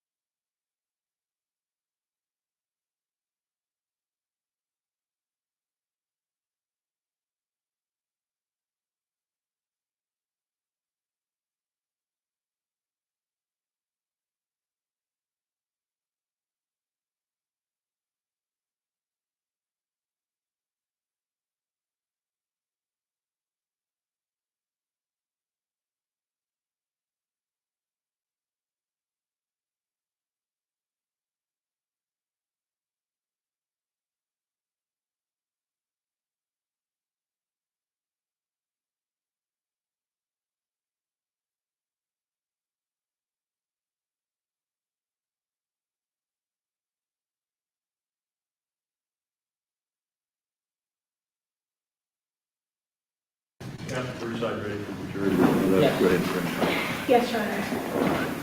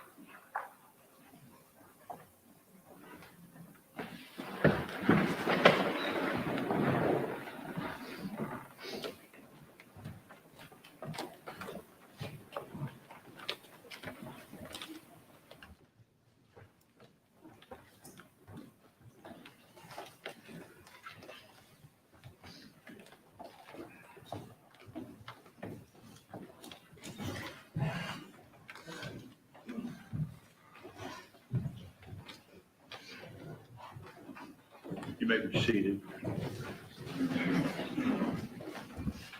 Defense counsel may resume questioning the witness. Thank you, Your Honor.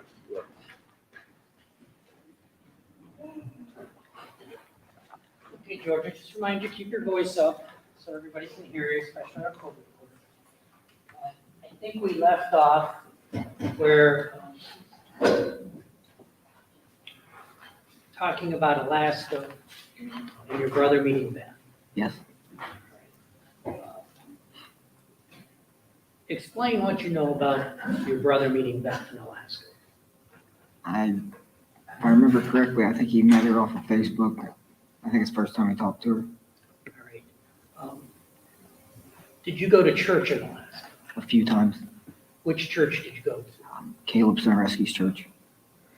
And explain the circumstances or how you went there, etc. We went to his father's church in Memphis, and when I got to Alaska, I went there a few times. Was that near where you were living? His church is in Soldotna. I lived in Kenai. How far away is that? 10 miles maybe. Okay, so not too far. Not too far, no. All right. Do you know if Beth and Jake, well, do you know if Beth attended the same church? Yes. How do you know that? Because I'd seen her there the first time that I was there. And in your family, who all would go to that church? On a regular basis, or, Sure. the one that went like every time the doors was open was Jake. All right. And did your mother go? She went almost every time the doors were open. What about your father? I think he went once or twice. And what about you? I may have gone 5 times the whole time I was there. Now, when did you learn that Jake was dating or serious about that? At where you were living? Yes. Was that a surprise? Yes and no. I mean, he called ahead of time, but we didn't know she was coming until he called. All right. So how much notice did you have, would you say? Maybe an hour. And describe what happened then. She came to dinner and my brother threw a fit He threw a fit. at me and my father Why would he do that? because every time that I either go to a Mexican restaurant or I fix Spanish food myself, I always drink a beer with it. I thought you quit partying, I did. but do you still drink? There's a difference between drinking a beer every now and then and partying. Okay. So Beth came to your house, kind of unexpected, Yes, and who prepared the meal? me. What did you prepare? Steak and lime tacos. And so your brother had a fit. Explain that. He didn't want my father or me drinking in front of Beth because he didn't want her thinking he didn't come from a Christian family. And what was your response to that? I don't change who I am. I don't care who I'm in front of, I'm me. Did you have an argument about that? Probably a half-hour argument And what was the end result? that I'm still going to drink my beer at the dinner table. What was your father's reaction? He's still going to drink his beer at the dinner table.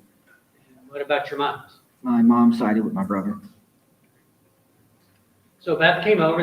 Was that the first time you really met her? Yes. First time I'd ever talked to her or been in close proximity to her. You had seen her. I'd seen her at church once, yes. And so how long was she at the house approximately? A couple of hours maybe. And how did that go? Not really too bad, just normal. She talked to my mom and she talked to Jake and she talked to the kids. And so what was your impression of Beth at that point? I just thought she was a normal girl at that point. Did your brother continue to see her? Yes. And how long after this dinner did he continue to see her? Maybe 3 weeks before she broke up with him. Why did she break up with him if you don't? She had seen everything he was being accused of on the news. All right, well, let's talk about that for a second. You're up in Alaska, right? Yes. Did these crimes, were they publicized in Alaska? Yes. How's that? It ended up being broadcast on the local news channels up there. What was broadcast? That my family were subjects of interest and anybody that had information about us should call this number. How did that make you feel? Not happy about it. When I first got to Alaska, I went to Sportsman's Warehouse to buy me a new Glock where I sold mine before I left. And they sold it to me, no problems. Then when I went back after that, they refused to sell me anything. And so let's talk about that for a minute. Before you moved to Alaska, you'd previously talked about you had a lot of guns, right? Yes.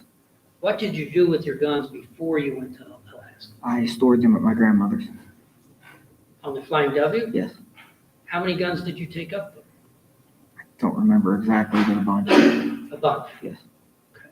Why would you take them up there? I didn't want to leave them in the trailers where I've been that route before and they would end up rusting.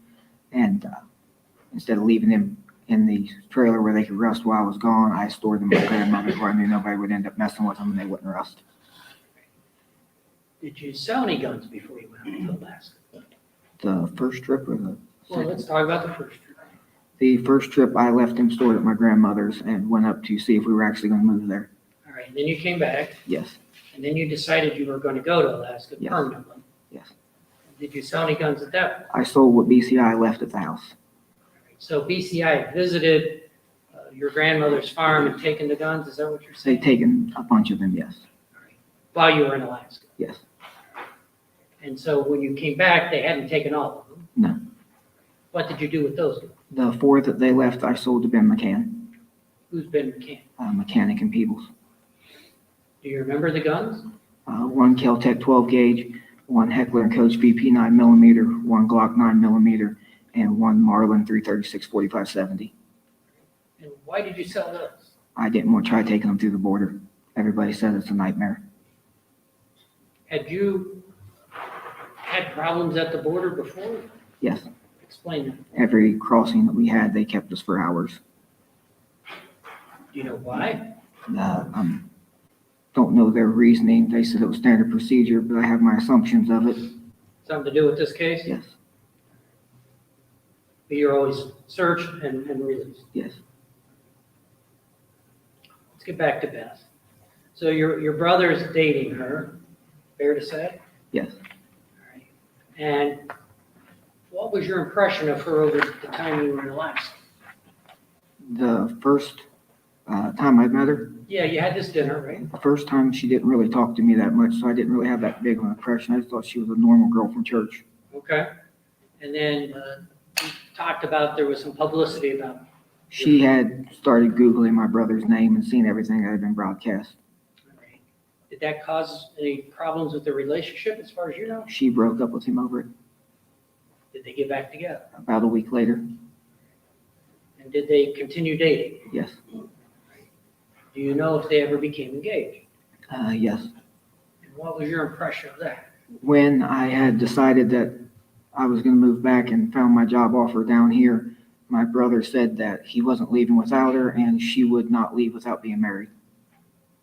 And did you approve the marriage? Not really, because I found other things out that she discussed before and I just didn't trust her. But your brother married her anyway, right? Yes. In Alaska? Yes. Did you go to the wedding? Yes. Did you help out in any way? With the wedding, Wedding or the plans or anything? only thing I'd done with the wedding was go to Anchorage in the middle of the night before, to get his, whatever you call the little toasting glass things, the little flutes. Okay, for the toast after the Yeah. wedding? Okay. And so, do you remember where they got married? Some guy's log cabin. I don't know the guy's name. He went to the church that my brother went to. Okay.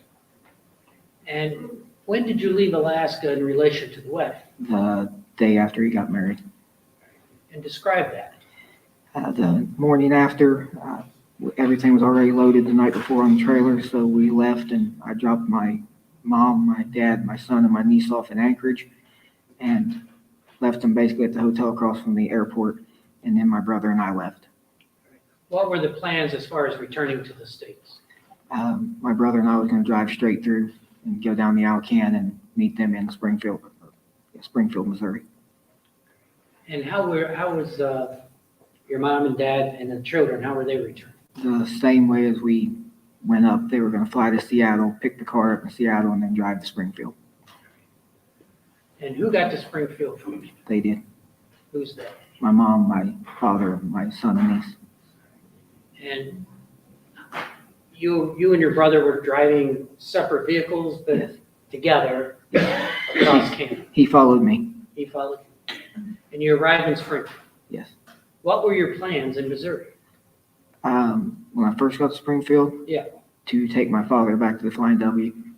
Did you do that? Yes. I left the minute I got there. I unhooked my trailer and took him back to the Flying W. Did you spend the night in Missouri? Not then, no. And so how long does it take to get from where you were in Missouri back to the Flying W? It took me over 24 hours to get there and back. Did you spend any time in Ohio once you dropped off your dad? Couple hours Where did you spend that? at my Uncle Chris's house. I stopped to visit him for a few hours. Chris and Randa? Yes. All right. Why did you stop there? Because I missed my uncle and he owed me money and was paying me in firearms. And so, did you stay in touch with him while you were in Alaska? Yes. How's that? He would call me, text me, FaceTime me. You were close to him growing up. Yes, always have been. Considered him a brother? Yes. So you stopped and paid him a visit after you dropped off your dad? Yes.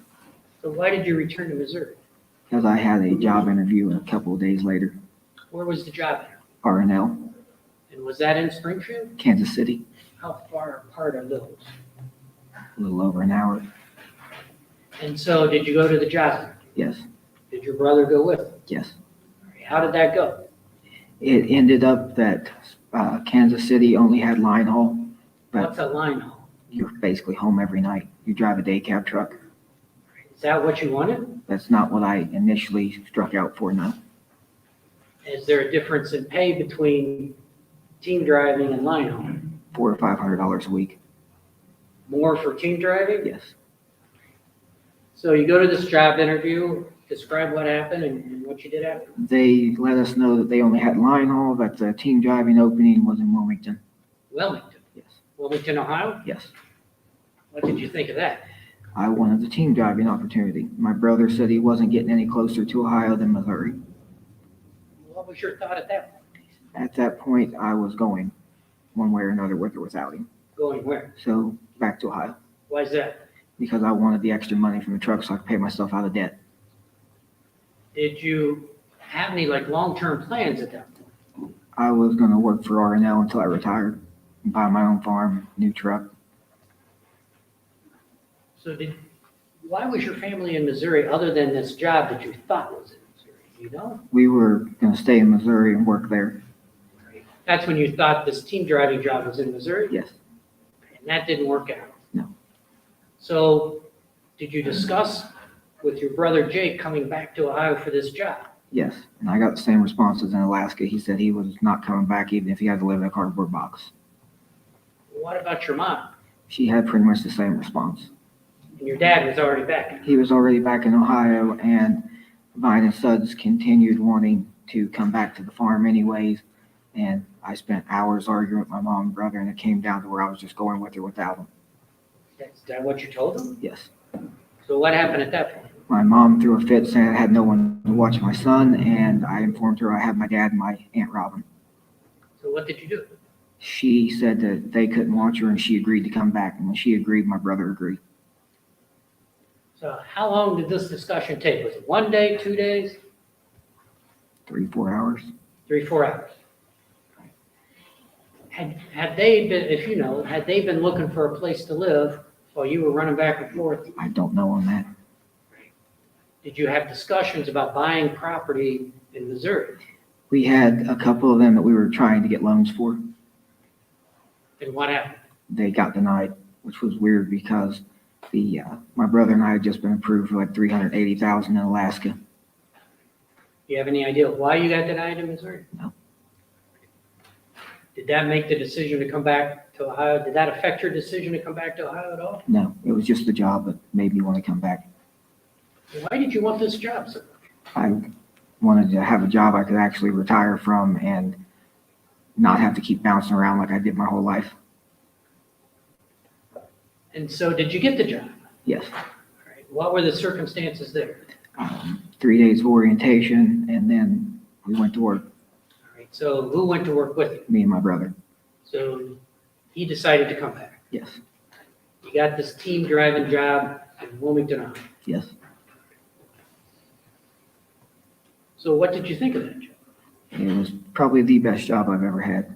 Why do you say that? There were some things, that everybody complains on some aspects of their jobs, but as far as money and retirement benefits, time off, it was probably the best I've had. How much were you making there? Starting out or Starting at out. the last. So when I was bouncing around, some weeks I might bring home 1,400. Once or twice I brought home close to 1,800 after my taxes and medical insurance came out. That was a pretty good job. Yes. And was your brother making about the same money? We made identical paychecks. What did you do with the money that you made? I was saving it up to pay myself out of debt. And where was your family living at the time? South Webster, Ohio, And that's at the house where Chris and Randa, where they live now, yes. where they live now. All right. And whose house had that been? My grandfather's, Your grandfather on your mom's side. yes. What was his name? Edward Carter. How would you describe your relationship with him? My grandfather and I was really close. What do you mean really close? We spent from the day Thanksgiving ended till the day it rolled back around planning the next one. So Thanksgiving was It was our holiday thing. That's what we did. and when you were in Alaska, well, let me put it this way. Before you went up to Alaska, before you moved up there, what was your grandfather's physical condition? To my knowledge, Yeah. he was fine. Have any medical issues? Not that I was aware of, other than being paralyzed, but that's never affected him any. So when you're in Alaska, did you find out something about your grandfather? But he passed away. How did that affect you? Considering he died Thanksgiving morning, it was not an easy time for me. Did you come back for his funeral? No, I was advised not to. And what led to that advice? didn't come back because our attorney Clark said not to come. And that's while this investigation was going on? Yes. How did that make you feel? I wanted to come back, but I took my attorney's advice. Now, while you were in Alaska, did your grandfather Wagner, he had been bedridden, is that right? Yes. Did anything happen to him? He passed a couple of months before my grandfather Carter did. August 20-something, I think. And did you come back for his? No, I was also advised not to come. How did that make you feel? Wanted to come back, but Clark said no.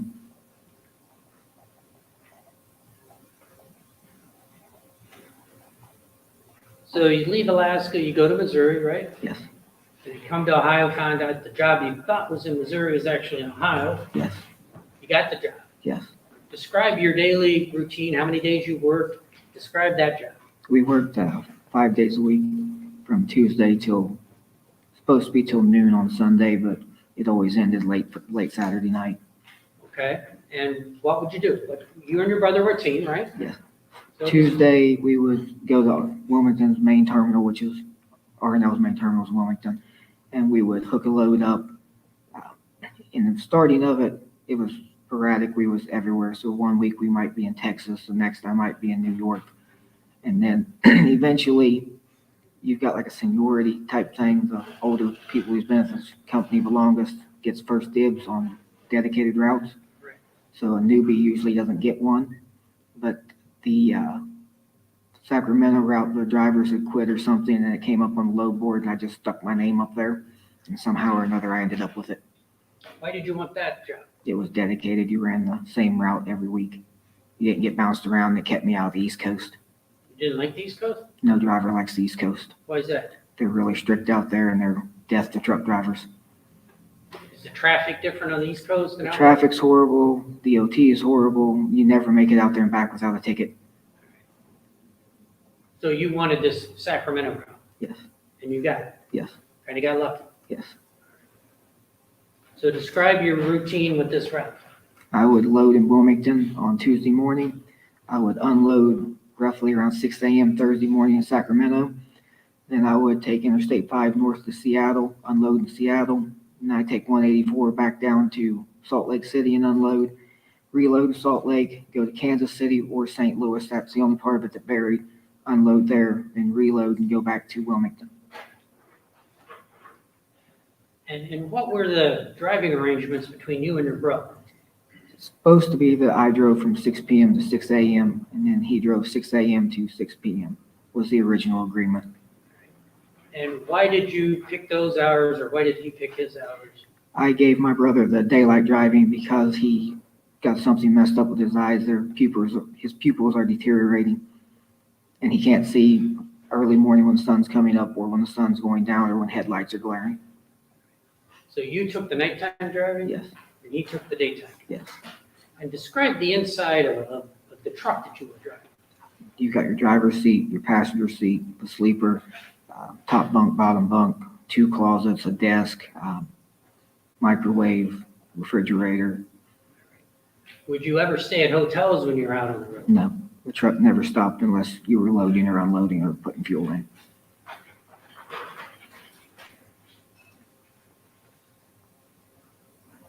Now, at the time you got that job, that was after the Montana interviews, right? Yes. So what was your mindset about the investigation that had been going on now for quite a while? As far as working for R&L, Well, during that time period, what was your mindset um, while you had that job, knowing DCI was investigating you and your family? I really hadn't heard much from them in a while, but stuff that I didn't see as personally, but stuff that my mom and brother said was being said on topics, said that they were still pointing the finger at my family. What did you think? I never got into topics or anything like that, but I figured that most law enforcement, from what I've understood, doesn't slack up once they start. And did that affect how you conducted yourself during this time you worked at R&L? I acted like my normal self. All right, well, you heard some of those recordings that were played, right? Yes. You're screaming and yelling? Objection, That lady. one. I'm sorry. Lady. I can Well, rephrase. is, I can rephrase. here's the last question. Sure, I'll rephrase it, Judge. You heard the recordings Yes, that were played in court, right? yes. Some of those recordings were from, well, let me put it this way. Did you know that truck was bumped? I assumed it was Why did you assume? because I was raised my whole life that once law enforcement starts pointing the finger at you, you're more than likely being listened to. Did that affect what you said in any way? As far as Your conversations inside the truck? a few times I've said that I knew I was being recorded. And did you? Yes, I assumed. I didn't have 100% proof, but I assumed. What about your telephone call? I assumed they were too, And why is that? because it's the same thing as anything else. My father raised me to always assume that they were recording.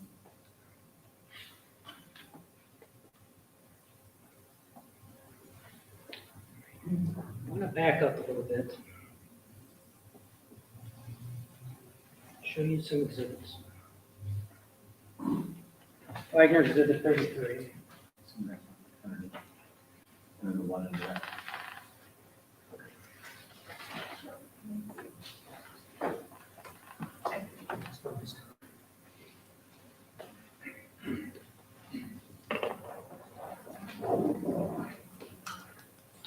I'll show you a few pictures here. Showing you what's been marked as Wagner exhibit 33. Probably recognize that person. All Yes, it's my father. right, and describe the picture for us. It's my father in his custom homemade leather outfit and his Honda Shadow. That's a motorcycle. Yes, Did your father like to ride a motorcycle? yes, he's had many of them throughout my life. Would you sometimes ride his motorcycles? Yes, I've rode almost all of them that he's had except for the two he had when I was a young kid.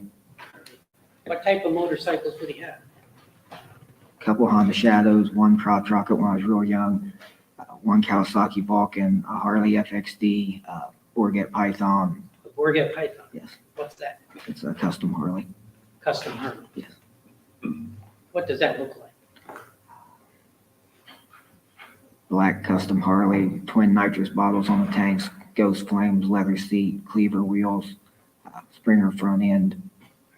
I use the word chopper. That's what they used to be called. All right, I'm old. That's what they used to be called. Did you ever ride his chopper? Many a times until he ended up giving it to me. Was it ever in your name? No. Did you ever have a motorcycle in your name? No. But you would ride your father's motorcycle? Yes, Did you like doing it? yes, Why, particularly the Borgette, especially the Borgette? Why is that? because I couldn't stop anywhere, red light, stop sign, gas station without 15 people circling around it. What do you mean circle? It drew a lot of attention. Positive attention? Yes, everybody wanted to take pictures with it. It was a beautiful bike. Did you ever, now your father has I think a leather jacket on in this, is that right? Yes, Did you ever have any special clothing or anything like that that you would use sometimes when you rode a motorcycle? just my normal boots, my jeans, my hat and glasses, and I had my mask that I rode with it. What mask was that? I ordered a Bucky Barnes Winter Soldier mask to ride with it because it only covers the bottom half of your face, How far up? Show us how far up it about was. right here. It stays out of the way of my sunglasses and my hat. Is that why you bought that winter soldier? Yes, Mask? yes, Because of the riding motorcycle? yes. Now, when you were growing up on Bethel, became an adult, and then you moved over to Peterson, how would you normally dress? On a daily basis, Yeah, on a daily basis. my work boots or my cowboy boots, my ripped up Wranglers, usually a black beater. If it got towards fall, a flannel or a camouflage jacket, my camouflage hat. Did you dress the same way when you went up to Alaska? Yes. I've dressed that way my whole life. I'm sorry? Only time I wear anything halfway nice is if I'm going to a church thing or a funeral or, Something like that. Yeah. Did your brother dress the same way? No. What do you mean? sometimes he would dress in ripped up jeans and stuff, but most of the time he would wear American Eagle jeans, American Eagle boxers, name brand stuff. I'm going to show you a couple photographs. Do you recognize Wagner Exhibit 53? Yes, Who is that? my brother. Do you know when that picture was taken by any chance? I do not. Do you know where it was taken? The bathroom of Peterson. That you can tell by the picture there? Yes. Have you ever seen that before? I've never seen that photo before, no, but I know the outfit. He wore it daily. What's the outfit? It's a replica of Leon Kennedy's outfit. Who's Leon Kennedy? His favorite character from Resident Evil and the video game he played.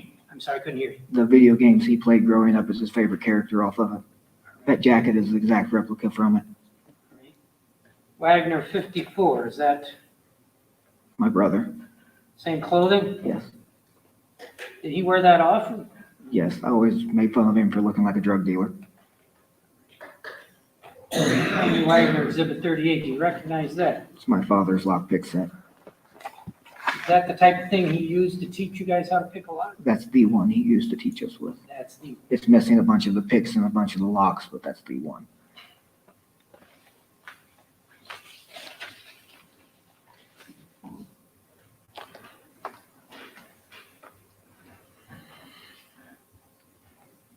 let's go back to Peterson Road for a moment. Was there ever a video security system on that house? Yes. Tell us what you know about that. My mom wanted a security system put on the house. Did you have one over at Bethel Hill? Yes. All right, so you get over to Peterson. Tell us about it. She had us get a security system for the house, and me and my brother put it up on the house. Who did what, putting it up? I basically handed my brother stuff. And he was up on the house putting it up? Yes. And how long did that stay up there? 8 or 9 months. Was there a reason it came down? Yes, my grandfather had his house broken into, and Which my grandfather? Carter, Okay, and my mom wanted it put on his house. so how was it his house was broken into? What do you know about that? Somebody kicked his front door in, hit him in the head, and robbed him. Over in South Webster? Yes. Do you have any idea what the circumstances were there? As him getting robbed or Yeah. what they took. Yeah, the robbery. They hit him in the head and took his bag of money and his bag of pills. What do you mean bag of money, a bag of pills? My grandfather sold pills for a living. Now, he was disabled, is that right? Yes. Explain that. He was paralyzed from a young age, Like completely paralyzed? from the waist down. Did you know about this drug activity of his? Yes. It wasn't a secret. No, everybody knew it. And where would he sell his drugs? In his driveway Which driveway is that? in South Webster. Well, describe where he was in the driveway. How would this work? There's, if you are looking at the front of the house, it would be to the left of where the garage is, like a big gravel parking lot. He would always be parked there, and people would just kind of pull in like a drive-through service Did you ever witness any of this? many a times. So that's how he made money. Yes, And there came a point in time where he got robbed. yes. And so tell us what your mom wanted you to do. She wanted the security system put up on his house to basically deter people from wanting to kick the front door in again. Did your mom know he did this? Yes, she's known her whole life. And so what did you do with the security system? I went over and put it up on his house. You and anybody else? Just me. Did you take it down from your house? Yes, me and my brother took it down. But you went over and installed it. Yes. Why didn't your brother go with it? I don't remember what he said he had to do, but he said he had other things to do. And do you have any idea when that took place? August or September of 16.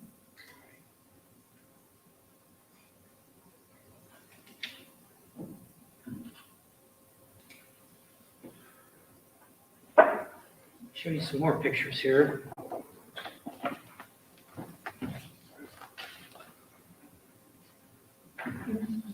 This is triple N1. Do you recognize that? Yes, What is that? a truck that my cousin Katie had. Right, she testified about that, right? Yes, Had you seen that truck before? one. Explain what you know about that truck. The truck originally was my Uncle Toddy's. Uncle Ty's. Yes, Is Is that his given name or just what the family called him? His birth name's Silas. Okay. So tell us what you know. My father came down one day and said my uncle was selling a truck and needed the extra money and asked to borrow the money from me. Explain what happened. My mom threw a fit saying not to loan it to him because she was trying to get me to use the money on the farm. And she said he'd never pay me back, but I loaned it to him anyway. All right, and where were you living when this happened? Peterson, And do you know when this happened? early 2016. And tell us again exactly what you did with relation to that. I got my money out of the gun cabinet, gave it to my dad. He left with it. I assume he went to buy the truck. The next day I come back and the truck was sitting in my driveway. Had you seen the truck before? Before that, no. So that was the first time you actually saw the truck. Yes. So what did you do when you pulled in the driveway and you saw it? I went and asked my mom whose truck it was, and she says the one that my dad bought. And then, I don't know, probably 15, 20 minutes maybe later, my dad and Chris Sr. showed up. My dad asked where the keys were. My mom said it was in it. My dad gave me a hug and said he talked to me later. He couldn't stay, and him and Chris Sr. left with it. Were they in the same truck? Chris was in his silver Ford. And what was your dad? My dad had rode with Chris down there. Did he leave with Chris? Yes, my dad drove the truck in the photograph. So your dad left in that truck and Chris left in his own truck? Yes, And that was when? early 2016. So how long had you had a look at that truck before you arrived and when your dad got there? And Maybe 20 minutes. did you ever get in the truck and drive it or anything like No. that? So when's the next time you saw that truck? Fall of 2016. What were the circumstances? It was my grandfather's house. My uncle had drove it down there, Which grandfather? Wagner. You said we're up at the Flying W? Yes. And what were the circumstances? Explain what happened. I was up there with my son, taking fishing up there a lot. And my dad was talking to his dad, and my Uncle Bobby showed up in that truck. And did you know it was the same truck? Don't really know if it was or not. I know it looked the same. All right. And so what happened? Me and my kid just went fishing. That's just the last time I seen it until I came back from Alaska. All right. When you came back from Alaska, did you see it? Once at my Uncle Bobby's house. At your Uncle Bobby's house? Yes, Did you go visit him? yes. Is that something you would do often? Depending on what years. Okay, explain. There was a point that I was up there a couple of times a week. Why would you go up there a couple times a I week? was messing around with a girl in Athens. Now, you saw your cousin Katie testify, right? Yes. How old is she in relation to you and your brother?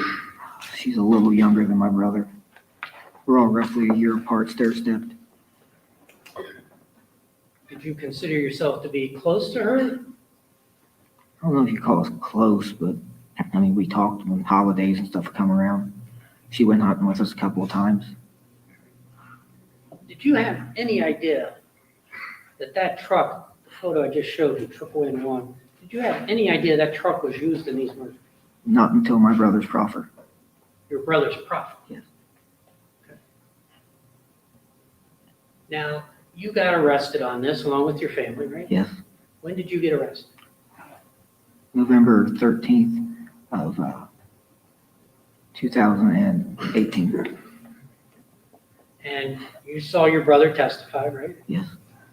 You know, he made a proffer and entered a guilty plea. Do you know when that was? I know it was early 21, I believe. And did you know he was making a proffer before he made it? No. When and how did you learn about his guilty? One of the sergeants at the jail had pulled me out of the pod and taken me back downstairs to booking. Is that unusual? Considering I hadn't been in booking in like 2 years, 3 years, yes. And what was going on there? Usually you don't get stuck in booking unless you've done something for them to want you out of the pod. Did you understand what was going on? No, and he wouldn't tell me. How did you learn about your brother's guilty? A few hours after that, Rick Nash had come to visit me. Rick's your lawyer, one of your lawyers? Yes. All right, explain that. He came to visit me and informed me that my brother had pled guilty. What did you think? I really didn't know how to take it or what to think. I first thought my brother had just gone crazy sitting in jail. Why did you think that? My brother's not a social person and doesn't get along well with people. So Mr. Nash comes and tells you your brother pled guilty. Yes. Did you believe? But he pled guilty, or did I believe that he did it? Well, let's do each. I believed that he pled guilty because I didn't believe that Rick would lie to me, but I just didn't believe that my brother had actually done it at that point, Even though he pled guilty. even though he pled guilty. Did there come a time when you believed that he actually did what he said he did? After I listened to Object to this person's belief as to whether or not his brother is guilty? Judge, let me rephrase. I'm sorry. I'll rephrase. All right. After your brother pled guilty, Mr. Nash told you that, right? Yes, And did there come a point in time where you listened to his proffer? yes. And what was your reaction once you listened to his proffer? I couldn't understand how my brother would be capable of doing something like this, especially after he swore to me that he had nothing to do with it. But did you believe it once you heard the proffer? Yes, How did that make you feel? heartbroken, betrayed for the fact that what he did to Hannah and Frankie and their family, and for the fact that I believed him and I took up for him, and it was just hard to deal with. Did there come a time that you learned your mom pled? Yes, Explain that. it was a few months, I believe, after my brother. And what was your reaction when you found out your mom pled guilty? Similar to with my brother. Now, you heard your Uncle Chris, who's like a brother, you heard him testify, right? Yes. You heard him testify about his reaction to all these Yeah. guilty pleas? Yes, And you heard your cousin Katie testify about her reaction. yes. What was your reaction like compared to them? Judge. What was your reaction? Well, I'll overrule the objection. I was heartbroken over it and felt betrayed, and I just couldn't believe that they were capable of it. You still have a hard time comprehending. I have a hard time dealing with it, yes.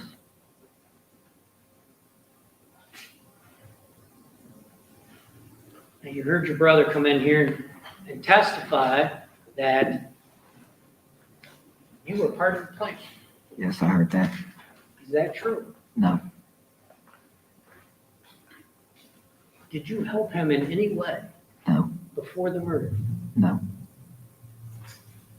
Did you help him in any way afterward? no, Did you help him build that false bed on the truck? no, Did you crawl in that truck? no, Were you up on Union Hill Road that night? no, Did you help him get rid of the clothing afterward? no, Did you help him dig that hole? no, Did you help him get rid of the guns and other things that were found on the concrete bucket? no.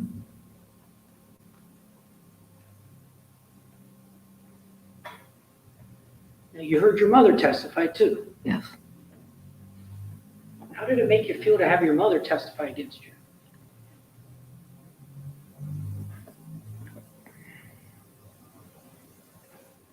It was emotionally hard, considering she wouldn't even look at me.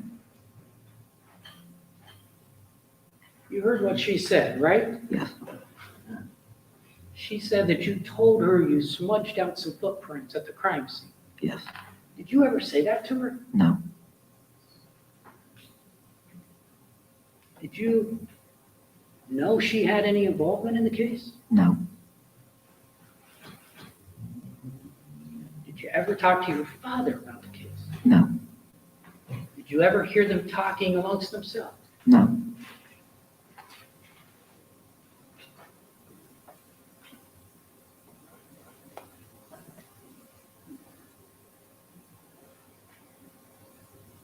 heard some testimony here over the last few weeks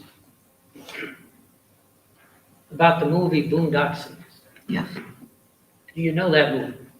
I've seen the first 10 minutes or so of it. Was that a movie your brother liked? Yes. Was that a With movie many you others. liked?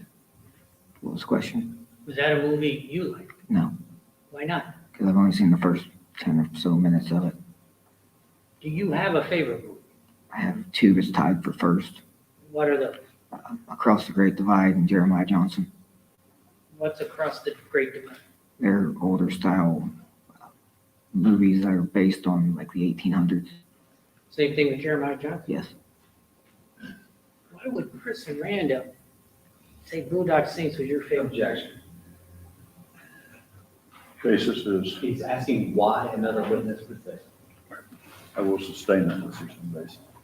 Did you ever tell Chris and Randall that Boondock Saints was your favorite? No.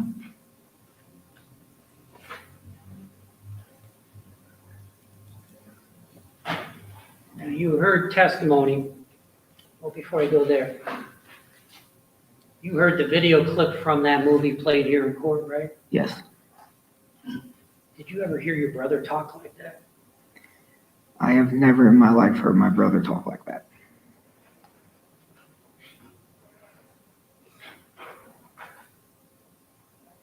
There was testimony here that your brother Jake secretly recorded some pickups and drop-offs of Sophie. Yes. You remember that testimony? Yes. Were you aware he was doing that? No.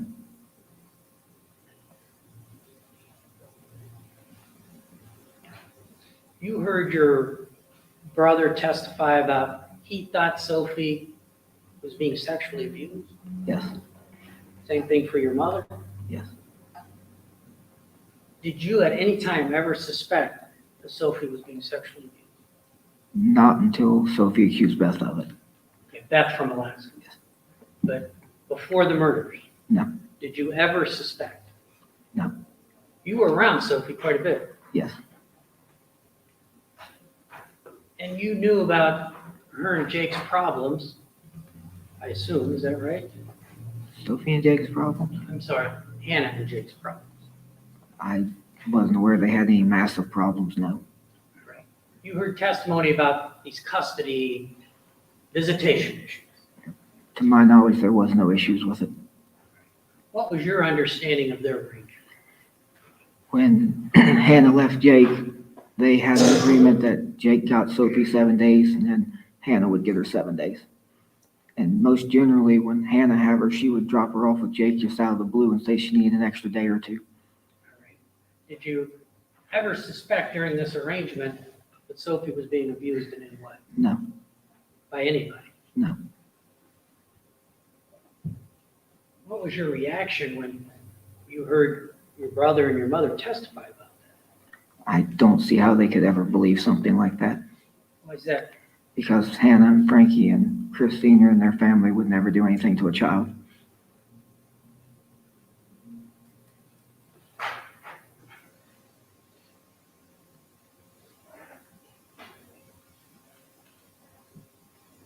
Do you know why your family did this? Can't even begin to imagine why. I've tried for the past year and a half to figure it out.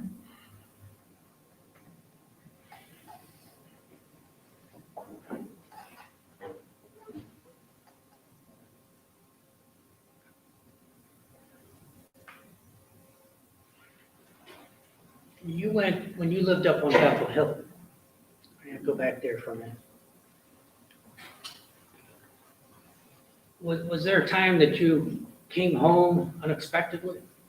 Once, Did something memorable happen? you could call it that, yes. What happened? I came home and my father was standing in front of the refrigerator and wasn't wearing any clothes. What else was going on? At that time, my ex-wife was living in the house with us and she was still home at that time. Where was she? She was, I believe, in the bathroom. What was your reaction when you discovered this? I threw a fit with my father for him running around naked in the house without anything on with my wife there. cause you any problems in your relationship with your dad? Gave massive trust issues. What do you mean by that? I just didn't trust him after that because he tried swearing he didn't know she was there. I just don't see how he couldn't have known she was there. Did you ever have any trust issues with Tabby before this? Before that point of view, Yeah. not real bad ones, no.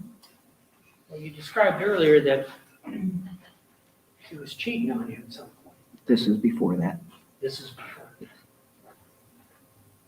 Before we ended up being married. Did you discuss this incident with your father with her? No, just between me and my father.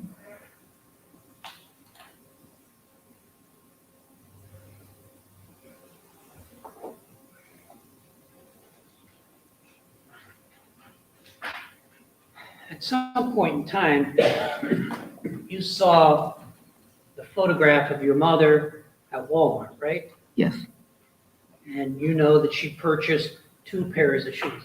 yes, And they had a picture of the car that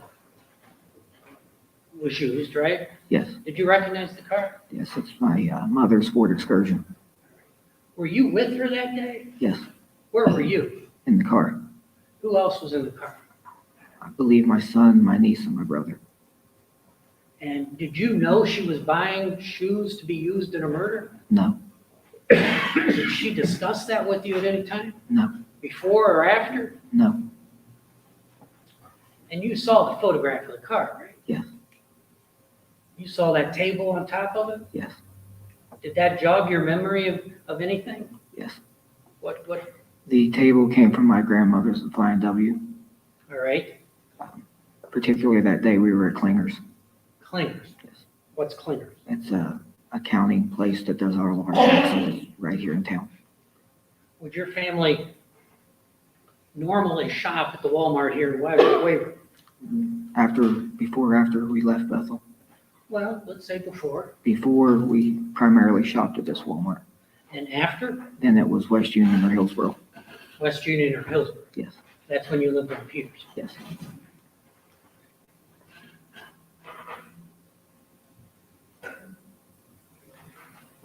Did your mom ever show you those shoes? No, Did you ever put those shoes on? no, Did you know anything about it? no.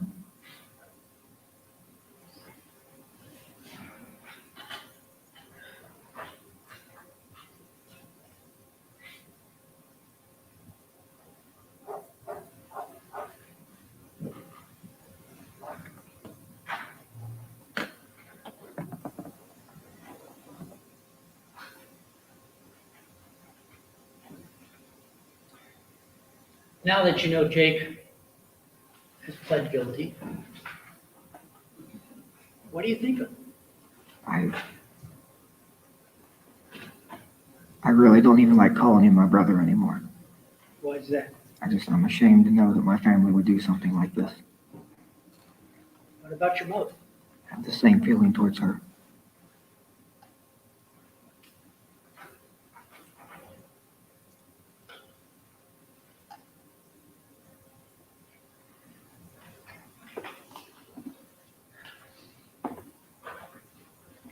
I want to show you an exhibit here.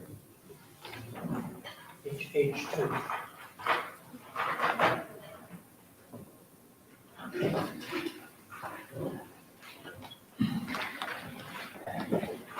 Do you know what that is? Yes, What is that?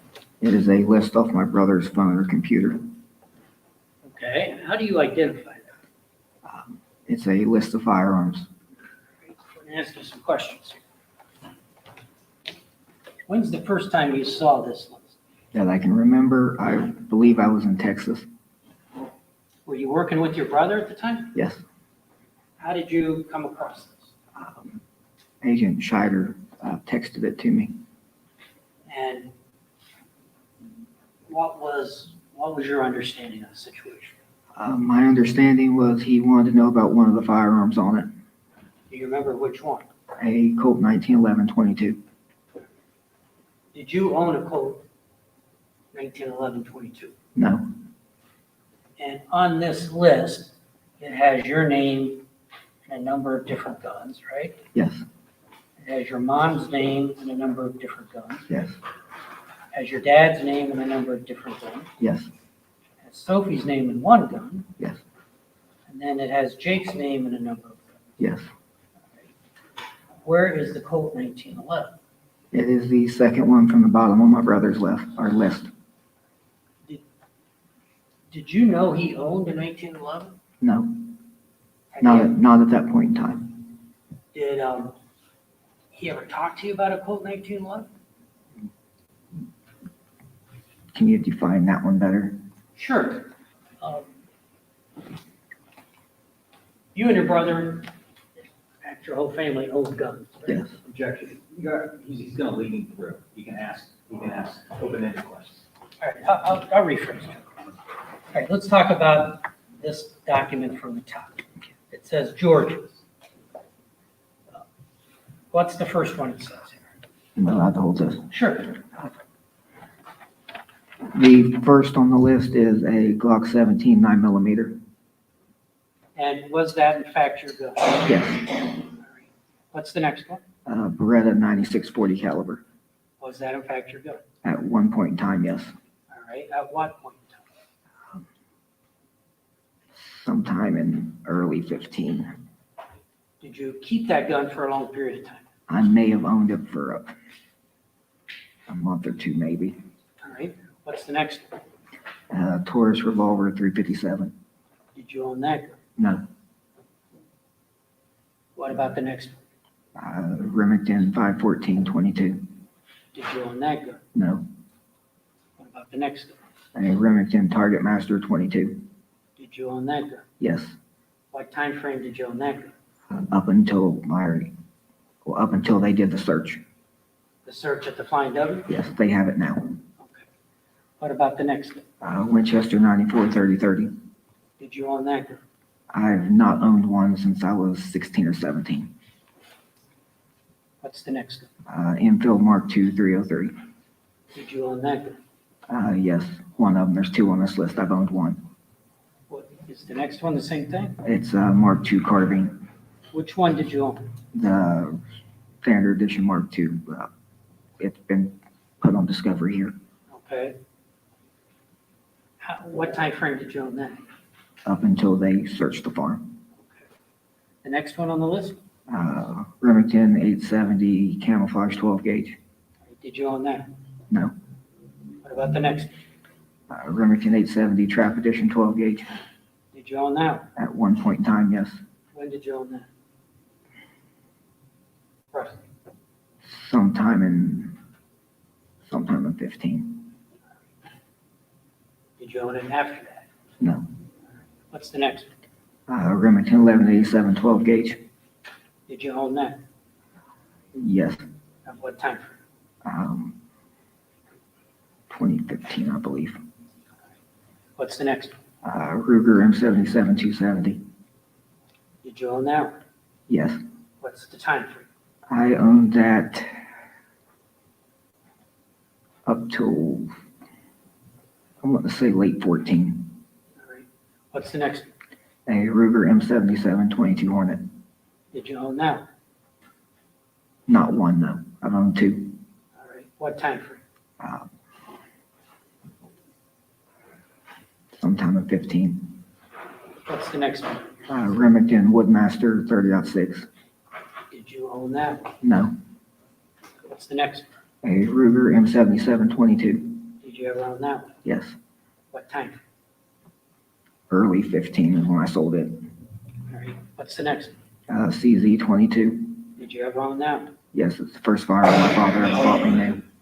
I'm sorry? It's the first firearm my father ever bought me that was brand new from a gun shop. All right. And what about the next one? The next one is an SKS, and I've owned more of them than I can count. I'm sorry? I've owned more of them than I can count. The SKS? Yes, Explain that. I've bought and sold more than I can remember. Now, at the time of the murders, did you own an SKS? At the time of them, no. Now, there was one recovered, or pieces of one recovered in the concrete bucket. You remember seeing that here? Yes. Was that yours? No, that one would belong to my brother. How do you know that one belonged to your brother? Because it used to be RSKS, and he threw a fit about it being clean and not touched and not getting grease like everything else he has. So, So I gave it to him and bought me another one. which one did you buy? I had I can't remember what company made it. It was either a Yugo or a Chinese one, but it was black synthetic with an AR style stock on it. And the one recovered in the bucket? Is the one my brother had. What was different from that one than the one you had? My brother's is wood stopped and mine was black synthetic. Now, the next name on the list is your mom's, right? Yes. What's the first gun? Taurus 145 9mm. Do you know if she owned a gun like that? If she did, I've never seen it. What about the next one? It's American 22. Did you ever know your mom to have that gun? I don't know what that is. What about the next one? Cricket 22. Did you ever know your mom to have that? She bought one for, it was technically hers, but she said she bought it for my kid. Her bovine? Yes. What did it look like? Black and camouflage. Next name on the list is, My father's. there's a list of guns there, right? Yes. What's the first one? The first one, I believe it's misspelled, but I think it's supposed to be Coach Gun 12 gauge. Did your dad ever have a gun like that? At one point in time, yes, but I can't say when he sold it. What about the next one? A bull barrel 22 Magnum. Same question. Did your dad ever own that gun if you know? Yes, he owns it. Actually, Ryan and them have it. And what's the next one? 22, 20 gauge over and under. Do you know if your dad ever owned that gun? I don't know on that one. What's the next one? I believe it's misspelled, but Cody, I think it's supposed to be Kodiak 30-06. Do you know if he ever had one of those? Not to my knowledge. What about the next one? Beretta 92 9mm. My father owned two of them at one point, which they have both of them. And what about the next gun? Darren George is also misspelled. All right, what is that? Back in the 1800s, a lot of gamblers used them. Did your dad ever have one of those? Not to my knowledge. What about the next one? MK2, I'm assuming it's Mark II, Ruger 2245. Do you know if your dad ever had that? Not to my knowledge. At one point, my brother owned one. What about the next one? CZ 223. Do you know if your dad ever owned that? Yes, my father has one of them. What about the next one? Yeah, Keltec PMR 30 22 Magnum. What about that? Yes, my father had that one. I bought it for him. And the next name is, Sophie, and what's the gun there? Cricket 22. Do you know which gun that is? It is pink cricket. It used to be Hannah's. And finally, it's your brother's name. Yes. All right, why don't you go to the first gun? The first one is a Remington Scoremaster 22 Black. Do you know if your brother owned that? Not to my knowledge. All right, what about the next one? Remington Target Master 22 Satin. To my knowledge, I've never known a Target Master. I'm the only one other than my Uncle Chris that I know of that's ever had one. What about the next one? Ruger 1022 Olive Green. What about that? To my knowledge, he's never had one. What's the significance of olive green? It's technically it's OD green, which stands for olive drab, but it's like a light colored green Cerakote that coats the barrels and the actions of a firearm. Okay, what about the next one?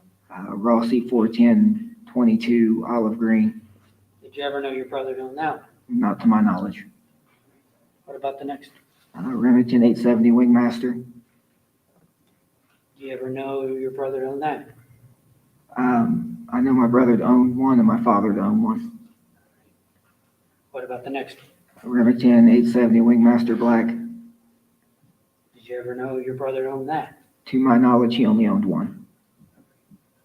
Do you know whether it was black or not? It was black with a shot barrel on it. It's gloss black with wood off walnut. Remington 870 Trap Black Gloss. You ever known your brother owned that? Yes, we both have one. They were a matching pair. What about the next one? I don't know how that's supposed to be pronounced, but I'm just gonna pronounce it. I think it is Ithaca M31 12 gauge black. You ever known your brother to own that? Not to my knowledge. What about the next one? Mossberg 835 12 gauge. You ever known your brother to own that? Not to my knowledge. What about the next one? Winchester 94 3030 olive green. You ever known your brother to own that? I've never known him to own an olive green one, no. What about the next one? Winchester 9417 black. You ever known your brother to own that? Yes. What about the next one? Rossi 45 LC, I'm assuming long coat. You ever known your brother to own that? Not to my knowledge.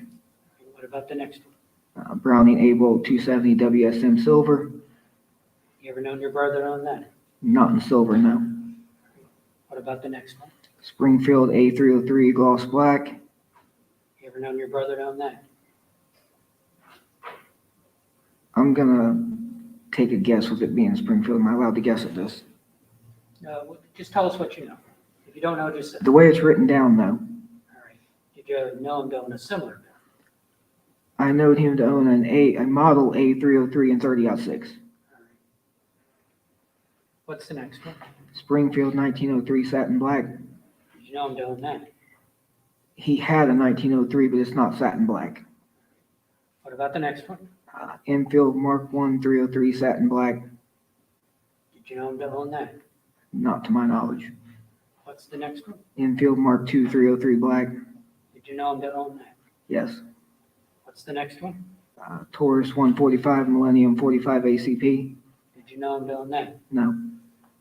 What's the next one? Colt 1911 22. Did you ever know him to own that? No. What's the next one? TC Triumph 50 caliber. Did you ever know him to own that? Yes. Did your brother have a habit of making lists? He makes lists for everything. What do you mean by that?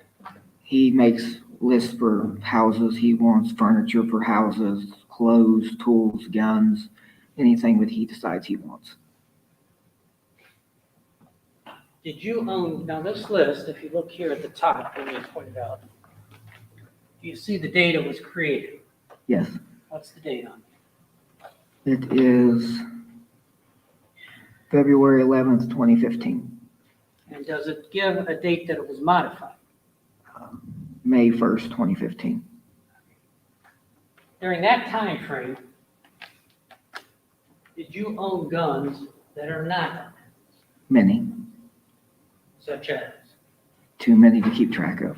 Multiple Glocks, rifles, ARs, shotguns, multiple. How long would you hold on to a gun once you purchased it? It varied in how well I liked it. What would be like an average? Anywhere from 30 days to 6 months, depending on how well I liked it. Some of them I keep for years.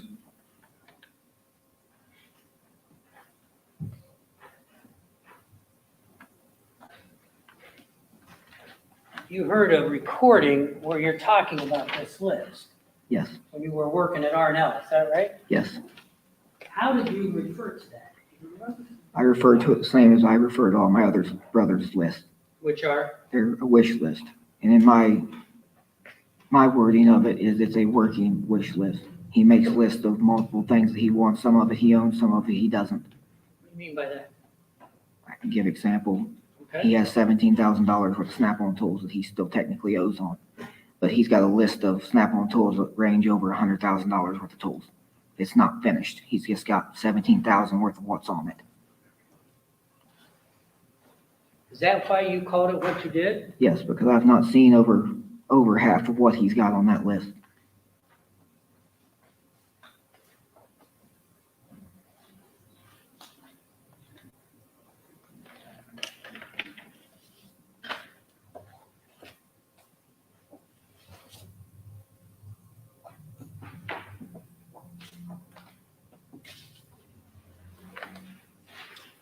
Showing this envelope, ZZ1. I just reached inside and pulled out a folder with 2 photographs. Have you ever seen those photographs before? I believe it's a picture that Ryan sent me. Explain what you mean. One day I got a photograph that multiple photographs that Ryan wanted to talk to me about that firearm. Talking about BCI agent. Yes. And how did you receive those? He texted them to me. And was there a note or a message associated with that? He asked me if he could talk to me about them and he'd rather do it sooner than later. Had you ever seen this gun before? No, Do you know whose hand that is? no. Now I do, but not at that time. At that time you didn't. Right. You know it's whose hand now. Now you know it's whose hand. And now I know it's my brother's hand. And he sent you more than one of these. Yes. What did the other photos look like? One was of the same firearm with multiple pieces laying beside of it and a flashlight. Another one was with the flashlight turned into a suppressor and installed on the gun, I believe. Did you ever know of your brother to make suppressors? I know of one that he has made in his life. Which one is that? He tried building one out of, I think it was PVC for my AR, For my AR-15. and what happened with that? It detonated. What do you mean it did? It blew up into 1,000 pieces. Did you know about him using mag lights or trying to use mag lights to make a suppressor? No, He never discussed that with you. no, He never showed you any of the material he was using. no, Never discussed it. no, What about using an oil filter as a suppressor for silencers? no, Did you know anything about that? no. Now, when you lived on Peterson,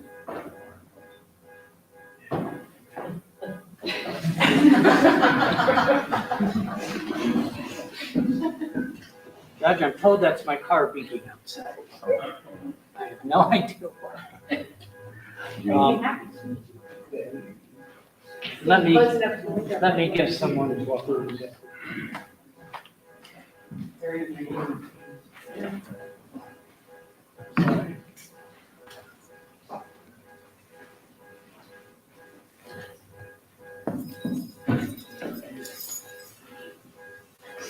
My apologies, everyone.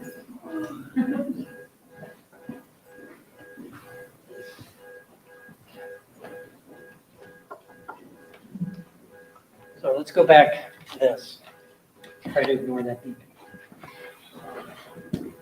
Ryan sent you more than one photo, right? Yes, 3 if I remember correctly. And we were talking about your brother making suppressors, right? Yes, Did you ever know him of making a maglite suppressor? no, Did you ever know him to use an oil filter for a suppressor? no, Did you know that he was making purchases before the murder that you've seen described here in court? no,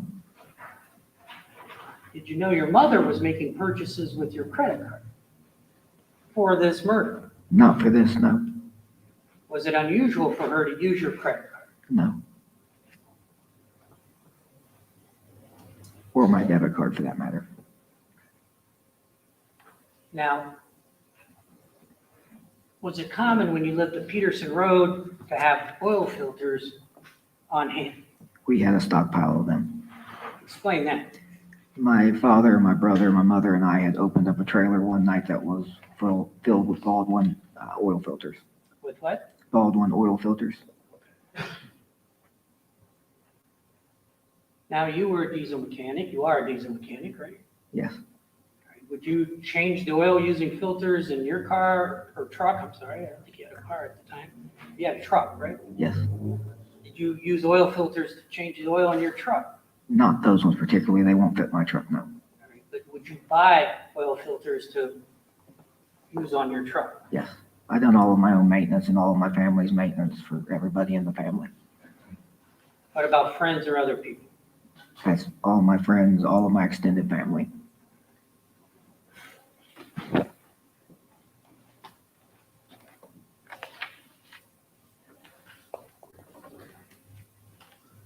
It's 4:25.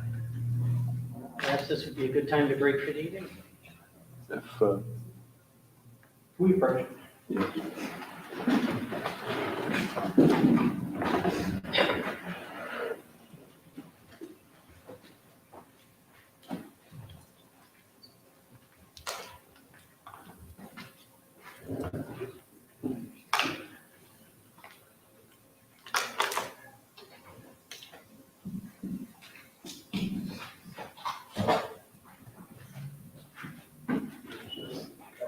Council wish to stick around a few minutes after we recess.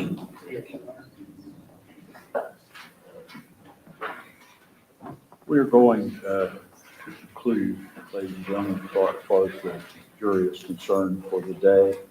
We'll be back tomorrow morning at 9 o'clock. At 9 o'clock tomorrow morning, you're to return to the jury room as you've been doing, to be brought up here by court personnel to the courtroom, by court personnel. While you are on this recess until 9 o'clock tomorrow morning, do not discuss this case among yourselves or with anyone else. Do not permit this case to be discussed with you or in your presence by anyone. Do not form or express an opinion concerning the case. Do no research at all concerning the case as to the facts or as to the law from any source at all. Do not read, view, or listen to any reports or accounts of the case from any source at all, including, of course, television, radio, or newspapers, or any of the internet sources. Just refrain from all of that and have no contact with the participants in the case, including parties, counsel, or witnesses. You'll be leaving your notebooks, of course, on your seats and wearing your badges home and back tomorrow morning. Does counsel for either side have anything further before we recess for the day with as far as the jury is concerned? No, thank you. No, Your Honor. Then we are in recess until 9 o'clock today.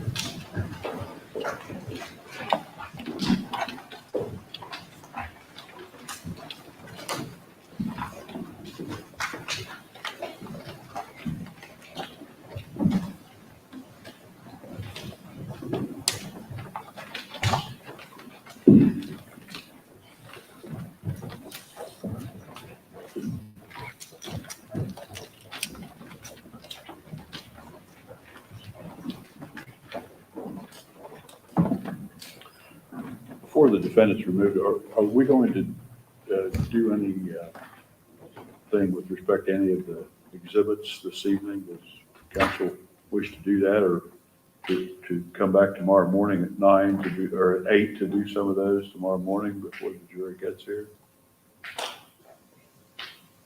What's counsel? We could go either way. We could stay for an hour and push to do the exhibits, or we can come back early.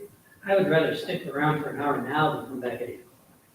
I agree with that. Okay, let's try to push for a little bit then. All right, so Mr. Wagner, you can join your attorneys over here at the council table, and we will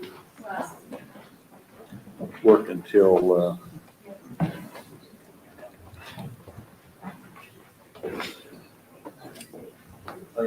5:30. Right, the only thing we ask, obviously, in one of these exhibits, is the admonishment about talking about the substance of any testimony, because we still understand. All right. We ask that to stay in place.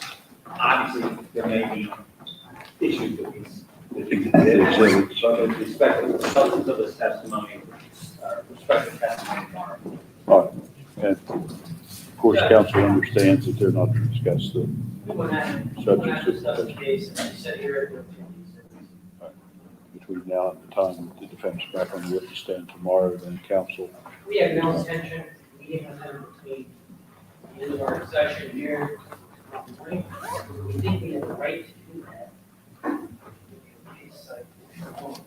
So did Angela's attorney, Jason, they are still defendants in open cases, but we put this admonishment on regardless. Under Perry versus Lee, which is a 1989 U.S. Supreme Court case, we are entitled, the client's entitled to consult with counsel on an overnight recess. We do not intend to do that. But if there were an emergency or something like that, he would have the right to contact us. He did not intend to contact us. So we wanted to put on the record that he has that right to consult with his counsel for that case. Was that just an overnight recess? That's overnight recess, Yeah, of course. not during the 15-minute breaks with each other. only the arson. Well, So, like I said, we have no intention of talking to her. But if there were an emergency, but most of the exhibits, we won't talk to them. Everyone can be seated if they wish to. We were through the DD exhibits. So,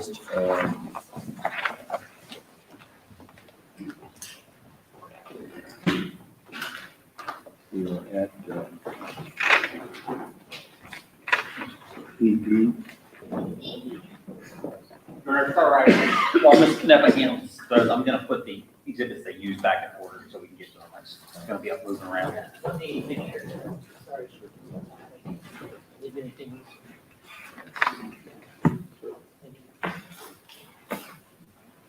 We will go until approximately 5:30 this evening. Thank you. I said it until, or until again.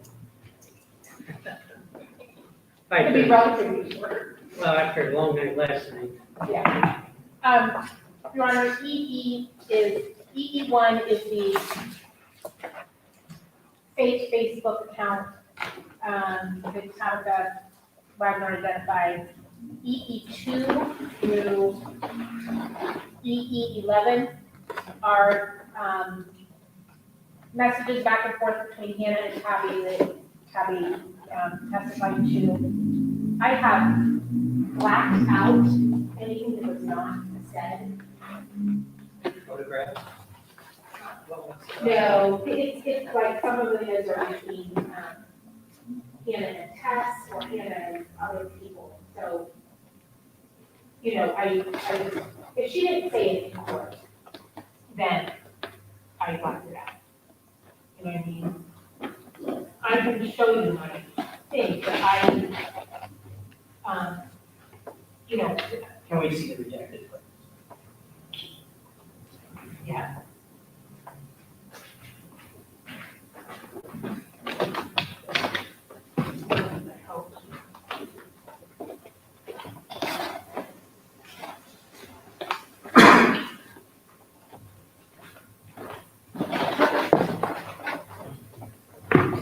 Yeah.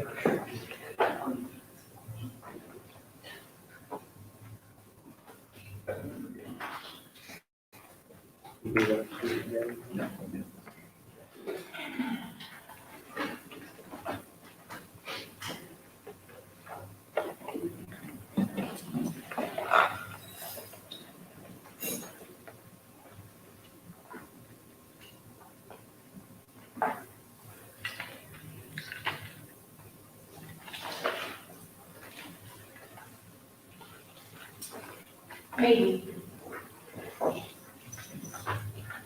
Don't have any here. Yeah, maybe we can do that. But these are the ones that she actually read these all out loud. Yeah, the ones that she read out loud. Those I have a problem. And then, yeah. Okay, and then the next one is EE12, which is the transcript of the hearing between Tabitha and George Wagner. No objection. And then there was a joint exhibit that came out of this, wait, I guess we can throw those in there. Okay, There's another thing I showed Tabitha that she had done. I have a question. EE1, was that? Yes, so that's what,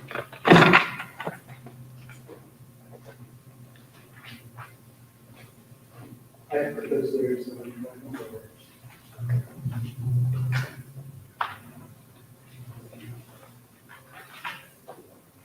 I don't think we have objection.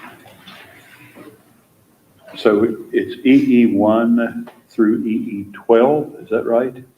And then there was, you said a joint exhibit as well? or there's a joint exhibit, Your Honor, I don't know, I mean, you can wait to do that at the end.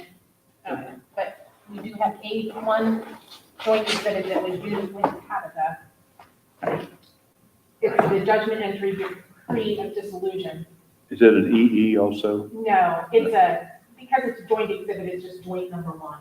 I think it was going to be an EE exhibit. Yes, and then you guys asked for it to be joint or something. Yes. All right, so does the defense have any objections to E 1, 2, 3, 4, 5, 6, 7, 8, 9, 10, 11, 12, and joint 1, and/or joint 1? Don't believe we have objections. Pending the, we'd like to see the redacted portions. EE2, and they have each page listed with redacted portions, as you can see. We would like to see what the redacted portions are, but conditionally, we would not have an objection. If there's something in the redacted section we object to, we'll bring it to the court's attention. Is that available or not? I'm gonna have to look for it, Your Honor, We can come but We can come back to that later. Okay. For now, we do not have any objections pending the review of the redacted section. You'll let me know if there are any objections. Yes. Correct. All right. So now I'm going to put no objections. So I hear other one.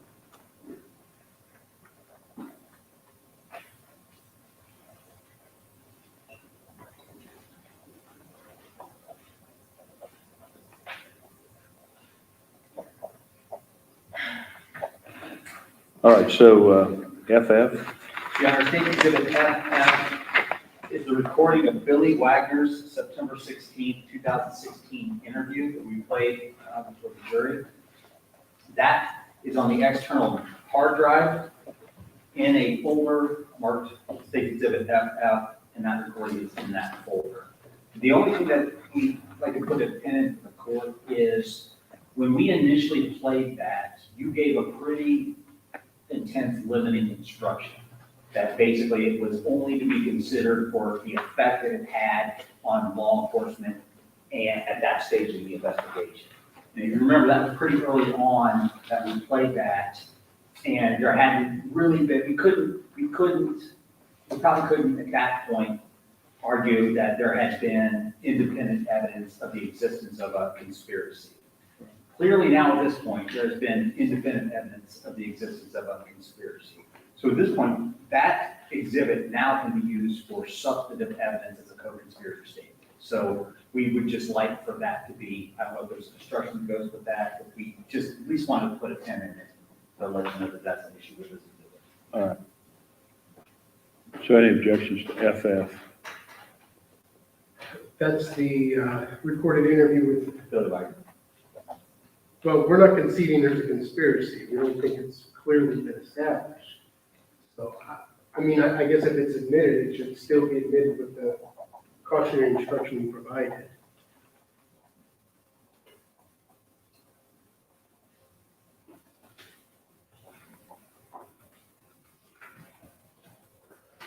I understand,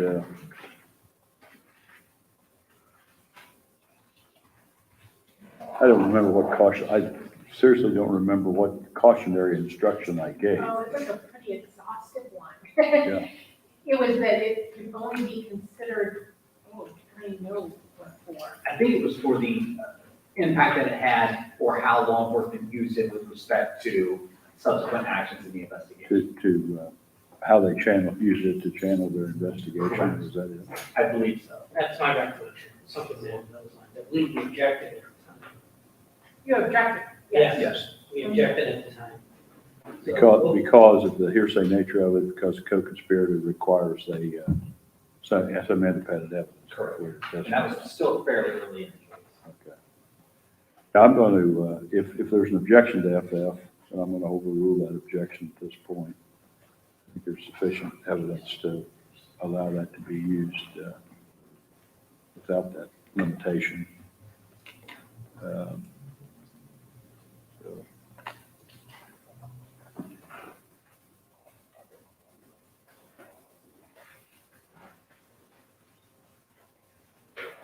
with the testimony of the other